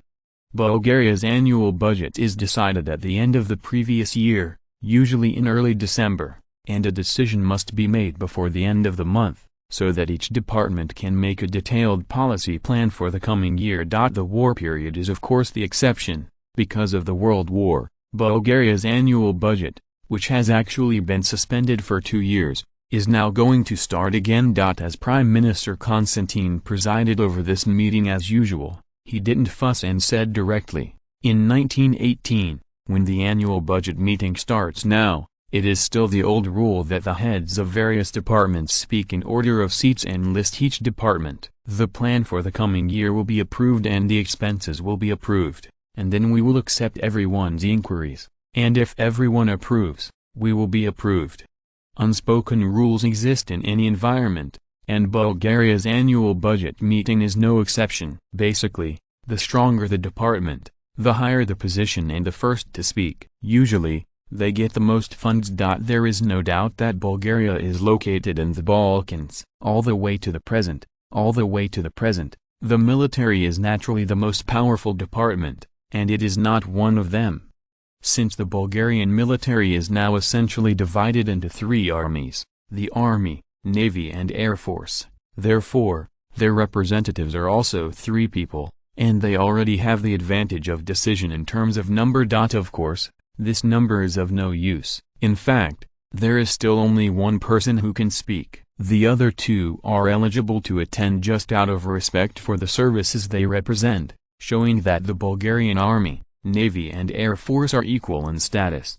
In fact, everyone knows that Bulgaria is still dominated by the army, and the minister of the army Popov is naturally the spokesperson of the army. Popov said solemnly, "Then I will start." In 1918, our military planned to eliminate all unstable factors in the colonies, starting from the Asia Minor Peninsula, to Syria, Jordan, Iraq, Palestine, and then to the Arabian Peninsula. In Africa, there must be a crackdown. We plan to send 350,000 troops to clean up our colony, eliminate all the hostile elements, and clear obstacles for the government's subsequent colony development work. At the same time, we also plan to focus on building the Persian Gulf region, establishing a complete naval port, extending our tentacles into the Indian Ocean region, and increasing Bulgaria's influence in the world. If necessary, we can also conduct a global cruise to demonstrate our presence and implement Bulgaria's globalization strategy. Everyone knows that the future war is no longer confined to one place. It will be an integrated war coordinated by land, sea and air. In order to increase the rapid response capability of the Bulgarian army, we plan to deploy the Air Force to all our colonies, establish 2 airborne divisions, and if necessary, we can deploy troops to any corner of the country within 2 days! Therefore, the annual military budget of the Bulgarian military in 1918 was 2.6 billion leva, which is 50% of the fiscal revenue. Well, now that we have started to fool around, Popov told all the plans of the Army, Navy and Air Force in one breath. No matter what happens when they go back, they are still one when they are fighting for the military budget. In order to enhance his persuasion, he even threw out the integrated war of land, sea and air that Ferdinand often emphasized. Although it has not been confirmed, this is what the great king His Majesty said, so it must be right.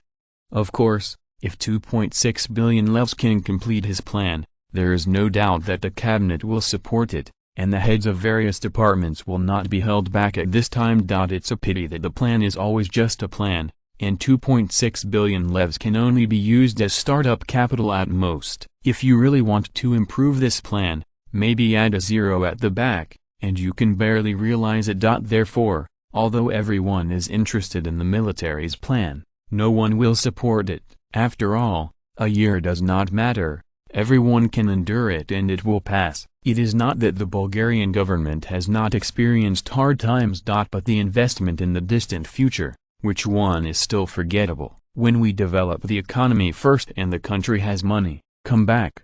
After the military speech, it was the turn of the Ministry of Industry. Industry Minister Lauren Holman said excitedly, "Our Ministry of Industry plans to increase our heavy industry production capacity by 50% and light industry production capacity by 50% in the coming year. 10% increase. Everyone knows that we have harvested a lot of good things from Germany this time. These machinery and equipment are in urgent need of installation. We must create good investment conditions for enterprises. Now there are machinery and equipment stacked outside Sofia, but because the follow-up conditions cannot keep up, the company cannot go into production. If it continues to delay, I am afraid that these valuable machinery and equipment will be scrapped. In order to avoid waste, the Ministry of Industry has decided to build 2 light industry bases and 1 heavy industry base in the Balkans, and 3 new heavy industry bases in the Asia Minor Peninsula. In the shortest time will allow these factories to start production. Therefore,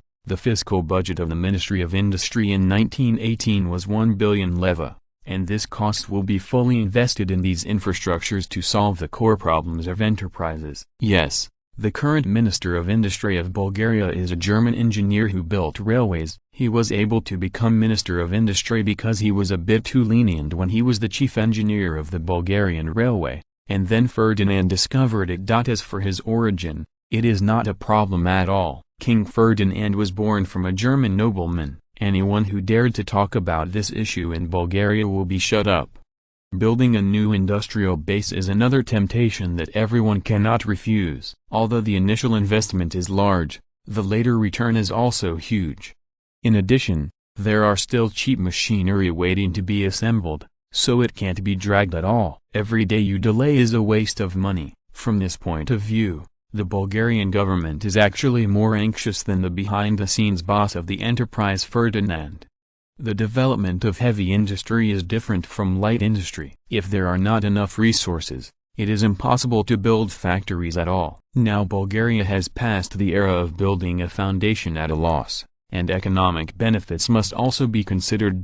For example, the Palestinian area has 492 billion cubic meters of natural gas, 184 million barrels of oil, 185 billion tons of coal, 430 million tons of iron, 74 million tons of bauxite, and a large amount of chrome ore and marble. It has the basic conditions for the development of heavy industry, and there is also a weakness here, that is, there is enough water in the coastal plains where there is a shortage of water, so the location of the factory is very important. This is why the Ministry of Industry has released Bulgaria's heavy industry from east to west, which is really limited by the origin of raw materials. Some places are suitable for steel making, and some places are suitable for iron making, but it is impossible to put these enterprises together. For example, to support a large iron and steel enterprise in the Palestinian area, iron ore must be transported in from the outside,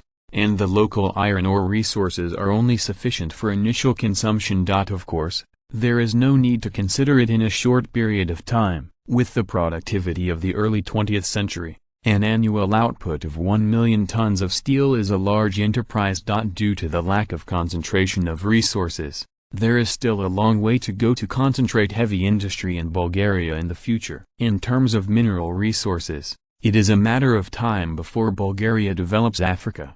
After the Ministry of Industry is over, it is the turn of the Ministry of Education and Science. Education and scientific research are tied together when budget allocation is made. This is inseparable. There must be 2 bosses in scientific research institutions under universities, right? In fact, the Ministry of Education and the Ministry of Science and Technology of Bulgaria are already one department. Even the office buildings are together, but 2 signs are hung. It is only a matter of time before the merger. Anyway, their funding is indispensable, Chekhov said calmly. The Ministry of Education had decided to expand another university in 1918, still focusing on science and engineering. By then, we will have 5 universities in the country, which can recruit about 4 per year. Thousands of college students, which will greatly alleviate the shortage of our senior talents. At the same time, we will expand 15 higher vocational colleges, including 3 medical colleges. By then, our higher vocational colleges will break through the 50 mark and can recruit 100,000 students every year. Well, in order to save money, Ferdinand had to pursue an elite education in Bulgaria. The consequence is that Bulgarian university students are very few in number. In fact, even the establishment of a university in Bulgaria must be discussed and approved by the Congress before it can be implemented. The establishment of higher vocational colleges can only be established with the approval of the Ministry of Education itself. The treatment between the two is also very different. The most obvious one is to establish a university. The funds invested are in units of 100 million, and the annual financial allocation is also in units of 100 million. The establishment of a vocational college only needs tens of millions, and the annual operating expenses only need a few million levs. The two sides are not comparable at all. To cultivate scientific research talents, how can we not spend money? Therefore, the total number of college students in Bulgaria is now less than 15,000, and it will cost up to 500 million leva, and the per capita education cost has exceeded 33,300 leva. Of course, this fee also includes the scientific research fees of the professors, which also accounts for more than half of it, otherwise the Bulgarian government really cannot afford it. Now, these investments have begun to return blood. With the technology developed by universities, it can barely recover 100 million leva of patent royalties in China every year. This has made Ferdinand overjoyed, and finally saw the benefits. In contrast, the primary school students under the compulsory education system are much cheaper. The education expenditure of 3 or 4 million primary school students is actually not as large as the expenditure of these universities. It can only be said that it is really expensive to engage in high-level education in this era, especially for science and engineering. How can it be less expensive to do experiments? If you want to keep these experts and professors, you can't do without scientific research funds. It's not that no one in the education world suggested that universities expand enrollment, but after seeing this funding, everyone shut up obediently. This is really not something that ordinary countries can play.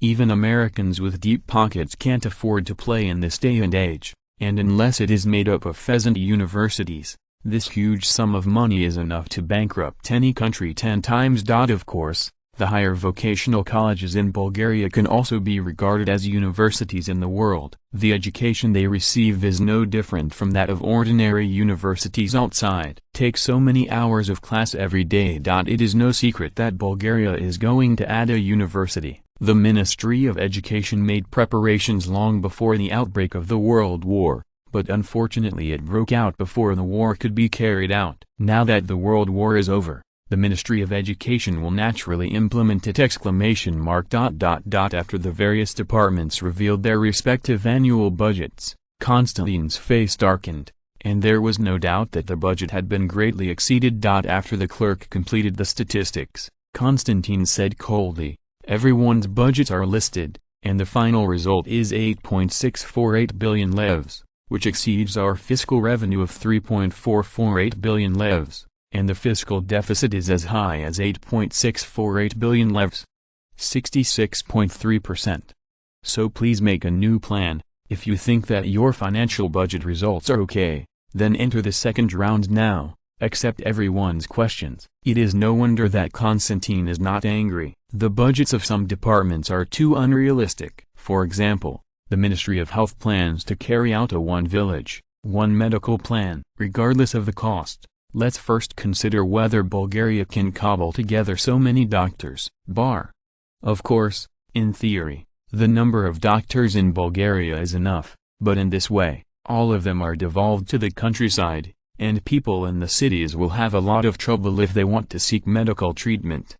In fact, there is no need to think about it at all. The city must be given priority. To be able to have qualified doctors in every town is actually the limit of this era. No way. A qualified doctor needs to be trained for at least 10 years. Now Bulgaria also encourages doctors to bring apprentices, as long as these apprentices pass the examination. They can also be issued a medical license. Genius website address, mobile version reading website, Chapter 442, Budget versus Planning. Chekhov was the first to ask, "May I ask Marshal Popov, how long does the military plan take to complete? How much human and material resources are involved? How to ensure that the strategic goal of globalization can be achieved with limited funds?"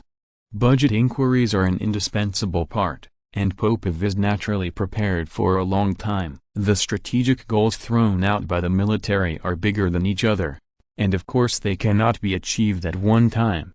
Popov replied calmly, "Let me answer the first question first. To eliminate the unstable factors in the colony, it cannot be done overnight. The total area of our current colony is about 8 million square kilometers, which is 12 times that of our native land. There are no railways or roads in such a large area. Even a tour is not a small job. The military has formulated a military action plan based on a 5-year period. The goal is to initially eliminate the unstable factors in the colony within 5 years. /U00261T I/U003E /U061T/I/U003E. The issue of the number of troops invested, I think this is easy to deal with. We can directly put the recruit training on the colonial bandit suppression, and use the actual combat to train troops. Although the casualties may be a little larger, in order to ensure the combat effectiveness of the troops, this is still the price. Worth it. After a pause, after everyone had digested it, Popov added, "The globalization strategy is a step that every powerful country must take, and it is a long-term national policy. In today's world, there is only one that has truly completed the strategic layout of globalization, the British Empire, and even the French people's globalization layout. There are still some areas that are not perfect, the rest of Japan, the United States, and we are all just on the road.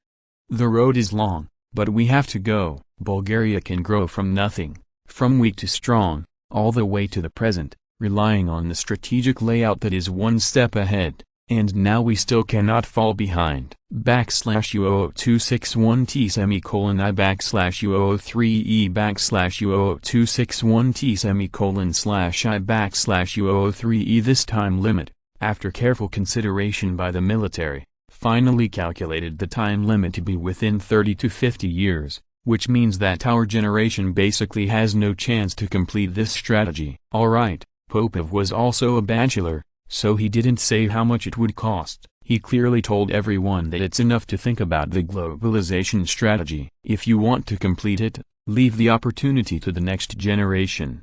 Naturally, Chekhov would not let him go so easily, and continued to ask, "In this case, can we understand that Bulgaria's globalization strategy is just a plan, and there is no need to start it in the short term?"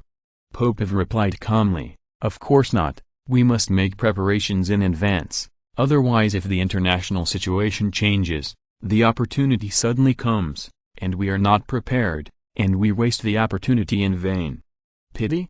After a pause, Chekhov said cautiously, "Okay, Marshal Popov, I understand what you mean. After your statement, I think there is a serious problem with the budget proposed by the military this time!" /U00261T I/U003E /U00261T/I/U003E. First, the colonial bandit suppression work can be distributed and advanced. I personally suggest that in 1918, the military should focus on the Asia Minor Peninsula, and at most the Middle East. Second, when the Navy enters the Indian Ocean, as long as it has a foothold in the Persian Gulf, there is no need for us to overinvest in the short term. Third, the globalization strategy can be put on hold first, and it is not too late to invest after our economy develops. There is no need to squeeze precious construction funds now. Fourth,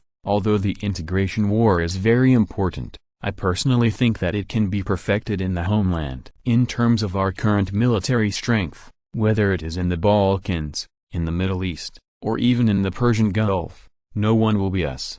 Opponent. The colonies in Africa are our weak point, but the African colonies have no cash value yet. In the short term, I don't think anyone will start a war against us for our African colonies. /U00261T semicolon I /U003E /U00261T semicolon /I /U003E. To sum up, I personally recommend cutting the military's budget for the coming year by 45%, that is, retaining 1.43 billion levs, about £5.72 million, is a more reasonable figure. Bulgaria came out of the Balkans in the end. Even if we wanted to limit military spending, we didn't cut it too hard. The huge sum of 1.43 billion levs was already equal to Bulgaria's military spending in 1914 before the war. Of course, this also requires the use of troops in the colonies. The military expenditure cannot be too low. Even now that the World War has just ended, there are still a lot of strategic materials left in Bulgaria, but the military expenditure will still not be low. There is no doubt that this number is unacceptable to the military, and then they start to quarrel and hold back, as the protagonist Popov is naturally under siege, but everyone's face has been trained. Whatever you say, he will not accept it. Verb, move. Seeing that the time was almost up, Constantine decisively stopped everyone's quarrel and snarled, "Quiet." The questioning continues, and now the Ministry of Industry /U00261T semicolon I /U003E /U00261T semicolon /I /U003E. After a series of procedures, 2 days have passed, and the funds of various departments have been suppressed. Of course, it is still far from the budget of 5.2 billion levs. No, it was 500 million leva, of which 200 million leva had been withdrawn by Ferdinand as an emergency reserve, which was not within the scope of this budget. However, Constantine is still very satisfied with the current progress of the work. The budgets of various departments have also been successfully suppressed to within 60 billion leva. As long as they debate a few more times, they can almost complete the task. Under normal circumstances,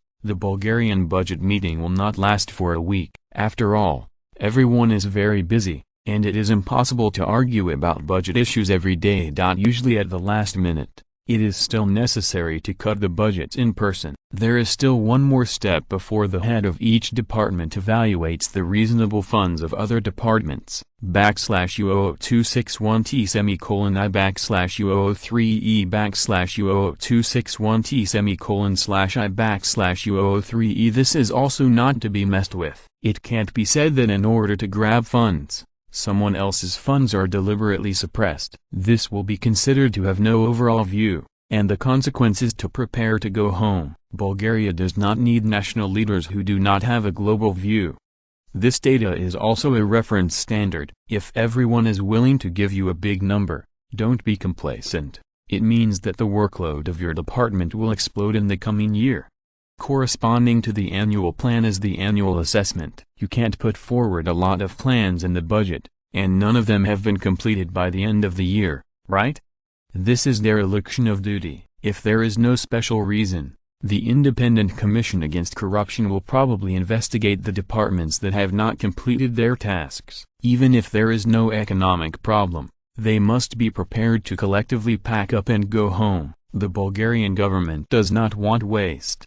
Therefore, when making plans every year, everyone is careful enough, not only to list projects to grab the budget, but also to complete the plan and make political achievements. /U00261T semicolon I /U003E /U00261T semicolon /I /U003E. The budget meeting in 1918 lasted until mid-December, and the preliminary budget plans of the various departments were formed, and they could be formally determined as long as they were approved by Ferdinand. The general framework is still within the scope of Ferdinand's plan. For example, the final military expenditure is fixed at 1.872 billion leva, about £74.88 million, accounting for 36% of fiscal revenue. The education expenditure is fixed at 780 million leva, about £3.12 million, accounting for 15% of the total fiscal revenue. The cost of industrial construction is only 500 million leva,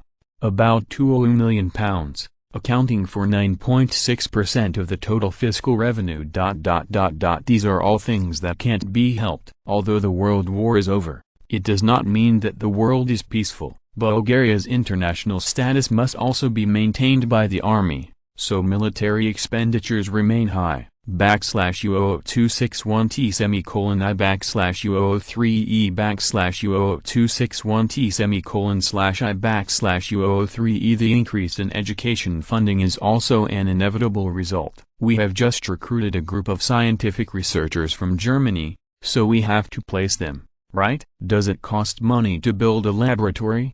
There are still many big men who were famous at the time. Their treatment must be guaranteed, right? As for the original high-level talents in Bulgaria, you can't cut down their treatment for no reason, right? By the way, in addition to the national financial appropriation, Bulgaria's education funds also include the income from patent fees of colleges and universities, the income from donations from the society, and the income from tuition fees of students. Of course, universities in Bulgaria do not charge tuition fees. This tuition fee is not an ordinary tuition fee. There are always some local tyrants who want to spend money to send their children to university. Although they can't get a formal graduation certificate, they have also learned something in knowledge, is not it? For these Ferdinands who pursued the principle of no slaughter, a few cheap liberal arts classes can be done, and they can charge tuition fees ranging from 50,000 to 100,000 levs per year. He has no reason to refuse. U000261T semicolon I U0003E U000261T semicolon /I U0003E. Anyway, for many people, the higher the price, the better. Besides, there are still a lot of dummies who have been corrected for their bad habits after entering the university. These rich people don't suffer at all when they spend it. The investment in industry does not seem to be large. In fact, the money is only used to provide basic supporting facilities for enterprises. After all, it has just returned from a batch of cheap equipment from Germany. As long as the supporting facilities are completed, they can be assembled and operated. As for whether the company can make a profit, I don't know this. Anyway, in Ferdinand's view, money is really good in this era. It takes time for the Germans to recover from the disability. Britain and France are going further and further on the road of financial death. The least competitive time for the European Big Six ! During this period. As long as there is no problem with the direction of investment, there will be basically no loss of money. The European Big Six is waiting for development, and the spring of the bourgeoisie has come. U000261T semicolon I U0003E U000261T semicolon /I U0003E. If we miss this period, when the order in Germany returns to normal and the industry starts to operate normally, then a large number of cheap goods will flood the European Big Six, and the competition will be brutal at that time. Well, Bulgaria has always been a counterfeit product, and they have almost made it to the extreme, taking advantage of the wage gap between Eastern Europe and Western Europe, as well as the difference in raw material prices. Before the First World War, when the competition among European countries was the most intense, they all had theirs a place, not to mention now. Ferdinand, on the other hand, has little interest in light industry, for the very simple reason that he is not bad for money. Using a bank to control a company has a much higher rate of return than direct investment in a company. It is no wonder that British and French consortiums are running to play finance! In fact, before the outbreak of the World War, there was another key industry in Bulgaria, agriculture, but with the end of the World War, neither Ferdinand nor the cabinet paid much attention to it. U000261T semicolon I U0003E U000261T semicolon /I U0003E. The reason is very real: more land. Since the land has increased, the grain output will naturally increase, but the demand for grain in the international market has not increased. The Ministry of Agriculture proposed the transformation of agriculture at the annual budget meeting. The area of arable land that the government forced to keep is no longer needed. Of course, the crisis of food oversupply will not explode in the short term, At least until the Russians resume food exports, Bulgaria does not have to worry about this problem. But the work of planning ahead must be started, otherwise, the land reclamation will be completed in a few years, and a large area of wheat and potatoes will be harvested. It will not feel so wonderful. To resolve this crisis, we still have to rely on the Family Planning Commission. Only when the population increases can this problem be solved perfectly, so family planning must continue. /U00261T semicolon I /U003E /U00261T semicolon /I /U003E. Then, in this round of budget competition, the Population Administration took the lead, not only received 250 million leva, but also received special approval from the cabinet, granting incentives or subsidies stipulated by national laws, and finally passing the budget. The government is responsible for the bottom line. Simply put, it is still encouraging everyone to have children, the more the better. Even if it is a budget, it doesn't matter, anyway. The Bulgarian government now wants the population. According to the plan of the Bulgarian government, the human resource gap in Bulgaria will exceed 800,000 in the next 10 years. If you want to make up for this gap, there seems to be no better way in the short term except emigrating from Russia and Europe. However, immigration is not a long-term solution, and the quality of these people is also flawed, and it is increasingly unable to meet the needs of the Bulgarian exhibition. At the working meeting in 1918, Ferdinand proposed to the Population Office the demand for a doubling of the population within 20 years.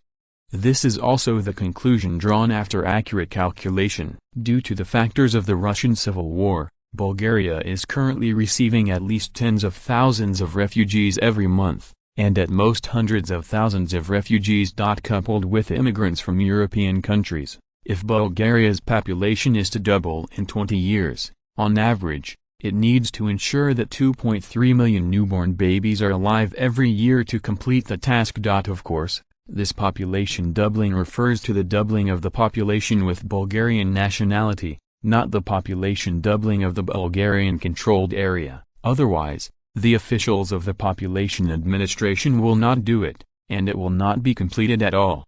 Bulgaria still has a long way to go to accomplish this great population strategy. However, in theory, as long as the current birth rate is maintained, it may not be necessary to wait until 20 years later. This strategic goal can be completed in the 14th or 15th year. The government is optimistic about this plan. Ferdinand naturally did not discourage everyone's enthusiasm, although he knew that after the small peasant economy was destroyed, the decline in population growth rate was an inevitable trend. But he did not know when this time point started! Genius website address, mobile version reading website, chapter 443, Russian capital is coming. After the annual budget meeting, the Bulgarian government has to face a new problem, the restructuring of state-owned enterprises. During the war, this state-owned enterprise system not only saved the government a lot of expenses, but also saved a lot of resources. All are produced according to the plan, as much as needed. There is almost no waste. This is undoubtedly a very scientific management method during the war. However, the sequelae of doing so have also appeared. The enterprise that has been stopped for 2.5 years has now lost its vitality. Everyone has become accustomed to producing according to the plan, which is derailed from the market. The most obvious manifestation is that in the months after the end of the war, dozens of state-owned enterprises have fallen into a state of loss due to blind production and not grasping the market trend. Don't talk about state-owned enterprises, even private enterprises have a similar situation, and the capitalists have all collapsed. But the problem of state-owned enterprises is even more serious. /U00261T semicolon I /U003E /U00261T semicolon /I /U003E. Everyone knows that there is a problem with the way Bulgarian state-owned enterprises operate, but no one knows how to change this, and Ferdinand is no exception. Even in future generations, this will be a big problem. How to change the specific situation is different for each enterprise, and not all enterprises have to carry out reforms. At least the military industry enterprises have to continue to give them the bottom line. It really needs to be completely cut. The people below will come to a production transformation. Dinan is ready to cry. There are still traces of this situation. Capitalist countries are often born after the war is over. No one wants the weapons, and the capitalists directly send the workers home and turn to producing civilian products. Defense industry. Does this have anything to do with them? There is no way for a business to survive without making money. You can't sell weapons, can you? Now that the World War has just ended, whose warehouse doesn't have a lot of weapons in it? Who do you sell it to? /U00261T semicolon I /U003E /U00261T semicolon / I /U003E. Therefore, Bulgaria's restructuring is destined to be impossible to achieve in one step. As long as the separation of government and enterprise is completed, the enterprise can operate independently and survive. It is naturally the cabinet that presides over this restructuring. There are two roads in front of Constantine, and the first one has only one word: sell. Simple and convenient, and it solves the problem once and for all. As long as these enterprises are sold, everyone will not have to worry about them, and the capitalists will naturally know what to do. The second way is change. Let the company operate independently first, and then hire professional managers. The government just supervises and takes dividends.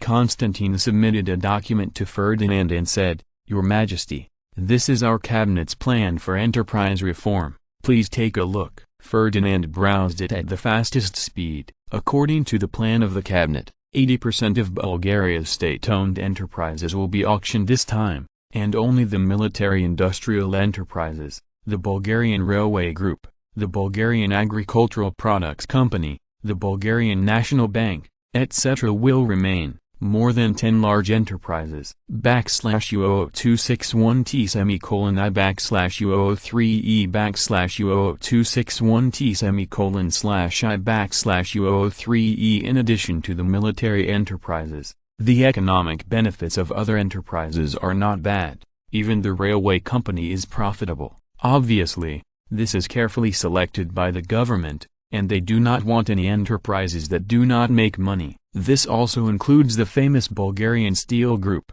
Bulgarian Municipal Services Company, Bulgarian Mining Group, etc. A bunch of giant companies were abandoned because they could not make profits. After pondering for a while, Ferdinand decided to sell it. This is determined by the market. In the past, Bulgaria was able to show off these enterprises by smashing the pot and selling iron. Now, with the completion of Bulgaria's industrialization, the historical mission of these enterprises has been completed, and staying behind can only increase the burden on the government. As for turning losses into profits, it may be possible to spend some money, but the Bulgarian government is not specialized in doing business. The function of the government is to develop the country, and it cannot put the cart before the horse. /U00261T semicolon I /U003E /U00261T semicolon / I /U003E. Ferdinand thought for a while and said,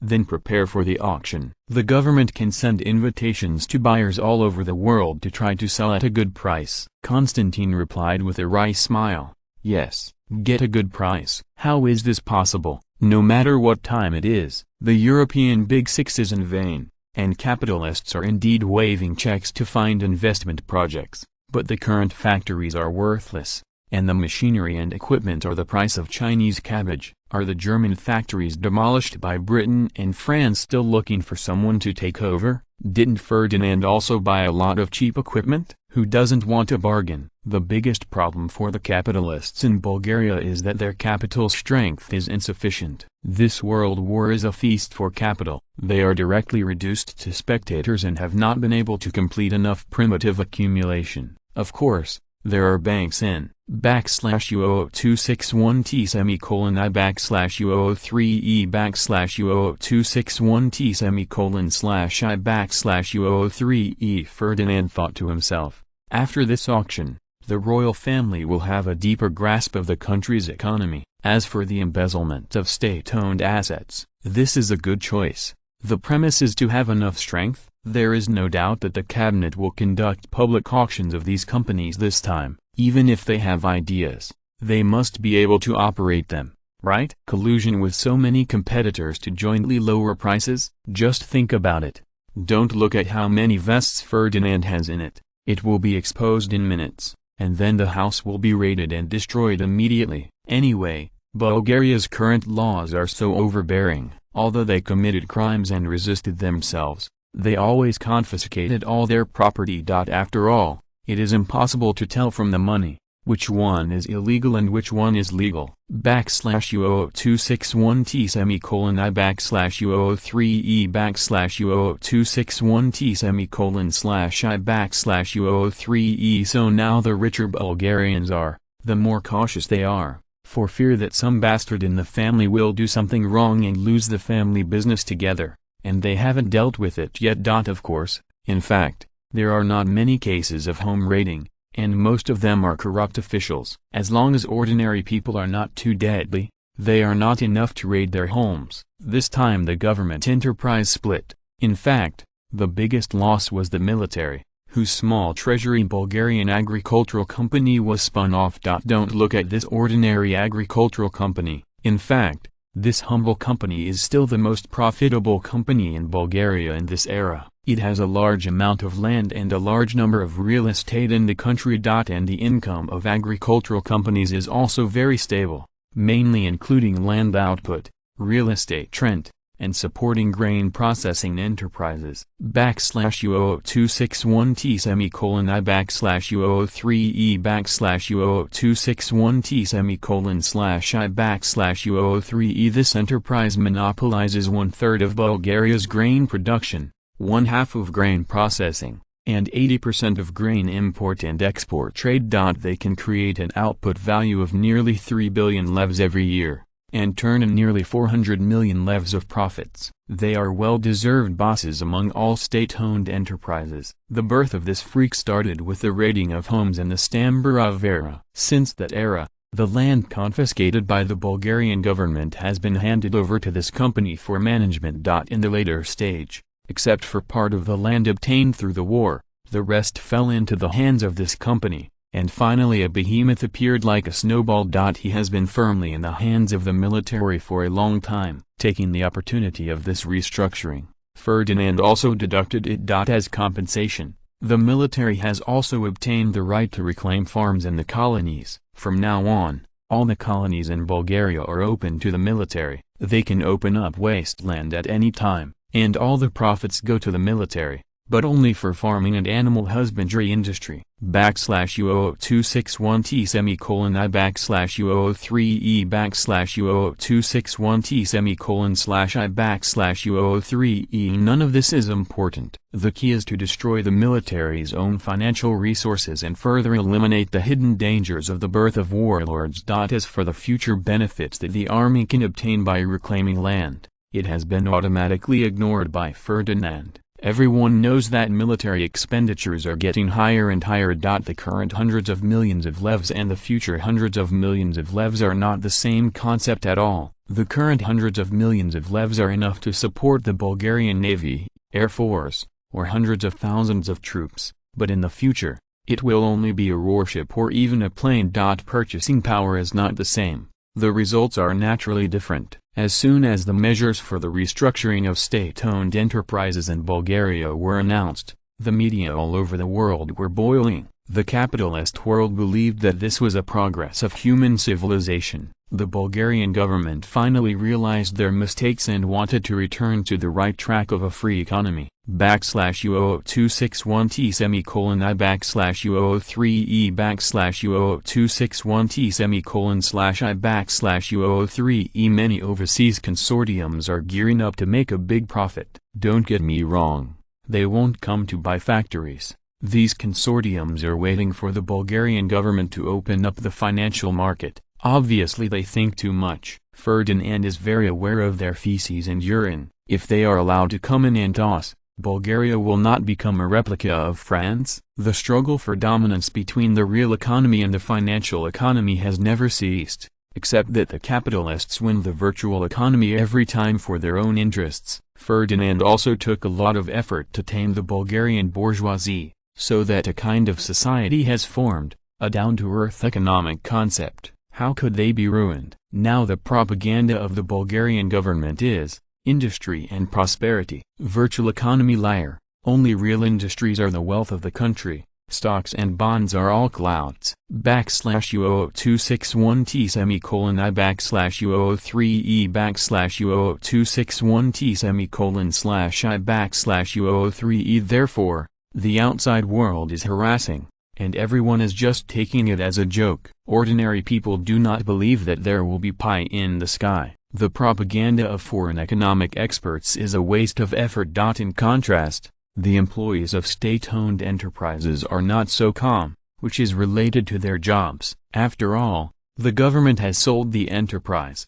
Who knows what the new owner plans? Even if the law stipulates that you can't lay off employees casually, but you can't control people's salary reduction, as long as it is above the minimum wage standard. These are people's rights, and no one can ask people to continue to maintain a high salary state when the company is losing money. Fortunately, the state-owned enterprises in this period are only a problem of upper management, and the workers at the bottom have not rotted yet. Keep the good work style of the Bulgarians, who have always been down-to-earth and hard-working, otherwise the trouble will be even greater. They are not eating a big pot of rice. Before the World War, these enterprises were operated independently. Although they also received government funding, most of them were self-financing and had not had time to rot. /U00261T semicolon I /U003E /U00261T semicolon /I /U003E. Otherwise,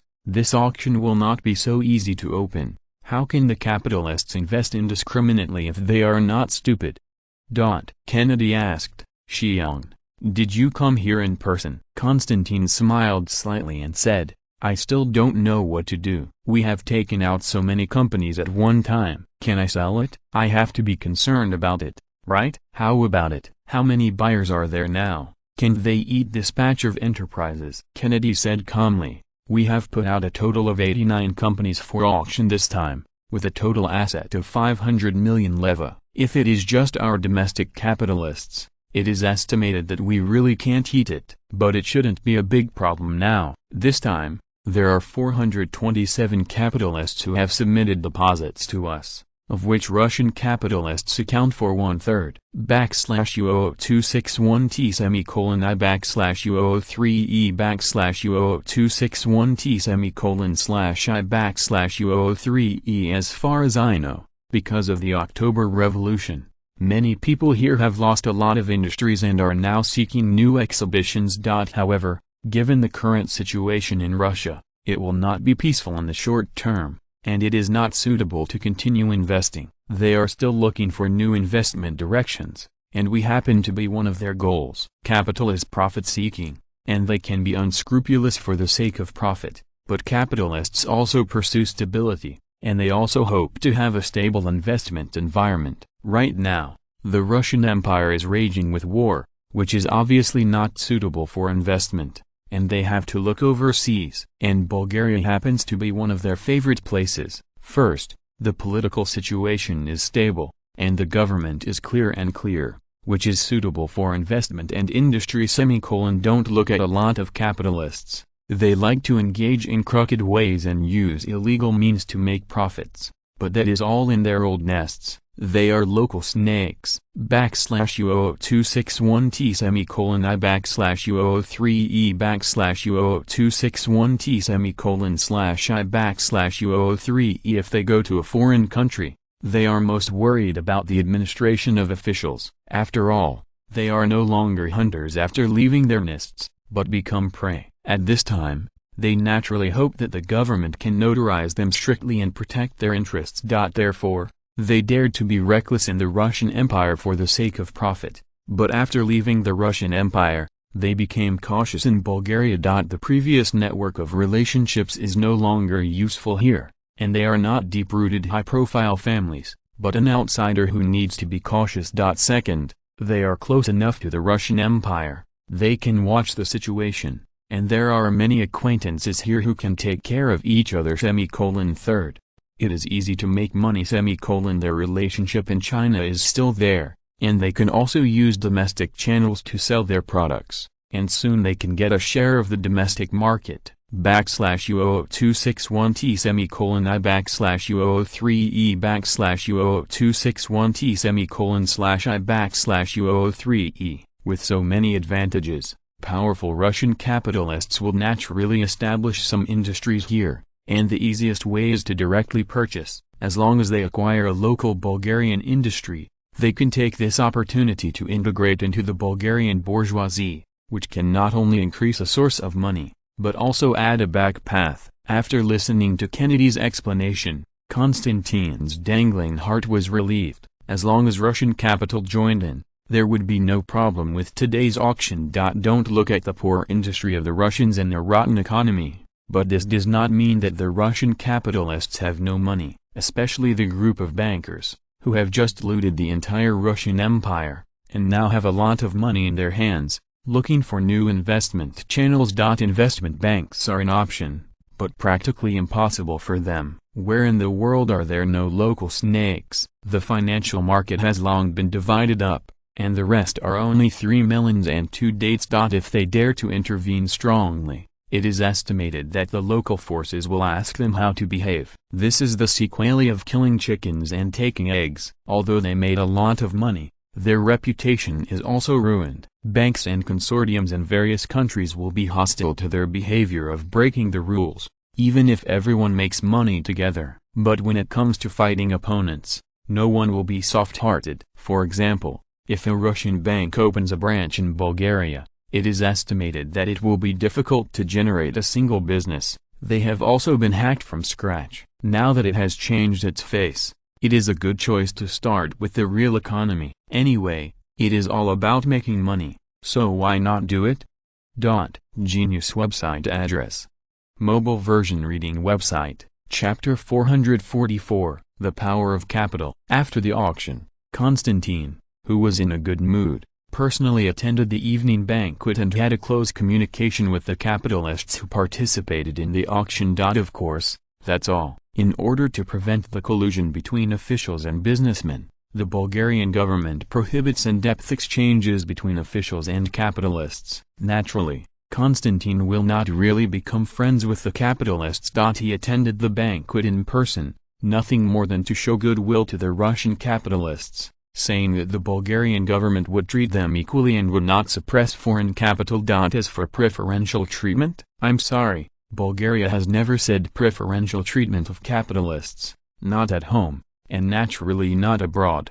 The Russians are well aware of these situations, and the economic integration of Bulgaria and Russia is not just a slogan. Before the outbreak of the World War, the economies of the two countries were truly integrated. Now, of course, it has been divided. Taking advantage of the opportunity of the World War, the Bulgarian government has taken over more than 90% of the country's enterprises. It is not easy to adjust it. U000261T semicolon I U0003E U000261T semicolon /I U0003E. More than 2 years have passed, and the economic ties between the two sides are naturally not that close. But the disconnection is still indispensable. Bulgaria's economic policies have always been the object of criticism by Russian capitalists, especially the government's forced intervention in the market, and the strict corporate laws and labor protection laws are all they hate. But now they want the Bulgarian laws to be stricter,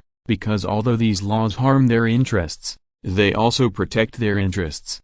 It is precisely because they know too much that the Russian capitalists dare to invest their capital here. If there was no Ferdinand's butterfly effect, most of them would fall under the butcher's knife of the Soviets, and most of the rest would end up in the United States, and in the end they would basically be devoured. Konstantin said happily, "Your Majesty, here are the details of our auction, which was 15% higher than the Treasury had estimated, raising a total of 5.75 billion levs, about £230 million. U000261T semicolon I U0003E U000261T semicolon /I U0003E. Ferdinand smiled and nodded. took the document and looked at it carefully. For the government, it doesn't matter whether these enterprises are all in their own hands. Even if they were sold to capitalists, these factories remained in Bulgaria and would not affect Bulgaria's national strength. Instead, the government is freed from these burdens, and can also recoup a sum of money through auctions to invest in new areas of state building. This is the helplessness of state-owned enterprises. They have many advantages, but there is only one real fatal disadvantage: economically uneconomical. Many companies that can make money in the hands of capitalists will lose money in the hands of the government, no matter how strict the supervision is. As long as it is not a profiteering industry, he will lose money. If it wasn't to ensure the government's control over the country, Ferdinand would not mind turning all state-owned enterprises into private ones, so that the annual tax revenue could increase a lot. /U00261T/I/261T/I/U003E//I/U003E. Of course, just think about it. If all of them are sold, there will be a big problem in keeping them.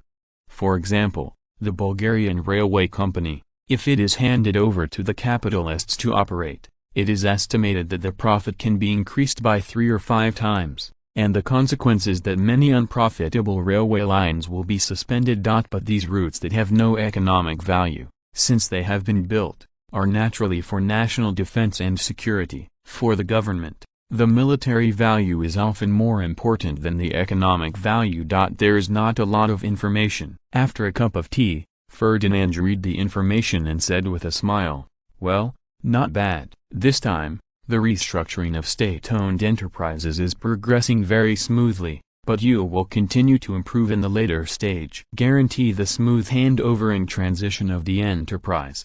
Yes, Constantine replied after thinking about it. Ferdinand asked with concern, "How will your government plan to use the funds from the sale of the company?" /U00261T/I/U003E//I/U003E. For a country, the money in hand is not money. It is the real money only when it is spent and it produces benefits.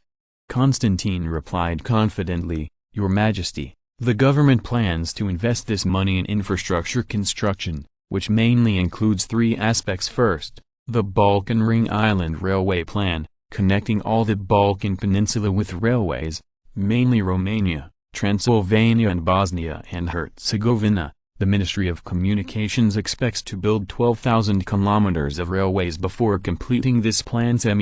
Second, the Asia Minor Peninsula Plan. We will continue to build the Baghdad Railway that the Germans have not completed, and extend it to the Persian Gulf region. If the branch lines along the way are counted, the total mileage of this railway will reach 42,000 kilometers. Third, land reclamation. After the end of this world war, our government has added a lot of land. To open them up, capital investment is indispensable in the early stage. /U00261T/I/U003E//I/U003E. Sure enough, the money is still so useless. There are tens of thousands of kilometers of railways to be repaired, and hundreds of thousands of square kilometers of land to be opened. This huge sum of money was quickly swallowed up. Ferdinand thought that even if he sold all the creditors' rights for the war reparations, the money he got would not be able to withstand the government's tossing, and there was no way who would make him want to open Asia. How can the cost of operating a colony as a homeland be so low? A traffic problem alone is enough to crash. Fortunately, Bulgaria is also a big business now. Unlike in the past, when building thousands of kilometers of railways, you have to raise funds everywhere. Now, there are tens of thousands of kilometers of railways. Ferdinand nodded. /U00261T/I/U003E/I/U003E. The railway exploration work in the Balkans is still very easy to complete. After all, the previous Austro-Hungarian Empire also had a similar railway plan and had already built a part of the railway. Now what Bulgaria needs is to connect these branch lines in series. The Asia Minor Peninsula, Syria, Palestine, Iraq, and the Persian Gulf are in big trouble. The poor railway left by the Ottoman Empire can be ignored, even if Ferdinand is demolished. If within 5 years, Bulgaria can repair the main railway line to the Persian Gulf, Ferdinand will give the Ministry of Communications a medal, and within 10 years can penetrate the Arabian Peninsula, then this century will be the century of Bulgaria. At present, Ferdinand is not sure whether it can be completed. Now it depends on how powerful the Bulgarian bureaucracy is. If they can maintain the fighting spirit they had when they built their homeland, then this problem will not be a problem. /U00261T semicolon I /U003E /U00261T semicolon /I /U003E. Constantine replied immediately, "Yes, please rest assured, Your Majesty. We will definitely implement it as soon as possible, and strive to start construction before the end of the year." Ferdinand thought for a while and added, "The government will prepare a new 5-year plan. If there is no accident, we will be able to sell our debt within this year." How much money does it do? That's the status quo of the Bulgarian government. It's not that Ferdinand didn't want to make the great leap forward, but he really didn't dare. Blindly developing the industry, other industries in the country did not keep up. When the economic crisis broke out, the company suddenly lost the overseas market, the domestic market did not grow again, and the government still owed a huge amount of foreign debt. The consequences are simply unimaginable. According to Bulgaria's national conditions, once the fatal economic crisis occurs, prepare for war. Ferdinand is not afraid of war, but the question is who to fight with. What good is it to win? /U00261T semicolon I /U003E /U00261T semicolon /I /U003E. What Ferdinand can be sure of is that he can't fight with Britain and France. First, the two sides do not have enough conflicts of interest. Second, no one can do anything to the other. This is determined by geopolitics. Bulgaria cannot hit the mainland of Britain and France, and Britain and France have no strength to hit the mainland of Bulgaria. Apart from adding an enemy to the war, there is no substantial benefit. Perhaps the Suez Canal looks delicious, but it is a pity that Ferdinand doesn't think Bulgaria can break through the Royal Navy's blockade, referring to the naval strength of both sides. This is troublesome. After finally grabbing the canal, in the end, there is no way for free navigation at all. Why don't you dig another canal yourself? Why go to war? Since there are not enough interests, and there is no way to win each other, such a war is naturally impossible. /U00261T semicolon I /U003E /U00261T semicolon /I /U003E. The rest are the Austro-Hungarian Empire and the Russian Empire. If the Russian Empire has been in constant civil war, then there will definitely be no fight between the Bulgarians and Russia, and Ferdinand will not be so kind, creating a chance for them to reconcile. And the Austro-Hungarian Empire has no offensive value at all. It has defeated the Vienna government. Apart from facilitating the rise of the Germans, Ferdinand has not found any benefits. This is embarrassing. What should I do if I can't find an enemy? If the contradiction cannot be transferred, then there is only the last way to digest the contradiction internally. Considering the risk of this operation, Ferdinand decisively chose sustainable development. After all, it is easy to provoke a class struggle, but it is difficult to deal with the aftermath. To put it simply, it is to rationally arrange the country's infrastructure construction, and to carry out infrastructure construction within the scope of its own capabilities. Then, when the economic crisis hits, Bulgaria can continue to build infrastructure to ease the pressure. If it doesn't work, Ferdinand can still drive in Africa, and if it doesn't work, he can still play tree planting and afforestation to ensure employment. The premise is that the government cannot owe huge debts, be kidnapped by capital, and then be loaded into a chariot. Specifically, you can refer to the Germans in World War II. No matter whether there is Hitler or not, they will provoke wars, and the capital behind them is forcing them to go to the battlefield. This cannot be changed by individuals. Bulgaria was also pulled aboard by the capital in World War I, but because the interests were large enough, Ferdinand gave a half push and joined in. Forget it again. Genius website address. Mobile version reading website. Chapter 445. Dispute of interests. Labor subcontracting. The Bulgarian government, which has always been highly efficient, immediately organized an expert group to conduct on-site exploration after the railway plan was established. In addition to topography and landforms, it also took into account the humanities, economy and future development direction. Can't put the train station 100 miles away from the city? If that's the case, the railway will also drive the regional economy of a fart, and just transporting materials will make people collapse. Of course, Bulgaria does not have much historical burden in this regard. Except for the Balkans, cities are all to be rebuilt. We can also take into account each other in terms of site selection. There is no need for railways to make concessions to cities and artificially increase railway construction. Cost. In the early 20th century, the biggest problems in building railways were financial, material, and human resources. Now, the Ministry of Communications is not a matter of money, nor is it a matter of material resources. Domestic steel companies are expanding production capacity, so meeting demand is not a problem. Manpower is troublesome. 2 months ago, the Bulgarian government was still struggling with the problem of refugees. Now the refugee camps have been evacuated, and major companies have joined the war for people. The direct consequence is that the average salary in Bulgaria has risen 20%. Among them, agricultural companies and railway companies are the most aggressive. Agricultural companies have to open up wasteland. Even if they use mechanized farming technology, they suddenly increase tens of millions of hectares of land, and labor is still indispensable. Not to mention the railway companies, they have some work to do, and a new round of major railway plans has not yet started, but they can build roads? Who says road building can't make money? As long as a few toll stations are built, the future lev will not come rolling in, and they still have the investment vision. Naturally, this high road cannot be a later high road.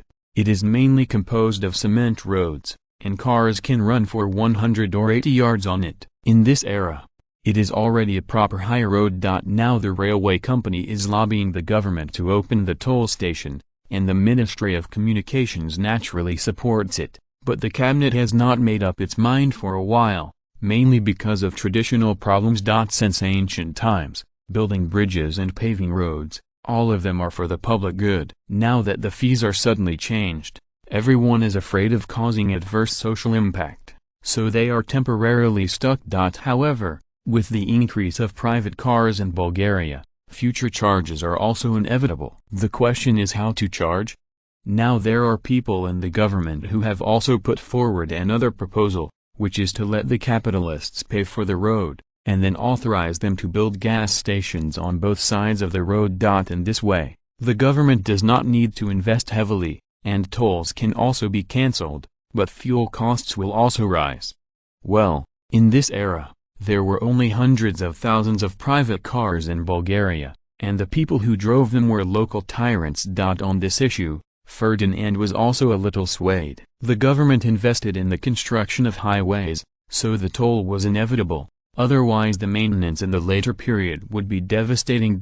Moreover, the toll station is also a headache. How to supervise it? In this era, there are no computers and no monitoring, and everything is operated manually. If you want to do something small, how do you check it?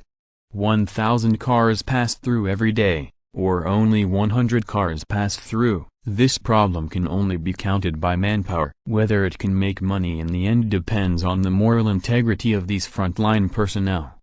It is simple to ask the capitalists to pay, but in a prosperous area, it is estimated that everyone is rushing to build it, and no one cares about the back country. Unless it is packaged and taken away. To build a main road between cities, it is necessary to add a road in a remote mountainous area. Only in this way, it is estimated that it can only be Ferdinand himself to take over. There is not enough interest to tempt. In 1918, you told the capitalists that in the future every household in Bulgaria would have a car, and they would surely tell you, that is the future. Investing in the construction of roads in Bulgaria has been purely loss-making for at least the first 20 years. It is estimated that no capitalist in Bulgaria has suffered losses for such a long time. Of course, if it's limited to the Balkans, that's fine, investing billions of levs, and when the auto industry explodes, capitalists can also make money back through other channels. It seems that the auto industry is already starting to gain momentum. The car ownership of Bulgarian nationals is growing rapidly. It will exceed 1 million vehicles in 5 years and 5 million in 10 years. There is no problem at all. It's a pity that 90% of these cars are concentrated in the Balkans. Is it still early for Asia Minor to show up? Then this issue was temporarily put on hold until the cabinet organized professionals to conduct a comprehensive assessment and come up with the results. Let's talk about it. Railroad companies continue to build their roads for now. Even if they license gas stations in the future, it won't make any difference. They can also choose to sell, or to build a gas station, although there is no toll station. This is still a very money investment. The premise is that the roads they are building now are all in the Balkans, and they are still mainly main roads. Many roads had their subgrades completed years ago and are now just exposed with concrete added to them. At the juncture of the dispute over the highway toll, Ferdinand has quietly bought out the domestic oil exploitation rights. Of course, this was done in secret. On the surface, there are still more than a dozen oil companies in Bulgaria, who have joined forces to divide up the country's oil exploration rights. Oil and natural gas exploration rights. Oil was worthless in this era, and in order to hide from the public, Ferdinand threw a few smoke bombs around the end of the World War. For example, from September to December 1917, the South American Oil Company, a subsidiary of the British United Mining Company, in a short period of 3 months, respectively, in the Bolivarian Republic of Venezuela around Lake Maracaibo and Guarico, and so the 3 states of Tagi and Monagas have large oil fields.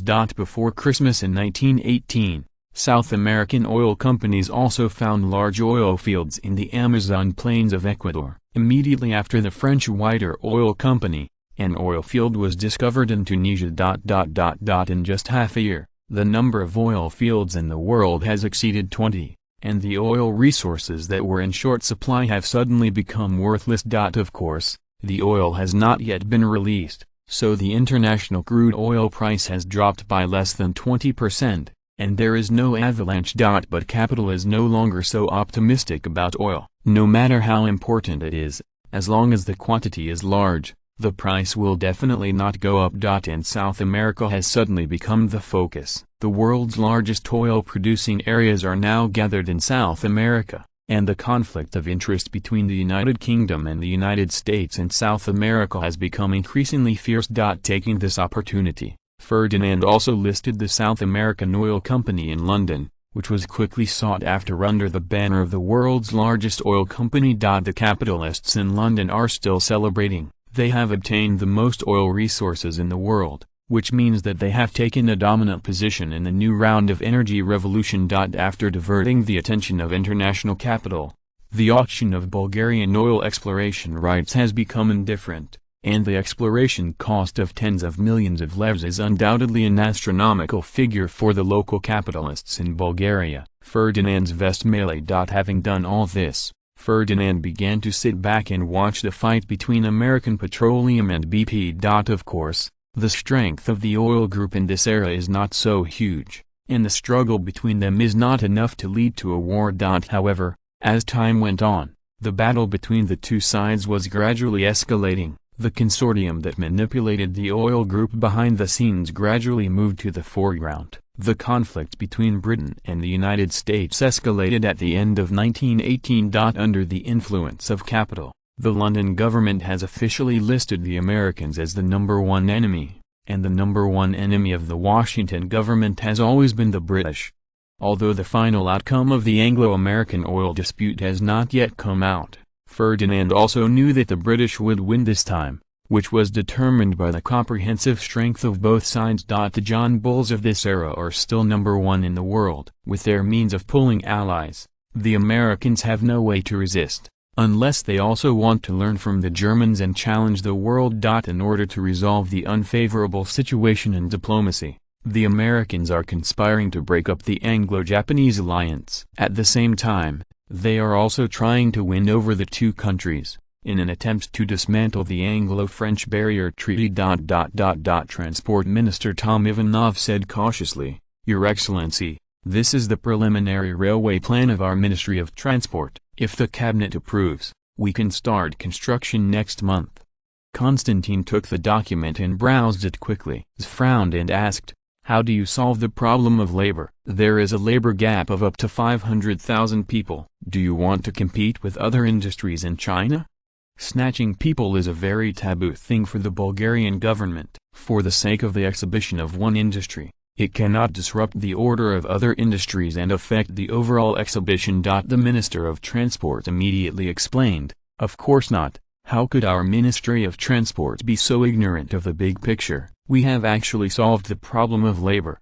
As soon as our big railway plan was announced, some capitalists wanted to contract our railway project. Of course, their request was rejected by us, but then someone proposed to provide us with labor services. Our Ministry of Communications and railway companies have studied, as long as we strengthen the supervision of quality, even if we let them provide labor services, it will not affect the quality of railways.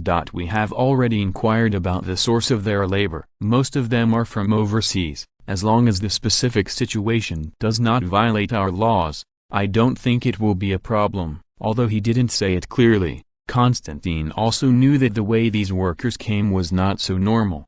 But what did he care about? The international capitalists of this era have a fart integrity, and they do everything they can to cheat and deceive. The government can't control it even if it wants to regulate.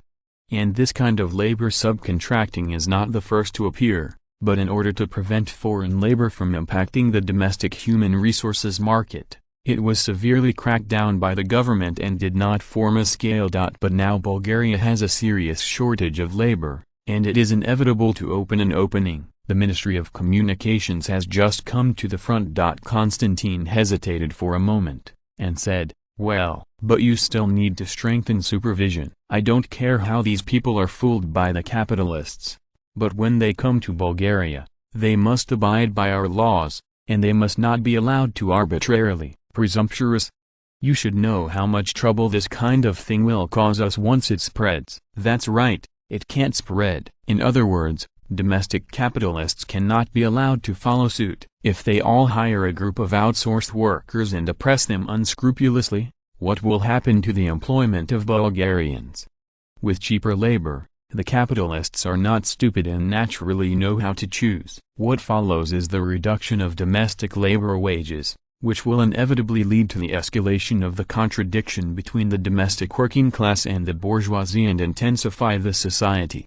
Contradiction. The Minister of Transport's face changed greatly, thinking of the terrifying consequences. His scalp became numb. If they were not good, they would become Bulgarian sinners. As for the worst case, it will definitely not happen. The Bulgarian government will inevitably intervene strongly, but this intervention is not without cost. The class contradictions that have been intensified will be difficult to eliminate. Rest assured, Your Excellency, none of these foreign workers will appear in the Balkans. Our Ministry of Transport will send them to more remote areas to prevent the possibility of hidden dangers. Transport Secretary Tom assured this is the easiest and most effective way. The transportation and communication in this era are not so convenient. There is no network communication. It is not known when things born in the Asia Minor Peninsula will spread to the Balkans. As for the influence, as long as it is not borne by one side, everyone will only think it is hearsay and will doubt it.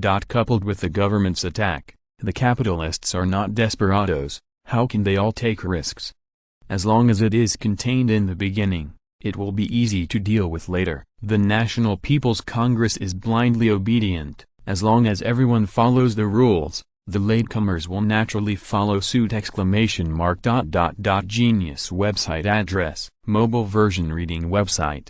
If you're listening to this novel on a channel other than Fanfic World, it means they downloaded and uploaded it without effort. We cordially invite you to visit our channel, Mundo Fanfic Novelist. There you'll find the original version of this story and you can explore many other novels of various genres. We are waiting for you to immerse yourself in a world of incredible novels. Chapter 446 equip the aircraft to the company. On March 12, 1918, the Bulgarian Military Council announced the new division of military districts, personnel appointments and troop deployments, as well as the final disarmament plan. According to the plan, the whole country of Bulgaria will be divided into 10 military districts, 3 of which are in the Balkans, namely Transylvania Military District, responsible for the defense of Bulgaria's northwestern territories, with a total strength of about 65,000. Belgrade Military Region, responsible for territorial defense in the southwest, including Bosnia and Herzegovina, with a total force of about 48,000. The Sofia Military Region is responsible for the entire territory from the Black Sea coast to the Mediterranean Sea, including the defense of the former Bulgaria, Constantinople, the Greek peninsula, and Albania, with a total force of about 85,000, note, 100,000 guards, not counted. There are 4 military regions in Asia, namely the Asia Minor Peninsula Military Region is mainly responsible for the defense of the Asia Minor Peninsula. The main task at present is to keep an eye on the Ottomans in Ankara, with a total force of about 96,000. Transcaucasus Military Region, mainly responsible for Georgia's defense, with a total force of about 32,000. The Persian Gulf Military Region is mainly responsible for the defense of Iraq, Iran, and the Persian Gulf coastal areas, with a total force of about 68,000. The Middle East Military Region is mainly responsible for the defense of Syria, Jordan, Palestine, and the Arabian Peninsula, with a total force of about 88,000, including Somalia. There are also 3 military regions in Africa, namely the Libyan Military Region, responsible for the defense of the Libyan region, has a total force of about 23,000. East African Military Region, responsible for the defense of Tanganyika, Rwanda and Burundi, with a total force of about 28,000. West African Military District, responsible for the defense of the Namibian region, with a total force of about 22,000.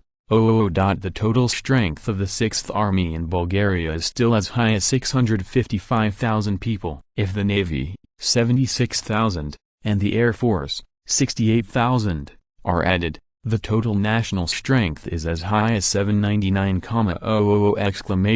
This total military strength is still considered high among the great powers, far exceeding that of Britain and France, but Ferdinand still approved it. There is no way, no amount of troops will be enough, unless you learn from Britain and France in the colonial areas and form colonial troops to maintain order. But in Bulgaria it will not work. Unless Ferdinand abandons the localization of the colony, any increase in the local armed forces of the colony is prohibited. The current British and French colonial forces are also the main force to overthrow their colonial rule in the future. Out of this consideration, Ferdinand decided not to teach the locals to use guns. Even if there is a rebellion in the future, the police can suppress the riots.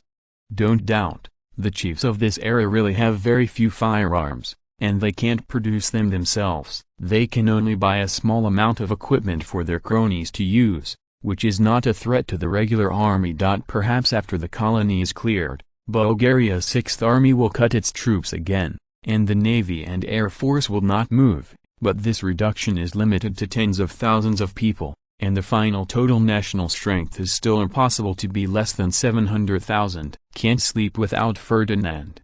The distribution of the navy is simpler. The main fleet is directly divided into 3, namely, the Persian Gulf Fleet, the Mediterranean Fleet, and the African Fleet. The main fleet is still the Mediterranean Fleet, with half of the main ships, followed by the Persian Gulf Fleet, and the African Fleet is only responsible for making soy sauce. This is determined by geographical location. For example, Libya does not need the African Fleet to be responsible, and the Mediterranean Fleet will be responsible for their security. The same is true for the Somalia region. The Persian Gulf Fleet is responsible for the maritime security in this region. The final purpose of the African Fleet is to guard Namibia and Tanganyika, several African port cities that are still under planning. Compared with the Navy, the Air Force is much more active, and airports are all over the country. Anyway, the aircraft requirements are not high in this era, and a hardened plain as an airport. Even in order to strengthen the control of the place, Ferdinand is still considering deploying planes to each company. When the military district requires a meeting, the officers can be convened in a few hours, and the local rebellion can be put out. This idea was made by Ferdinand based on the actual situation in Bulgaria. First, there are still a large number of aircraft in the hands of the Bulgarian Air Force. Once the war is over, these aircraft can only be retired. After retirement, these aircraft will be scrapped. Good use too. It is impossible for the civilian market to eat these more than 30,000 planes. Civilian airlines have just started. Except for transport planes, fighter jets and bombers have no way to deal with them. Capitalists will not buy them, and Ferdinand will not dare to sell them.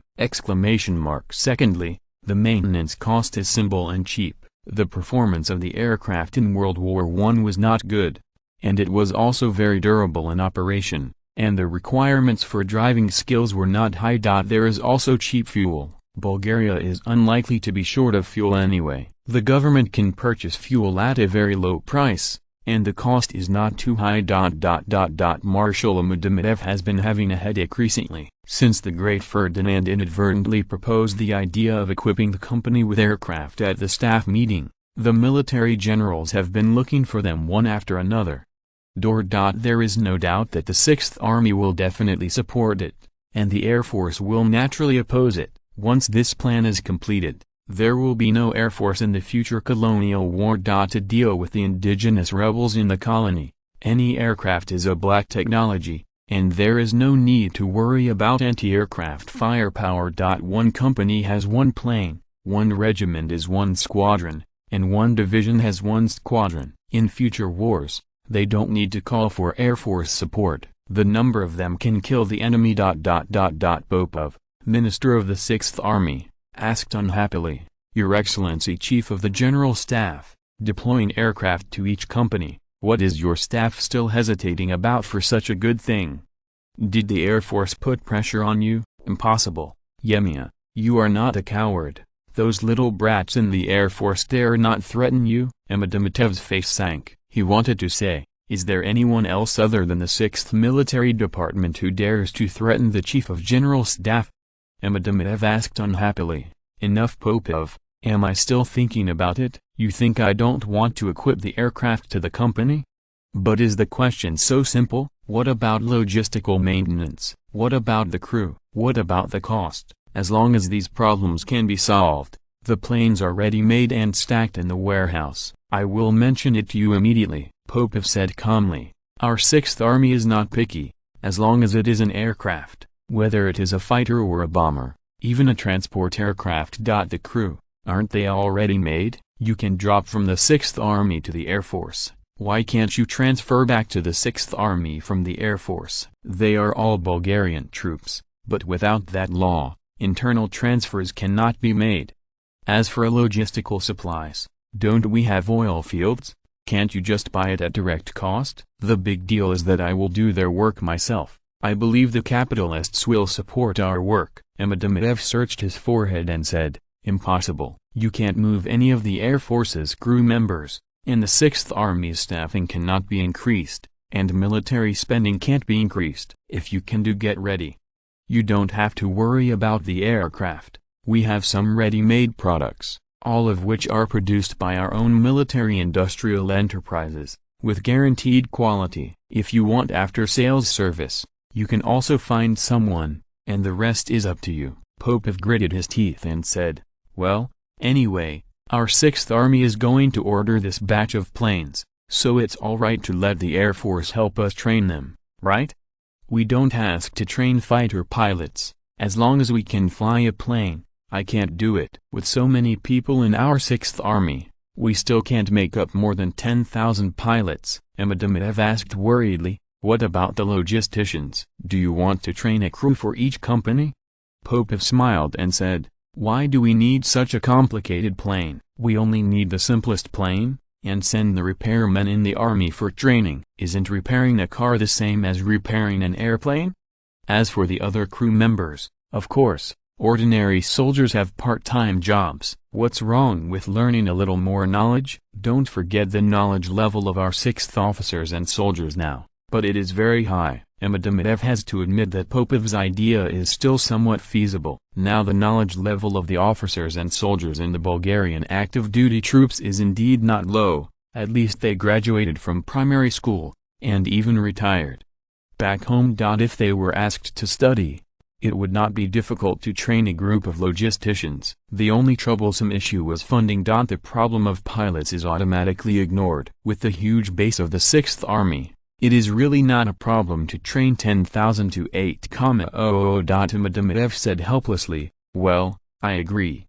Anyway, don't increase military spending, don't increase the establishment, let the 6th military toss it by itself. If it fails, it will waste a batch of aircraft, and if it succeeds, it will make a lot of money. After receiving the support of the General Staff, Popov immediately took Dimitrov to find Ferdinand. There is no doubt that he will cut through the mess and settle the matter. It will be Ferdinand's turn to have a headache. Is it really that easy to assign planes to companies? If so, it is estimated that many countries in future generations have done this, and hundreds of millions of fighter jets cannot be matched, and there is no shortage of millions of helicopters, right? Ferdinand asked calmly. What about the airport? Don't think that he proposed it first. They will definitely support it. In fact, Ferdinand only had this idea, but he was not sure whether the idea was correct, so he mentioned it inadvertently and let the Bulgarian military decide! Dimitrov thought for a while and replied, Your Majesty, ordinary planes don't have higher requirements on the airport. It's enough to add a few runways to the camp in the military area. The cost will not be too high. Ferdinand nodded. Of course the construction cost is not high, the problem of hundreds of tons of cement, but the land does not need money? He asked again, have you solved the problems of personnel, logistics, and military spending? Popov replied prudently, Your Majesty, please rest assured, we can train the personnel ourselves, and we, the 6th Army, will find a way for the military expenses. But we hope that we can get the goods at the cost price for the logistics procurement. Ferdinand thought for a while and said, the production of aircraft is the responsibility of state-owned enterprises, so it is not a problem to get the goods at cost price. I can also think of ways for you to purchase fuel, but for other costs, you have to figure out your own way. In addition, the problem of the airport is still very troublesome. If you are in a colony, you can enclose the land yourself. But in the Balkans, we don't have that much land for you to use. After a moment of silence, Popov replied, Yes, please rest assured, Your Majesty, we do not need to be equipped with companies in the Balkans, as long as we are equipped with divisions. Ferdinand shook his head and said, No, I mean that the planes are equipped to the company. It is only implemented in the colonies, where the land is vast and sparsely populated. You can play with it, but not in the Balkans, in case you come up with something when things come, it's troublesome. Just a question, how do you plan to solve some of the increased military spending? Just kidding. Ferdinand proposed that the main purpose of assigning planes to the company was to strengthen the supervision of the colony and limit the birth of the emperor. But the Balkan Peninsula is different. The power of the 6th Army is already very strong. If it continues to strengthen, the Air Force plus Navy may not be balanced. Ferdinand does not like anything that breaks the balance of power. Popov knew that the 6th Air Force's dream was broken. Ferdinand's meaning was very clear. The status of the Air Force would not be shaken, and the 6th Army was equipped with aircraft just to maintain the rule of the colony. By the way, more pilots can be trained. If it weren't for the fact that the aircraft speed of this era could not be freely controlled, Ferdinand would have promoted agricultural aircraft long ago. Fortunately, the idea of building the 6th flight is not very strong. This time, it is only with a try attitude, and it is expected that it will fail. Popov answered honestly, Your Majesty, our 6th Military Department plans to open up several farms overseas, and strive to solve the food problem of the local garrison within 3 years, which can save a lot of military expenses. Ferdinand nodded. As early as during the World War, The Bulgarian army was preparing to enclose the land, but the places they were optimistic about in advance were later sealed by Ferdinand as a fief. Now they are forced to plan farms again. Since the restructuring of state-owned enterprises, the military and the government can no longer participate in commercial operations, except for agriculture. They can only wait for financial allocations. Fortunately, Bulgaria now has a lot of land, and they can go overseas to enclose land. The government can only focus on the Asia Minor Peninsula at most. For example, even if the army encircles all the land in Africa, no one will intervene. In this regard, Ferdinand is also happy to see it happen. It is not easy to open those areas in this era. The military is willing to open up wasteland, and it must be strongly supported.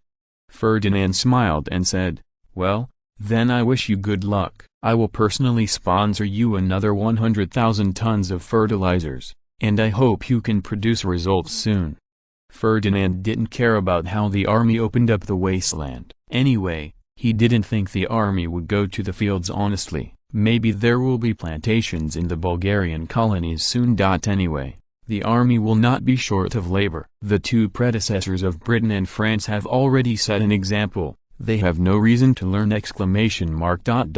Genius website address, mobile version reading website, chapter 447, The Flu is Coming. 1918 was the year when the European economy returned to normal, and Bulgaria was no exception. The government rarely started major projects, and everyone's main energy was on economic transformation. The most typical is that the number of daily necessities on the market has increased significantly, and the people's table life has become colorful. Vegetables and fruits that were rarely seen in the past are now everywhere. On April 26, 1918, the Bulgarian government announced the cancellation of the purchase restriction decree that had lasted for more than 3 years, and the market returned to normal. In fact, after the end of the World War, the government has released the ban, but in order to maintain the stability of prices, it has not abolished the basic guarantee of living materials during the war. More than half a year has passed, and there are enough living materials on the market. Naturally, there is no need to continue this security bill. Affected by this, the price of daily necessities in Bulgaria has risen by 10% compared with before the war. This is also something that can't be helped. Prices have risen throughout Europe. Although the lev has not depreciated, inflation has occurred in Bulgaria. This is the cauldron of the World War, and although Bulgaria has maintained price stability through government intervention, the rest of Europe is beyond Ferdinand's control. Take Britain and France as an example. During the World War, their prices have already risen. After the World War, although they have fallen back, they are still far higher than before the war. The prices in the international market have gone far beyond the pre-war period. As one of the participants in the market economy, Bulgaria is naturally unable to survive alone. In addition, the recent rise in domestic labor costs has finally pushed up prices. Fortunately, Bulgaria's economy is recovering well now. In a good economic development situation, the harm caused by inflation has been covered up.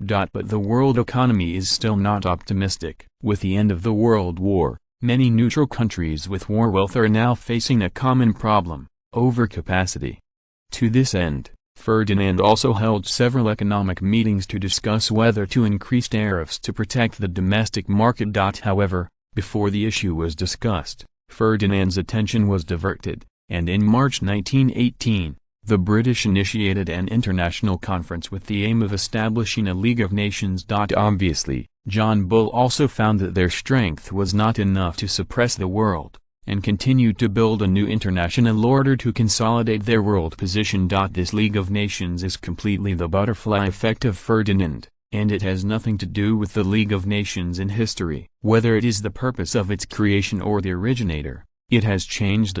Even the address of the League of Nations is not in Switzerland, a neutral country, but in London. There are not as many countries participating in this alliance in history. The Americans directly stated that they would not play. Of course, the British did not invite them to participate. If it were not for the need for influence, Ferdinand conjectured that John Bull would only invite European countries to participate in this joint meeting. Although the concept on the surface is still so high, it aims to eliminate war, calm international disputes, promote international trade, and improve the living standards of the people. In fact, this conference was a special event for the British, and Bulgaria and France only reserved a certain right to speak. All the activities were centered on consolidating the British hegemony in the world. Of course, this meeting still reached a lot of positive agreements, but unfortunately there is no enforcement force. For example, if a war is launched, it must be approved by the League of Nations meeting, otherwise it will be sanctioned by the alliance. However, the League of Nations itself does not have force, and can only be achieved through the support of major powers. If you want to intervene in the war, it is entirely based on the interests of the major powers, and it is not impartial.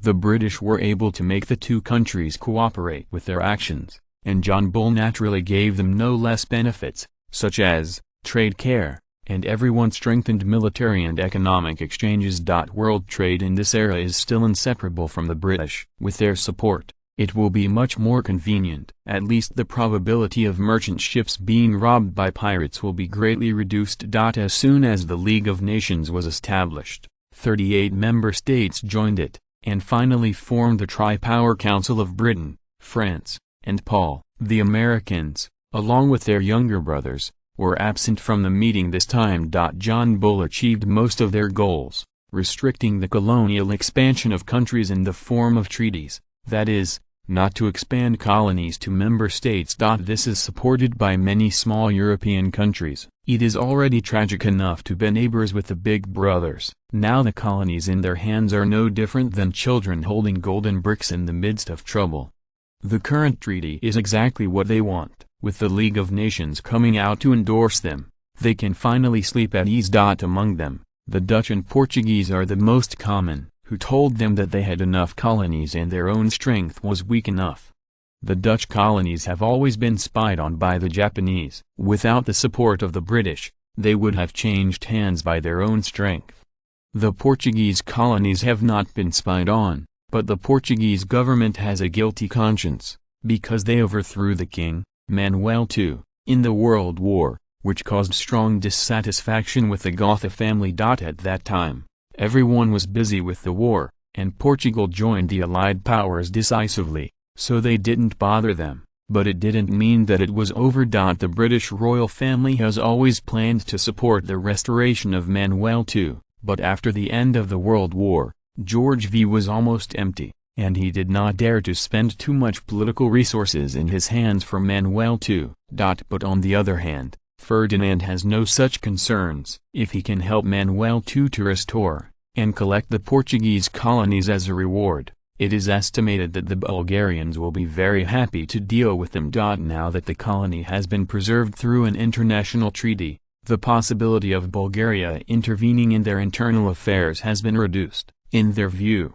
there is not enough interest, and Ferdinand will not stand for Manuel II. Of course, they still don't know that this is because Ferdinand is too busy recently to forget about Manuel II, who told Manuel II to hide in London after being overthrown, and they don't know how to run to Sofia to brush up. What about presents? As for the issue of the treaty, there are ways to avoid it. The League of Nations does not prohibit the transfer of colonies between member states, as long as everyone is willing. They can trade freely! Everyone in the colonies reached an agreement, but on the issue of disarmament, the main thing is to abolish the navy, and everyone could not reach a consensus. After the end of the World War, the naval arms race has not stopped, and some countries continue to expand, such as Japan and the United States. They are still continuing to build their navies. In order to maintain world hegemony, John Bull had to follow up, especially since the tonnage of the American Navy was already approaching them. If they did not continue to build warships, by 1927 the tonnage of the U.S. Navy would surpass them and become number one in the world! No way. The Germans are still as stubborn as ever. After the Treaty of Versailles was signed, the German Navy sank all the warships in the port. John Bull was busy and did not get the German warships. The British naval supremacy not so stable anymore. Of course, there must be other factors. At least both the French and Bulgaria have contributed to the flames. For example, in his conversation with Hindenburg, Constantine inadvertently revealed that the British would annex the German navy. Fact. The French have repeatedly sent people to humiliate the German navy, ridiculing them for being cowards and having no courage to go out and fight the British. Anyway, as long as the German navy does not take action, they are cowards. Even before the Paris Peace Conference, the Americans reached a loan contract with the German government. The interest was quite generous. As for the insider trading, it is unknown! Anyway, with the joint efforts of everyone, the hegemony of the British has become unstable. The Japanese want to build the 8-8 plan, and the Americans want to build a navy that matches their economic status. In order to join in the fun, Ferdinand also announced Bulgaria's future shipbuilding plan, not much more than adding 5 dreadnoughts, and the shipbuilding time is naturally, it is near. How long is this recent depends on the actual situation. Anyway, it changes with the changes in the international situation. Ferdinand's purpose is only to improve his sense of existence, and he has no real plans to join the arms race. Unless there is an accident, such as a sudden fall of the British, and the position of world hegemony cannot be maintained, Ferdinand does not mind pushing again, and only when there's a cheap price to take, he will explode the navy. The French also joined in the fun and said that they were going to build 2 more battleships. If there were too many, they couldn't afford it. The French economy was half-hearted by the World War, and it couldn't recover for a while. The rest of the Austro-Hungarian Empire and Moksha don't need to think about it for now. They don't have time, and they don't need to think about their diplomatic positions for at least 10 years. Then, John Bull said that they have been very busy recently, and there is no participation of shit sticks, so the European Big Six will naturally be peaceful. No matter how serious the conflict between Germany and France is, it is impossible for the Germans to jump out and fight the Gallic chicken during this period. In the end, Ferdinand combined European history and summed up the law: as long as the British people are busy, everyone will have a good life, so it is better for everyone to play John Bull. In this context, it is naturally not so easy for the British to pull everyone to stop the arms race. Beat Genius website address, mobile version reading website, Chapter 448, The Power of Tradition. Epidemic prevention work, as the name implies, is still based on prevention, and the specific measures are essentially the same as those of later generations, such as improving personal hygiene, organizing disinfection, prohibiting drinking raw water, killing insects. In addition to these daily epidemic prevention work, a new process has been added: the isolation room. Once cold symptoms occur, they will be sent to isolation to strictly prevent the spread of the virus. In order to cooperate with the national epidemic prevention work, Ferdinand also ordered the whole country to carry out the second-level martial law, which is second only to the martial law during the war. If you want to travel across cities, you must report to the local health department, and check to make sure that you are healthy before you can pass freely. Stations, ports, schools and other places with high traffic are now full of testing points. Sergei was born in the small town of Bankia, 17 kilometers west of Sofia. It belongs to a small mountain town in the capital city of Sofia. It is located on the northern slope of Lyulan mountain at an altitude of 630 meters. Backed by the mountains and the mountains, Sergei opened a small grocery store in Sofia, started to buy and sell mountain goods, and became a businessman. He's not quite bourgeois, at most a self-employed. The clerks are his wife and 3 sons and 2 daughters. Thanks to the good economic development in Bulgaria recently, his business can be done well, after all expenses. It is a small surplus. But when the epidemic came, he was in big trouble. It was no longer possible to enter and leave Sofia every day. For the sake of safety, the government has restricted the flow of people in the city. Now he only has the opportunity to enter and leave freely once a week. It depends on the peculiarities of his profession. If that's the case, then that's fine. His family has a lot of mouths, so he takes turns to send teams, and it doesn't matter if he enters the city for delivery every other day. But the problem is that the epidemic prevention personnel considered that wild animals may be carriers of the virus, and then the prey he received could no longer be sold. Of course, Even if it could be sold, it could not be sold now. Although there are many foodies in Bulgaria, but everyone cherishes their lives even more. The government is making great efforts to prevent the epidemic. Who dares to underestimate it? Sergei looked at the newspaper and complained helplessly, "This has been going on for more than a month. When will the epidemic end?" The old hunter Karma asked jokingly, "Do you still accept Sergei's pray today?" Sergei said angrily, "You are a big bastard. I didn't see that there are so many hanging in our yard. We can't sell it, but we can't eat it, and it's a pity to lose it." Karma smiled slightly and said, "What's the hurry? Wait for the epidemic to pass, and then sell it slowly. Do you think I still go hunting as usual?" Sergei sneered and said, "You are a person who can't live without a gun for a day. What does it matter whether the prey can be sold?" Karma laughed and said, "You still know me. This is a living habit and can't be changed. Unfortunately, the prey in my Ylan mountain is getting less and less. Maybe I will move soon." Sergei was stunned for a moment. He and Karma both grew up together. Suddenly, when he heard that he was leaving, his heart suddenly felt a lot empty. "Why? Your family isn't too thin, so you don't need to rely on your son?" Sergei asked in confusion. "In the European continent, as long as they can live independently, parents will not live with their children. They think it is dependent on others." Although Karma is a hunter, his main income is still farming. In this small town, he still has 2 hectares of land. In addition to the income from hunting, his children are adults, and he does not need to continue to pay expenses. So he had a good life. Karma explained, "You know what kind of life I like. In Sofia it really kills my fighting spirit." Sergei looked at him dumbfounded, unable to speak for a long time. After a pause, he said, "Are you crazy? The army won't want you to be immortal. Are you going to be a mercenary?" Karma shook her head and said, "No, I'm not crazy. In fact, I'm going to be a colony sheriff. You know how many people are lacking there. As long as they are willing to sign up, they will accept it. Besides, I'm still a retired military officer. You can become an officer in the past." Sergei knew that Karma was not lying, that the colonies on the African side were indeed recruiting people, and they had reached the point of starvation. Karma's actual age was only in her 40s. It was only because the average life expectancy at that time was too short that she was regarded as an old man, but they were not much worse than young people in terms of physical fitness. Sergei asked in surprise, "There is such a good thing. You are an officer as soon as you go there? Don't forget that although you are a retired officer, you are only a retired officer in the reserve, and you are still an unlucky bastard that the war is over as soon as you enter the battlefield!"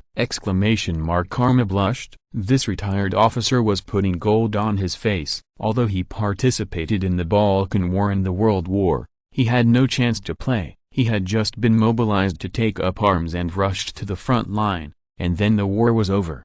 Although he is a veteran, he has never killed an enemy, not even a chance to exchange fire with the enemy. His military membership is only a reserve, and he has become a squad leader by virtue of his seniority. It is estimated that no one will admit his identity as an officer anywhere. If he wants to be recognized by everyone, he is at least 1 military feat short of it.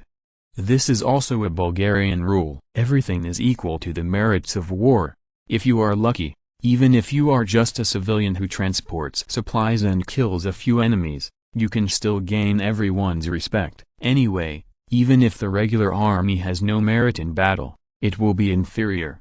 Recruiting retired officers and soldiers to serve in the colonies is also Ferdinand's plan. On the one hand, it can strengthen the management of the colonies, and on the other hand, it can also eliminate unstable factors. Many of the people who have just come off the battlefield have mental illnesses, and they cannot recover in a while. Now Bulgaria does not have enough psychiatrists to treat them mentally. It is easy for these people to stay in the country to cause social security problems, and it is easy to have radical thoughts. Many people will feel unbalanced when they see others' meritorious deeds. They will think that they are no worse than others, but they lack an opportunity. For this opportunity, it is estimated that many people will do things, and even artificially create conflicts with neighboring countries and deliberately cause wars. Going to a colony is different. If you want to start a war, just fight. Anyway, The enemy is the tribal chief. No matter how much trouble Bulgaria can hold, there is no such thing as having fun. When they are done vending, the colony is almost cleaned up. It's killing two birds with one stone, and Karma is the beneficiary of this policy. Karma hesitantly said, "That's different. This time I'm going with someone. As long as I gather 20 young men, I'll be the squadron captain." Sergei nodded. "This is not too bad. Everyone in Africa is unfamiliar, and there are not many acquaintances around. How can they get used to it?" Ferdinand is not stupid. Of course, he knows that in an unfamiliar environment, it is the easiest way to live in a group. Therefore, most of the basic staff put their local neighbors together, and everyone can take care of each other. The most important thing is that the mortality rate can be reduced. The biggest enemy of developing the African continent is not the indigenous people, but acclimatization. As for whether there will be a group of local snakes in the future, Ferdinand said that he does not care. Anyway, there are not many people on the African continent. It will be the year of the monkey and the horse when it is developed. Even if there is a local snake government, it can be divided slowly. Anyway, a small group of 180 people cannot threaten the government's rule. After a pause, Karma said with some embarrassment, "That Sergei told you good news. I also accepted 2 of your boys. Don't worry, the boss will keep it for you." He wanted to go, but I persuaded to stop. "We are not old friends. I will help you take care of them, and then we will go to Africa to reunite." Sergei's face suddenly gloomy. "If eyes can kill, now Karma has been shattered. What? Karma, how can you do this? Have you asked my opinion?" Sergei said angrily. Karma said without changing his face, "Isn't this telling you? Besides, they are all adults. It's time to let them go out and create. If it weren't for this epidemic, we would have arrived in Africa now. If you are worried, you can choose to go with us." Sergei forcibly suppressed his anger, and his heart was bleeding. Fortunately, he was an ordinary small businessman, always timid, otherwise he might have to fight Karma now. As for going to Africa for development, it is not suitable for someone like him who has no ambitions. According to his plan, he will keep a few sons by his side to help with business. Anyway, backed by Sofia, some mountain goods and daily necessities are dumped, and this profit is enough for them to support their families. Obviously, his ideas are not equal to the ideas of his sons. Iron horse is the mainstream of Bulgarian society. Young people who are not warlike are definitely not pure Bulgarians. Sergei smiled bitterly and said, "Why go to Africa? Can't you go to the Asia Minor Peninsula? It's closer here, and the conditions are much better. It doesn't matter that you are immortal, but what about the children? You can't take them on adventures. Don't you want them to never go home once in their lifetime?" Karma blushed a little, and said embarrassedly, "I can't make the decision about this issue, and besides, where to go is not where to go. What's wrong with going to Africa? The conditions there are poor, but it's a good thing to do. Encircling the natives in the mountains is always safer than fighting a war, right? In fact, we first signed up for the Arabian Peninsula, and we went there to do a guy named Nejd. Unfortunately, the regular army robbed us first. Our task is only to deal with the miscellaneous fish.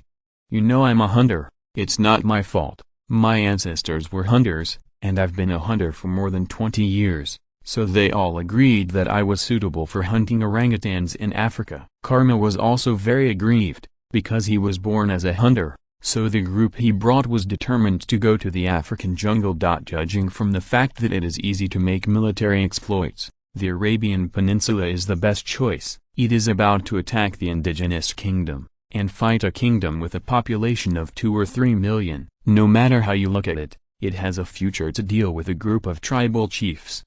Sergei nodded helplessly and said, "Okay, when you're done, you can get out now. Don't affect my business."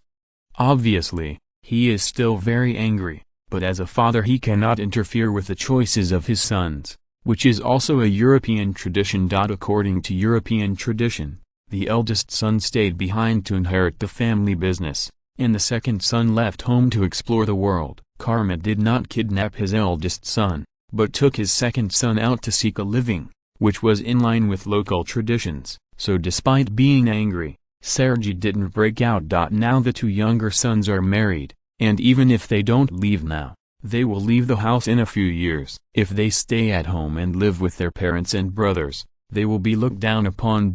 Perhaps this is the real reason why they are willing to go out with Karma and venture into Africa. Sergey had realized that his previous plan was inappropriate. He hastily ended the business, closed the door of the grocery store, and returned home. He would ask his two sons for their opinions again. If he just wanted to go out, he still hoped they could stay in Sofia. Close to home in the capital, all conditions are very good, and it is relatively easy to find a job. Sergey didn't know what the African continent was like, and it wouldn't be a good place in his opinion anyway. Of course, judging from the government's propaganda, it is still fertile ground, but there is no time to develop it. Sergey asked, "Have you two made up your mind, Raoul and Katan? You really want to go to the African colony with Kalma? The environment there is quite bad. Are you ready?" Raoul replied, "Dear father, we are ready. You know, this is our dream, and we don't want to live under your wings all the time." Sergey lit a cigarette, smoked it, and didn't speak for a long time. "Well, did your wives agree? Now that you are all married, you can't just act on your own will," Sergey said earnestly. Katan next to him answered first, "Don't worry, father, we have grown up and know what we are doing. We will go to Africa together, and the colonial government will help arrange work. And hospitals and schools will also be established at the same time. You don't have to worry about our living problems." Sergey nodded. The government's determination to develop colonies is unshakable. According to the data released by the government, 800,000 people will immigrate to Africa within 5 years. Hospitals and schools are naturally indispensable. Sergey said expectantly, "Well, now that you're ready, go tell your mother. I think she needs comfort now. Of course, if you can change your mind, that's even better. I still recommend you stay in Sofia. It won't be so easy to open up the wasteland." Genius website address, mobile version reading website, Chapter 449, announcing the epidemic. The earliest record of Spanish flu appeared at Camp Vinson in Kansas, USA. Before lunch on March 11, 1918, a soldier in the camp felt a fever, a sore throat and a headache, and went to the army hospital to see a doctor. The doctor thought he had a common disease of the flu. However, what happened next was unexpected. By noon, more than 100 soldiers had similar symptoms. A few days later, over the weekend, there were already more than 500 cold patients in this barracks. It soon spread to 3 cities including Detroit, and quickly began to spread. In April, someone brought the virus into Europe with a patient, and then it spread rapidly. In June, the flu entered Bulgaria, and Ferdinand declared nationwide martial law and started national epidemic prevention. In order to do a good job in epidemic prevention, the Ministry of Health has mandatory health regulations as follows: 1. Anyone must take a hot bath at least twice a week, and boil the water first, and wait for the water to cool down before using it. It is forbidden to use cold water for bathing. 2. Therefore, the drinking water must be boiled, and drinking raw water is prohibited. 3. Wash hands with disinfectant before meals, and factories and enterprises must install faucets. 4. Disinfection must be carried out every day in public places, and insecticides must be carried out in all residential areas, mainly mosquitoes, flies, cockroaches, etc.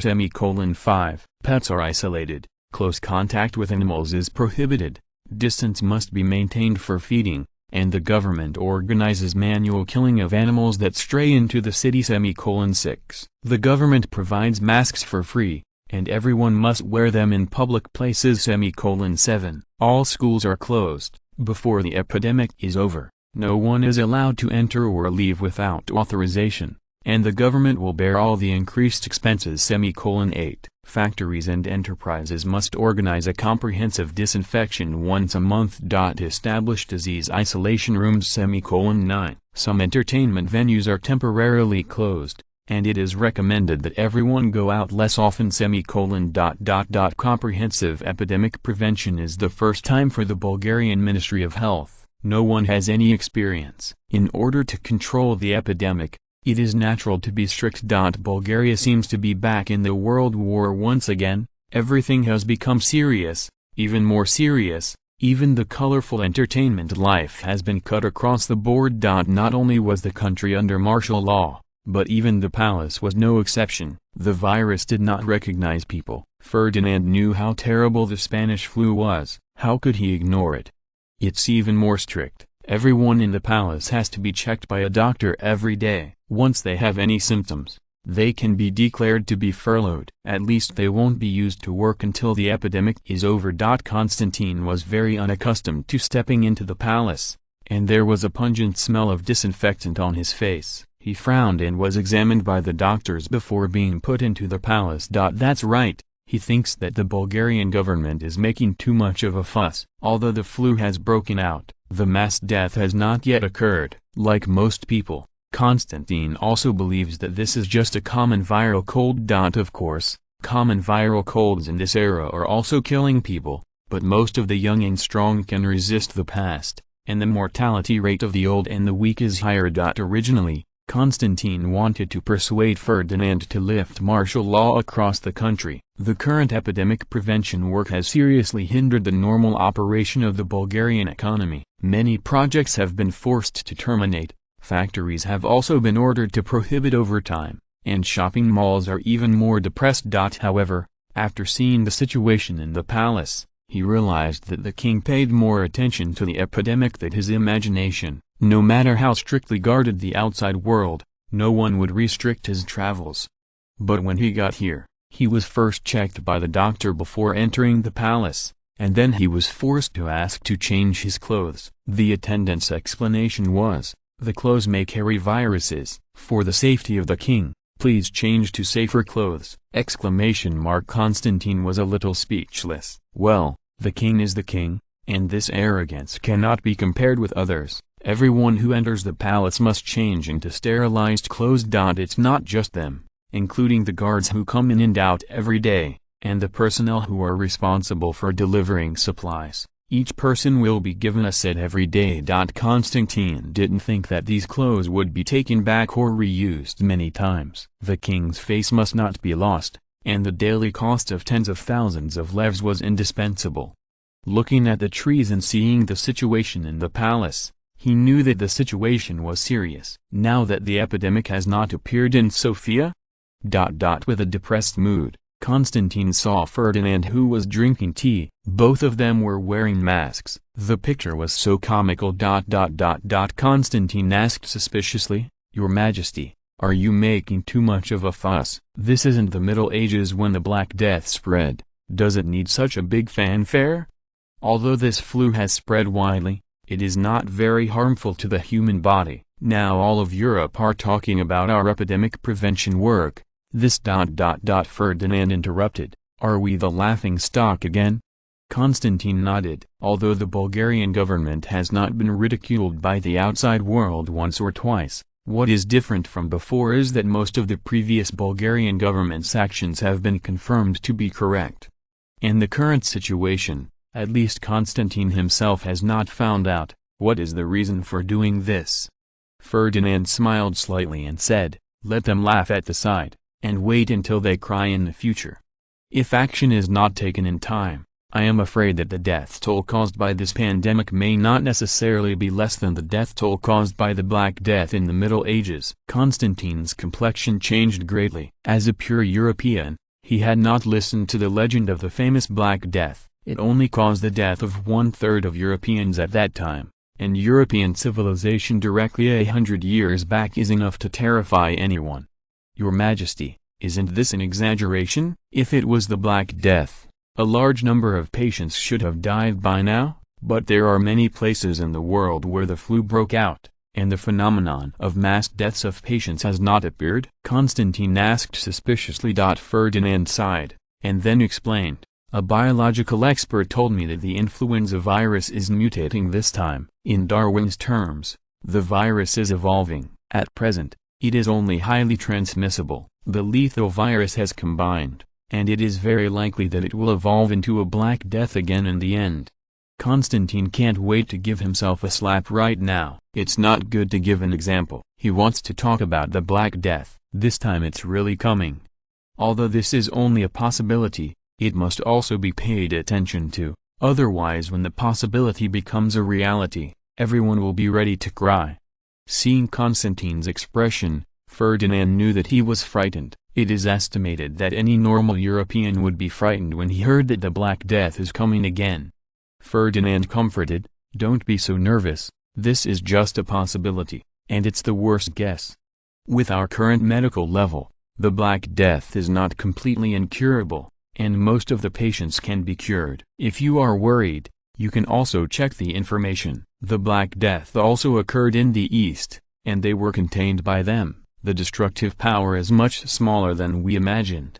The flu this time is just a smallpox at most, and it has not reached the level of destroying human civilization." Well, forgive Ferdinand's ignorance, although the casualties caused by smallpox were not as many as those caused by the Black Death, their influence in European history was not small at all, and it directly caused the end of the Eastern Roman Empire. Therefore, he thinks he has given an example with fewer deaths, but the impact on Constantine is still huge. Whether it is smallpox or the Black Death, it can easily destroy the existence of an empire, and this big flu is still far from this level. After all, the mortality rate is 5% and nearly 100%. Rates are two completely different concepts. After a while, Constantine recovered from the shock and said with a wry smile, "Your Majesty, I understand. Even if there is only a 1 in 10,000 chance of this situation, we can't risk it. Please rest assured that the cabinet will urge the government is doing a good job of epidemic prevention." For the accomplished Constantine, any adventure may become a fatal stain in his life, leading the Bulgarian government to this point, but his historical status is no lower than that of Bismarck.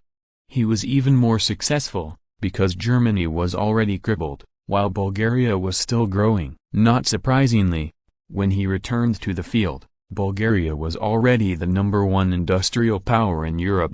Even the most powerful country in Europe is very likely, which is convenient for Bulgaria and Prussia to have similarities. Both are belligerent countries, and the combat effectiveness of the army is the strongest wave. Other factors cannot destroy the country, but the virus is an exception. History has told him how vulnerable human beings are in the face of disease. Therefore, the epidemic prevention work must be done well now, and he even feels that the current epidemic prevention work is not strict enough and needs to be strengthened. If the worst situation doesn't happen, then it's the best. The big deal is that some human, material and financial resources are wasted, all of which are within the tolerance of the Bulgarian government. At most, I have been criticized by the outside world for excessive epidemic prevention. Anyway, for such a highly contagious disease, the government should strengthen epidemic prevention work for the sake of the safety of the general public, and it is also politically correct. If it were born, Bulgaria, who was already prepared, could also minimize the losses, and even take this opportunity to surpass other powers! After returning to the cabinet, Constantine held a cabinet meeting in the name of the Prime Minister, seriously emphasized the epidemic prevention work, and issued a funny order in a very humorous way: declare war on rats. Content: rats are the dirtiest creatures in the world and the worst enemy of mankind. They are not qualified to live under the same sky as us. Now, on behalf of the Bulgarian government, I have officially declared war on rats. All Bulgarian citizens, please take up the weapons in your hands, kill our enemies, and make this world a better place. Well, the sequelae of the Black Death, who made the mice that spread the Black Death? In order to prevent micro-duplication, Constantine decided to kill the mouse first. Anyway, it is impossible for anyone to complain about the mouse in this era. This can be regarded as a flavoring agent in the tense life of Bulgaria in 1918. And then various ways of eradicating rodents were staged in Bulgaria, such as medicine, pressing, sticking, closing, clipping, turning, pouring, digging, sticking and shooting. The means had first appeared. It can be said that everyone is shouting and beating mice across the street. The mice disappeared from the sight of the Bulgarian people in the shortest time. Of course, this is only a short term. In an era of rat poison and rat exterminators, It is really hard for rats to live, and the rats have to make a strategic shift, leaving the city and turning to the mountains where the enemy is weak and insisting on resistance. In September, Bulgaria, which has been under martial law for more than 3 months, finally received an official and accurate answer after the people were eagerly waiting. The Bulgarian Ministry of Health published the epidemic, a letter to the national people of Bulgaria, and issued a disease warning to all countries in the world. It is a pity that another large-scale spread of sexually transmitted diseases has exploded in human history. Now the Ministry of Health once again reminds you to do a good job in epidemic prevention. Although our medicine has been very advanced, we are still very vulnerable in the face of disease. After the research of our biologists and medical scientists, it is found that this pandemic is not a common virus in the past, and there is a virus that is more destructive to the human body hidden behind the flu. At present, this virus is still in the incubation period. Since it has not yet exploded, we cannot clearly say what kind of impact will be caused after the explosion. In short, the result must be catastrophic. And biologists have also discovered that the virus is still recombining in the process of spreading, and each recombination is an increase in toxicity and infectivity, which also means that this virus is not unique, and we have no way to study it in the short term. Come out with a special medicine. The symptoms of patients after infection are mainly high fever, cough, runny nose, myalgia, etc. Most of them are accompanied by severe pneumonia. In severe cases, heart, kidney and other organ failure leads to death, and the fatality rate is very high. Now we are here to call on medical research institutions all over the world to join in this research, so as to develop a drug that can cure this virus as soon as possible and contribute to the survival of mankind.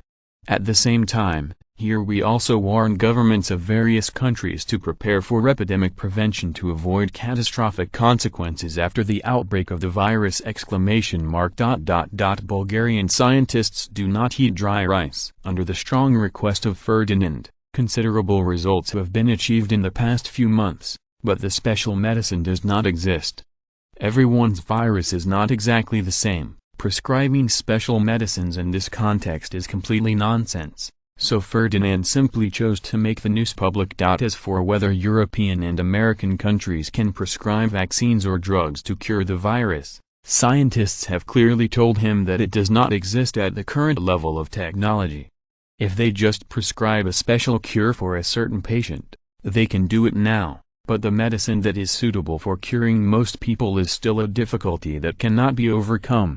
Ferdinand is neither the virgin nor the butcher. After the epidemic was made public, he was no longer participating. This kind of thing just depends on the destiny and human affairs. If someone believes it, believe it. If you don't believe it, forget it. Anyway, the climax of death is about to come, and now you have missed the best time to defend yourself. Genius website address, mobile version reading website, chapter 450. Influenza ravages the world. When the Ministry of Health announced the epidemic, it happened to be in the middle of the end of the first wave of the epidemic, and the second wave of the epidemic had not yet exploded. The epidemic outbreaks around the world were subsiding, and even completely disappeared in many places. At first glance, governments of various countries show that the current situation is very good. Naturally, they do not take the warning from the Bulgarian Ministry of Health to heart. Many people still secretly despise Bulgarian medical technology that still remains in the Middle Ages. Be like this. The Washington Daily said in an article, "This flu can only bring disaster to medically backward areas, and the United States of America does not need to pay attention to it." The colonial countries that should be prevented, their colonies are about to have a big accident. Bulgaria wrong object. The Sun also claimed, "Are we having another April Fool's Day? This is the best joke of this century." The flu is fading all over the world. The Bulgarian Ministry of Health actually reminds everyone to prevent the epidemic? Did they get the time wrong and report it months ago? This is the dereliction of duty by the bureaucracy. It is recommended that the Bulgarian Internal Affairs Department conduct a strict investigation to avoid this situation of fooling the world again! No matter how ridiculed outside public opinion, Ferdinand pretended not to see it, and domestic newspapers all reminded everyone to prevent the epidemic. It's not that no one wants to get attention, but Bulgaria's news management laws are too strict. In such a situation, once the epidemic breaks out, the media that sings naysayers constitutes a crime of distorting facts, and it is indispensable to start in 10 years. Unless there are no casualties, once a patient dies, they constitute a potential murder charge, and the mine is their final destination. The seniors used countless blood lessons to tell them that in Bulgarian language can be said nonsense, but news must not be written indiscriminately, especially news that is against the government. In August, the epidemic changed again. Before the ship arrived in the UK, 75% of the crew were infected, 7% of the crew died, and many other ships were infected with a deadly flu. A similar situation occurred. Almost at the same time, Meshid in Ashgabat, Russia, also had a high mortality flu, and it spread to Xm. Well, two sources appeared at the same time, and where did it spread to the world? Ferdinand didn't bother to care. Bulgaria has done a good job of epidemic prevention, and when the epidemic broke out, he could take up the small bench and soak in a pot of tea, smashing melon seeds and watching a joke. On August 27, the flu entered the United States and spread among dock workers in Boston, while Brest in France also broke out at about the same time, and then there were outbreaks in many cities in the eastern United States. It began to spread widely in Europe and the United States in early September,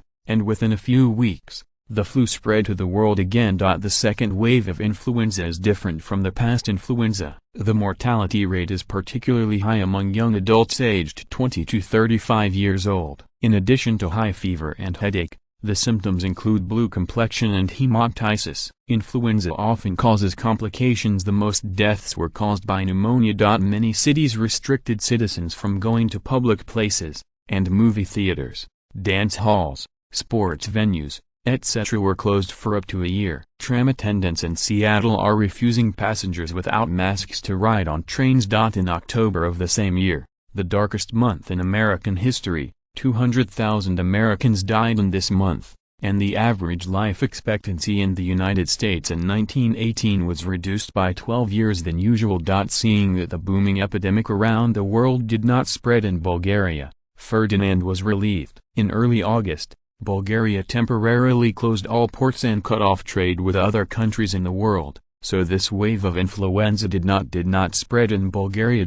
However, many border cities were still affected. The epidemic from Austria-Hungary and Russia still caused some trouble to the Bulgarian government. Fortunately, the isolation was timely and did not spread on a large scale. Seeing that the epidemic was initially contained, Ferdinand invited the Crown Prince Ferdinand Jr. and asked, "Boy, do you dare to visit the country now? Now is also the time to pave the way for the Crown Prince." The adult little Ferdinand should also brush his presence in front of the people, and this epidemic is the best chance to buy people's hearts. Ferdinand is no longer needed, his prestige is high enough, and there is nothing to shake his status now. But little Ferdinand is not enough. In everyone's impression, he is only the eldest son of the king, and may inherit the king's a few advantages, that's all. This bit of prestige makes him no problem to inherit the throne, but there is still a long way to go for everyone to truly recognize him. Little Ferdinand, who had just given birth to a calf, was naturally not afraid, and said without hesitation, "Dare." "How dare you, father? You said that men can't be afraid. When will they come out?" "I'll go back and ask for a leave first." "Get ready," Ferdinand said solemnly. "This time it is you who toured the country on behalf of the royal family, so I won't go." "How about it? Do you have the ability to do this well?" Little Ferdinand was shocked. He was still a young man after all, and he was still stubborn. He said without hesitation, "No problem, I promise to complete the task."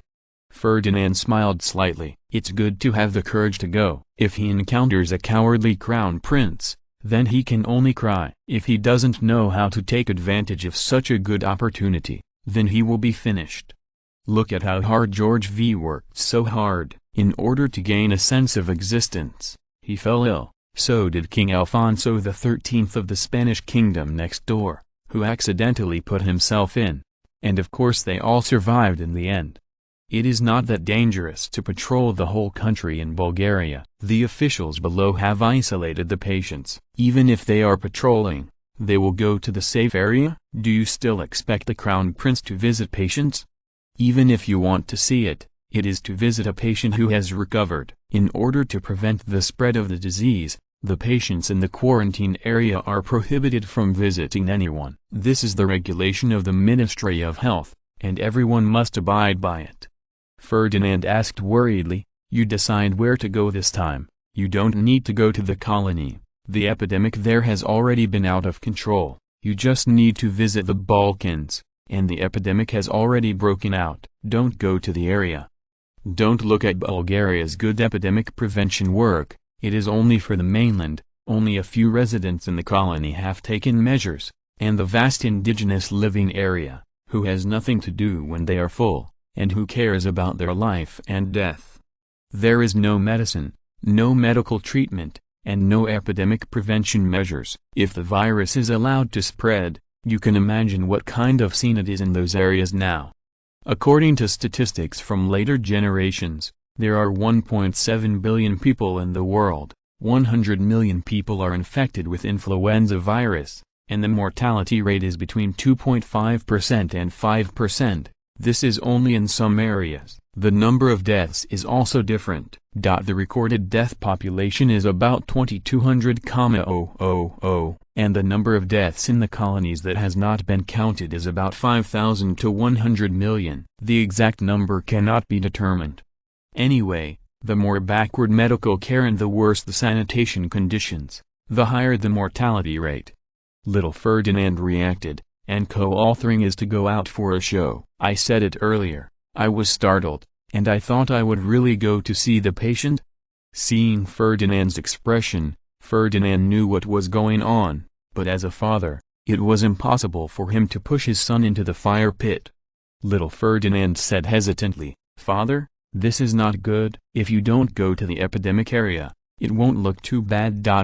Ferdinand glared at him, and then said, "Fool, can't you walk slower when you patrol the country? From Sofia, go to Constantinople, and then walk along Thrace, Macedonia, the Greek peninsula. The epidemic is over long ago, you can just go there again." Little Ferdinand nodded. Sure enough, Jong was still old and hot. As far as the level of this show is concerned, he is unmatched. There are so many cities in Bulgaria, even if it is one every day, it will be no problem to walk for 2 or 3 years. As for the traditional diseases, the virus will spread and be contained in the winter. Now it is September, is it too simple to delay it until December? After figuring out the purpose, little Ferdinand was not hypocritical, so he directly embarked on the road of national inspection. While the flu is still raging around the world, the gods block the gods and the Buddhas, and the skeptical life of the anti-epidemic personnel of various countries. Since the second major outbreak of influenza in August, governments around the world have panicked. Don't panic, the death toll is really unbelievable. Every household hangs white sails and weeps all over the world. Due to the large number of deaths, the funeral industry has become the most popular industry in various countries, and coffins have become a hot commodity. Funerals have become a collective activity, and the priests had to let the dead form a group to see God because of their busy business. Of course, it's not possible to not form a group. The guests need to send too many others, and they are also incapable of doing it. Fortunately, Ferdinand still has some integrity. He didn't kill people and money, and hoarded a bunch of coffins to sell there, otherwise the world would be even more. Bulgaria, which was the first in the world to start epidemic prevention, has become the object of learning from various countries. They have chosen to block ports, cut off trade, and demarcate quarantine areas to prevent the spread of the virus. It's a pity that it's all too late. The flu virus has already spread, and it's not so easy to contain it. For example, Spain, the worst in Europe, has 8 million people infected with the virus, including King Alfonso III. Madrid 1/3 of the citizens were infected, and some government departments were forced to close their doors. How can patients be isolated all over the country? George V of the United Kingdom was also too active and was not spared. The death of England and Wales reached 200,000, and the royal fleet was unable to enter the sea for 3 weeks. Mumbai, India died of 700, some Inuit villages were wiped out, and there were 80 people in one village. 73 people died from flu, 20% of Western Samoans died from flu. In many countries, corpses are piled up on mountains, and trams have no passengers, schools, cabaret theaters, cinemas have no lights, swimming pools and bowling alleys are empty. In a small town in South Africa, due to the lack of coffins, corpses are buried in blankets, and the streets are full of funerals during the day and rescue at night car shuttle. If there is no comparison, there is no harm. If everyone is unlucky together, then naturally there is nothing to say, but the problem is that no one is unlucky now? Everyone's heart is not very balanced. At least there are demonstrations on the streets of Paris protesting against the government's inaction. It seems that they are not afraid of death at all. However, the politicians still have a solution. They directly moved the Bulgarian martial law over, and their ears were clear at once. Now that we have acted, we can do it, right? Of course, this is only temporary. If there is no accident, after the epidemic is over, some people will come out to protest that the government has deprived them of their right to march. Anyway, competitors will not let the government take it easy. It is rare that the capitalists did not hinder the government's epidemic prevention actions this time. Although their interests were also damaged, they were even more afraid of death. The flu does not recognize people, even if they have better medical conditions and the survival rate is as high as 99%. Everyone still dare not take risks.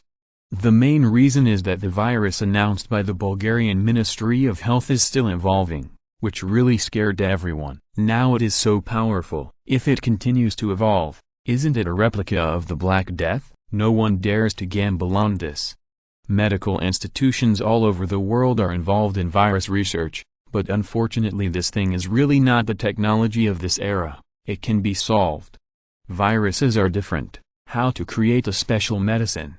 The University of Cambridge organized experts to conduct virus statistics. They were surprised to find that there are more than 300 kinds of viruses among the 1,000 patients, which means that on average, only 3/1000ths of the virus overlaps. Medicine.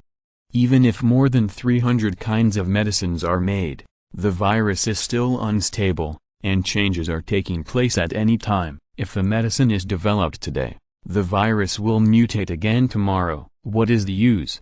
This kind of mutation may be good or bad. If it is a benign development, then congratulations, you are ready to be discharged from the hospital. If it is a bad mutation, then you can prepare for the funeral.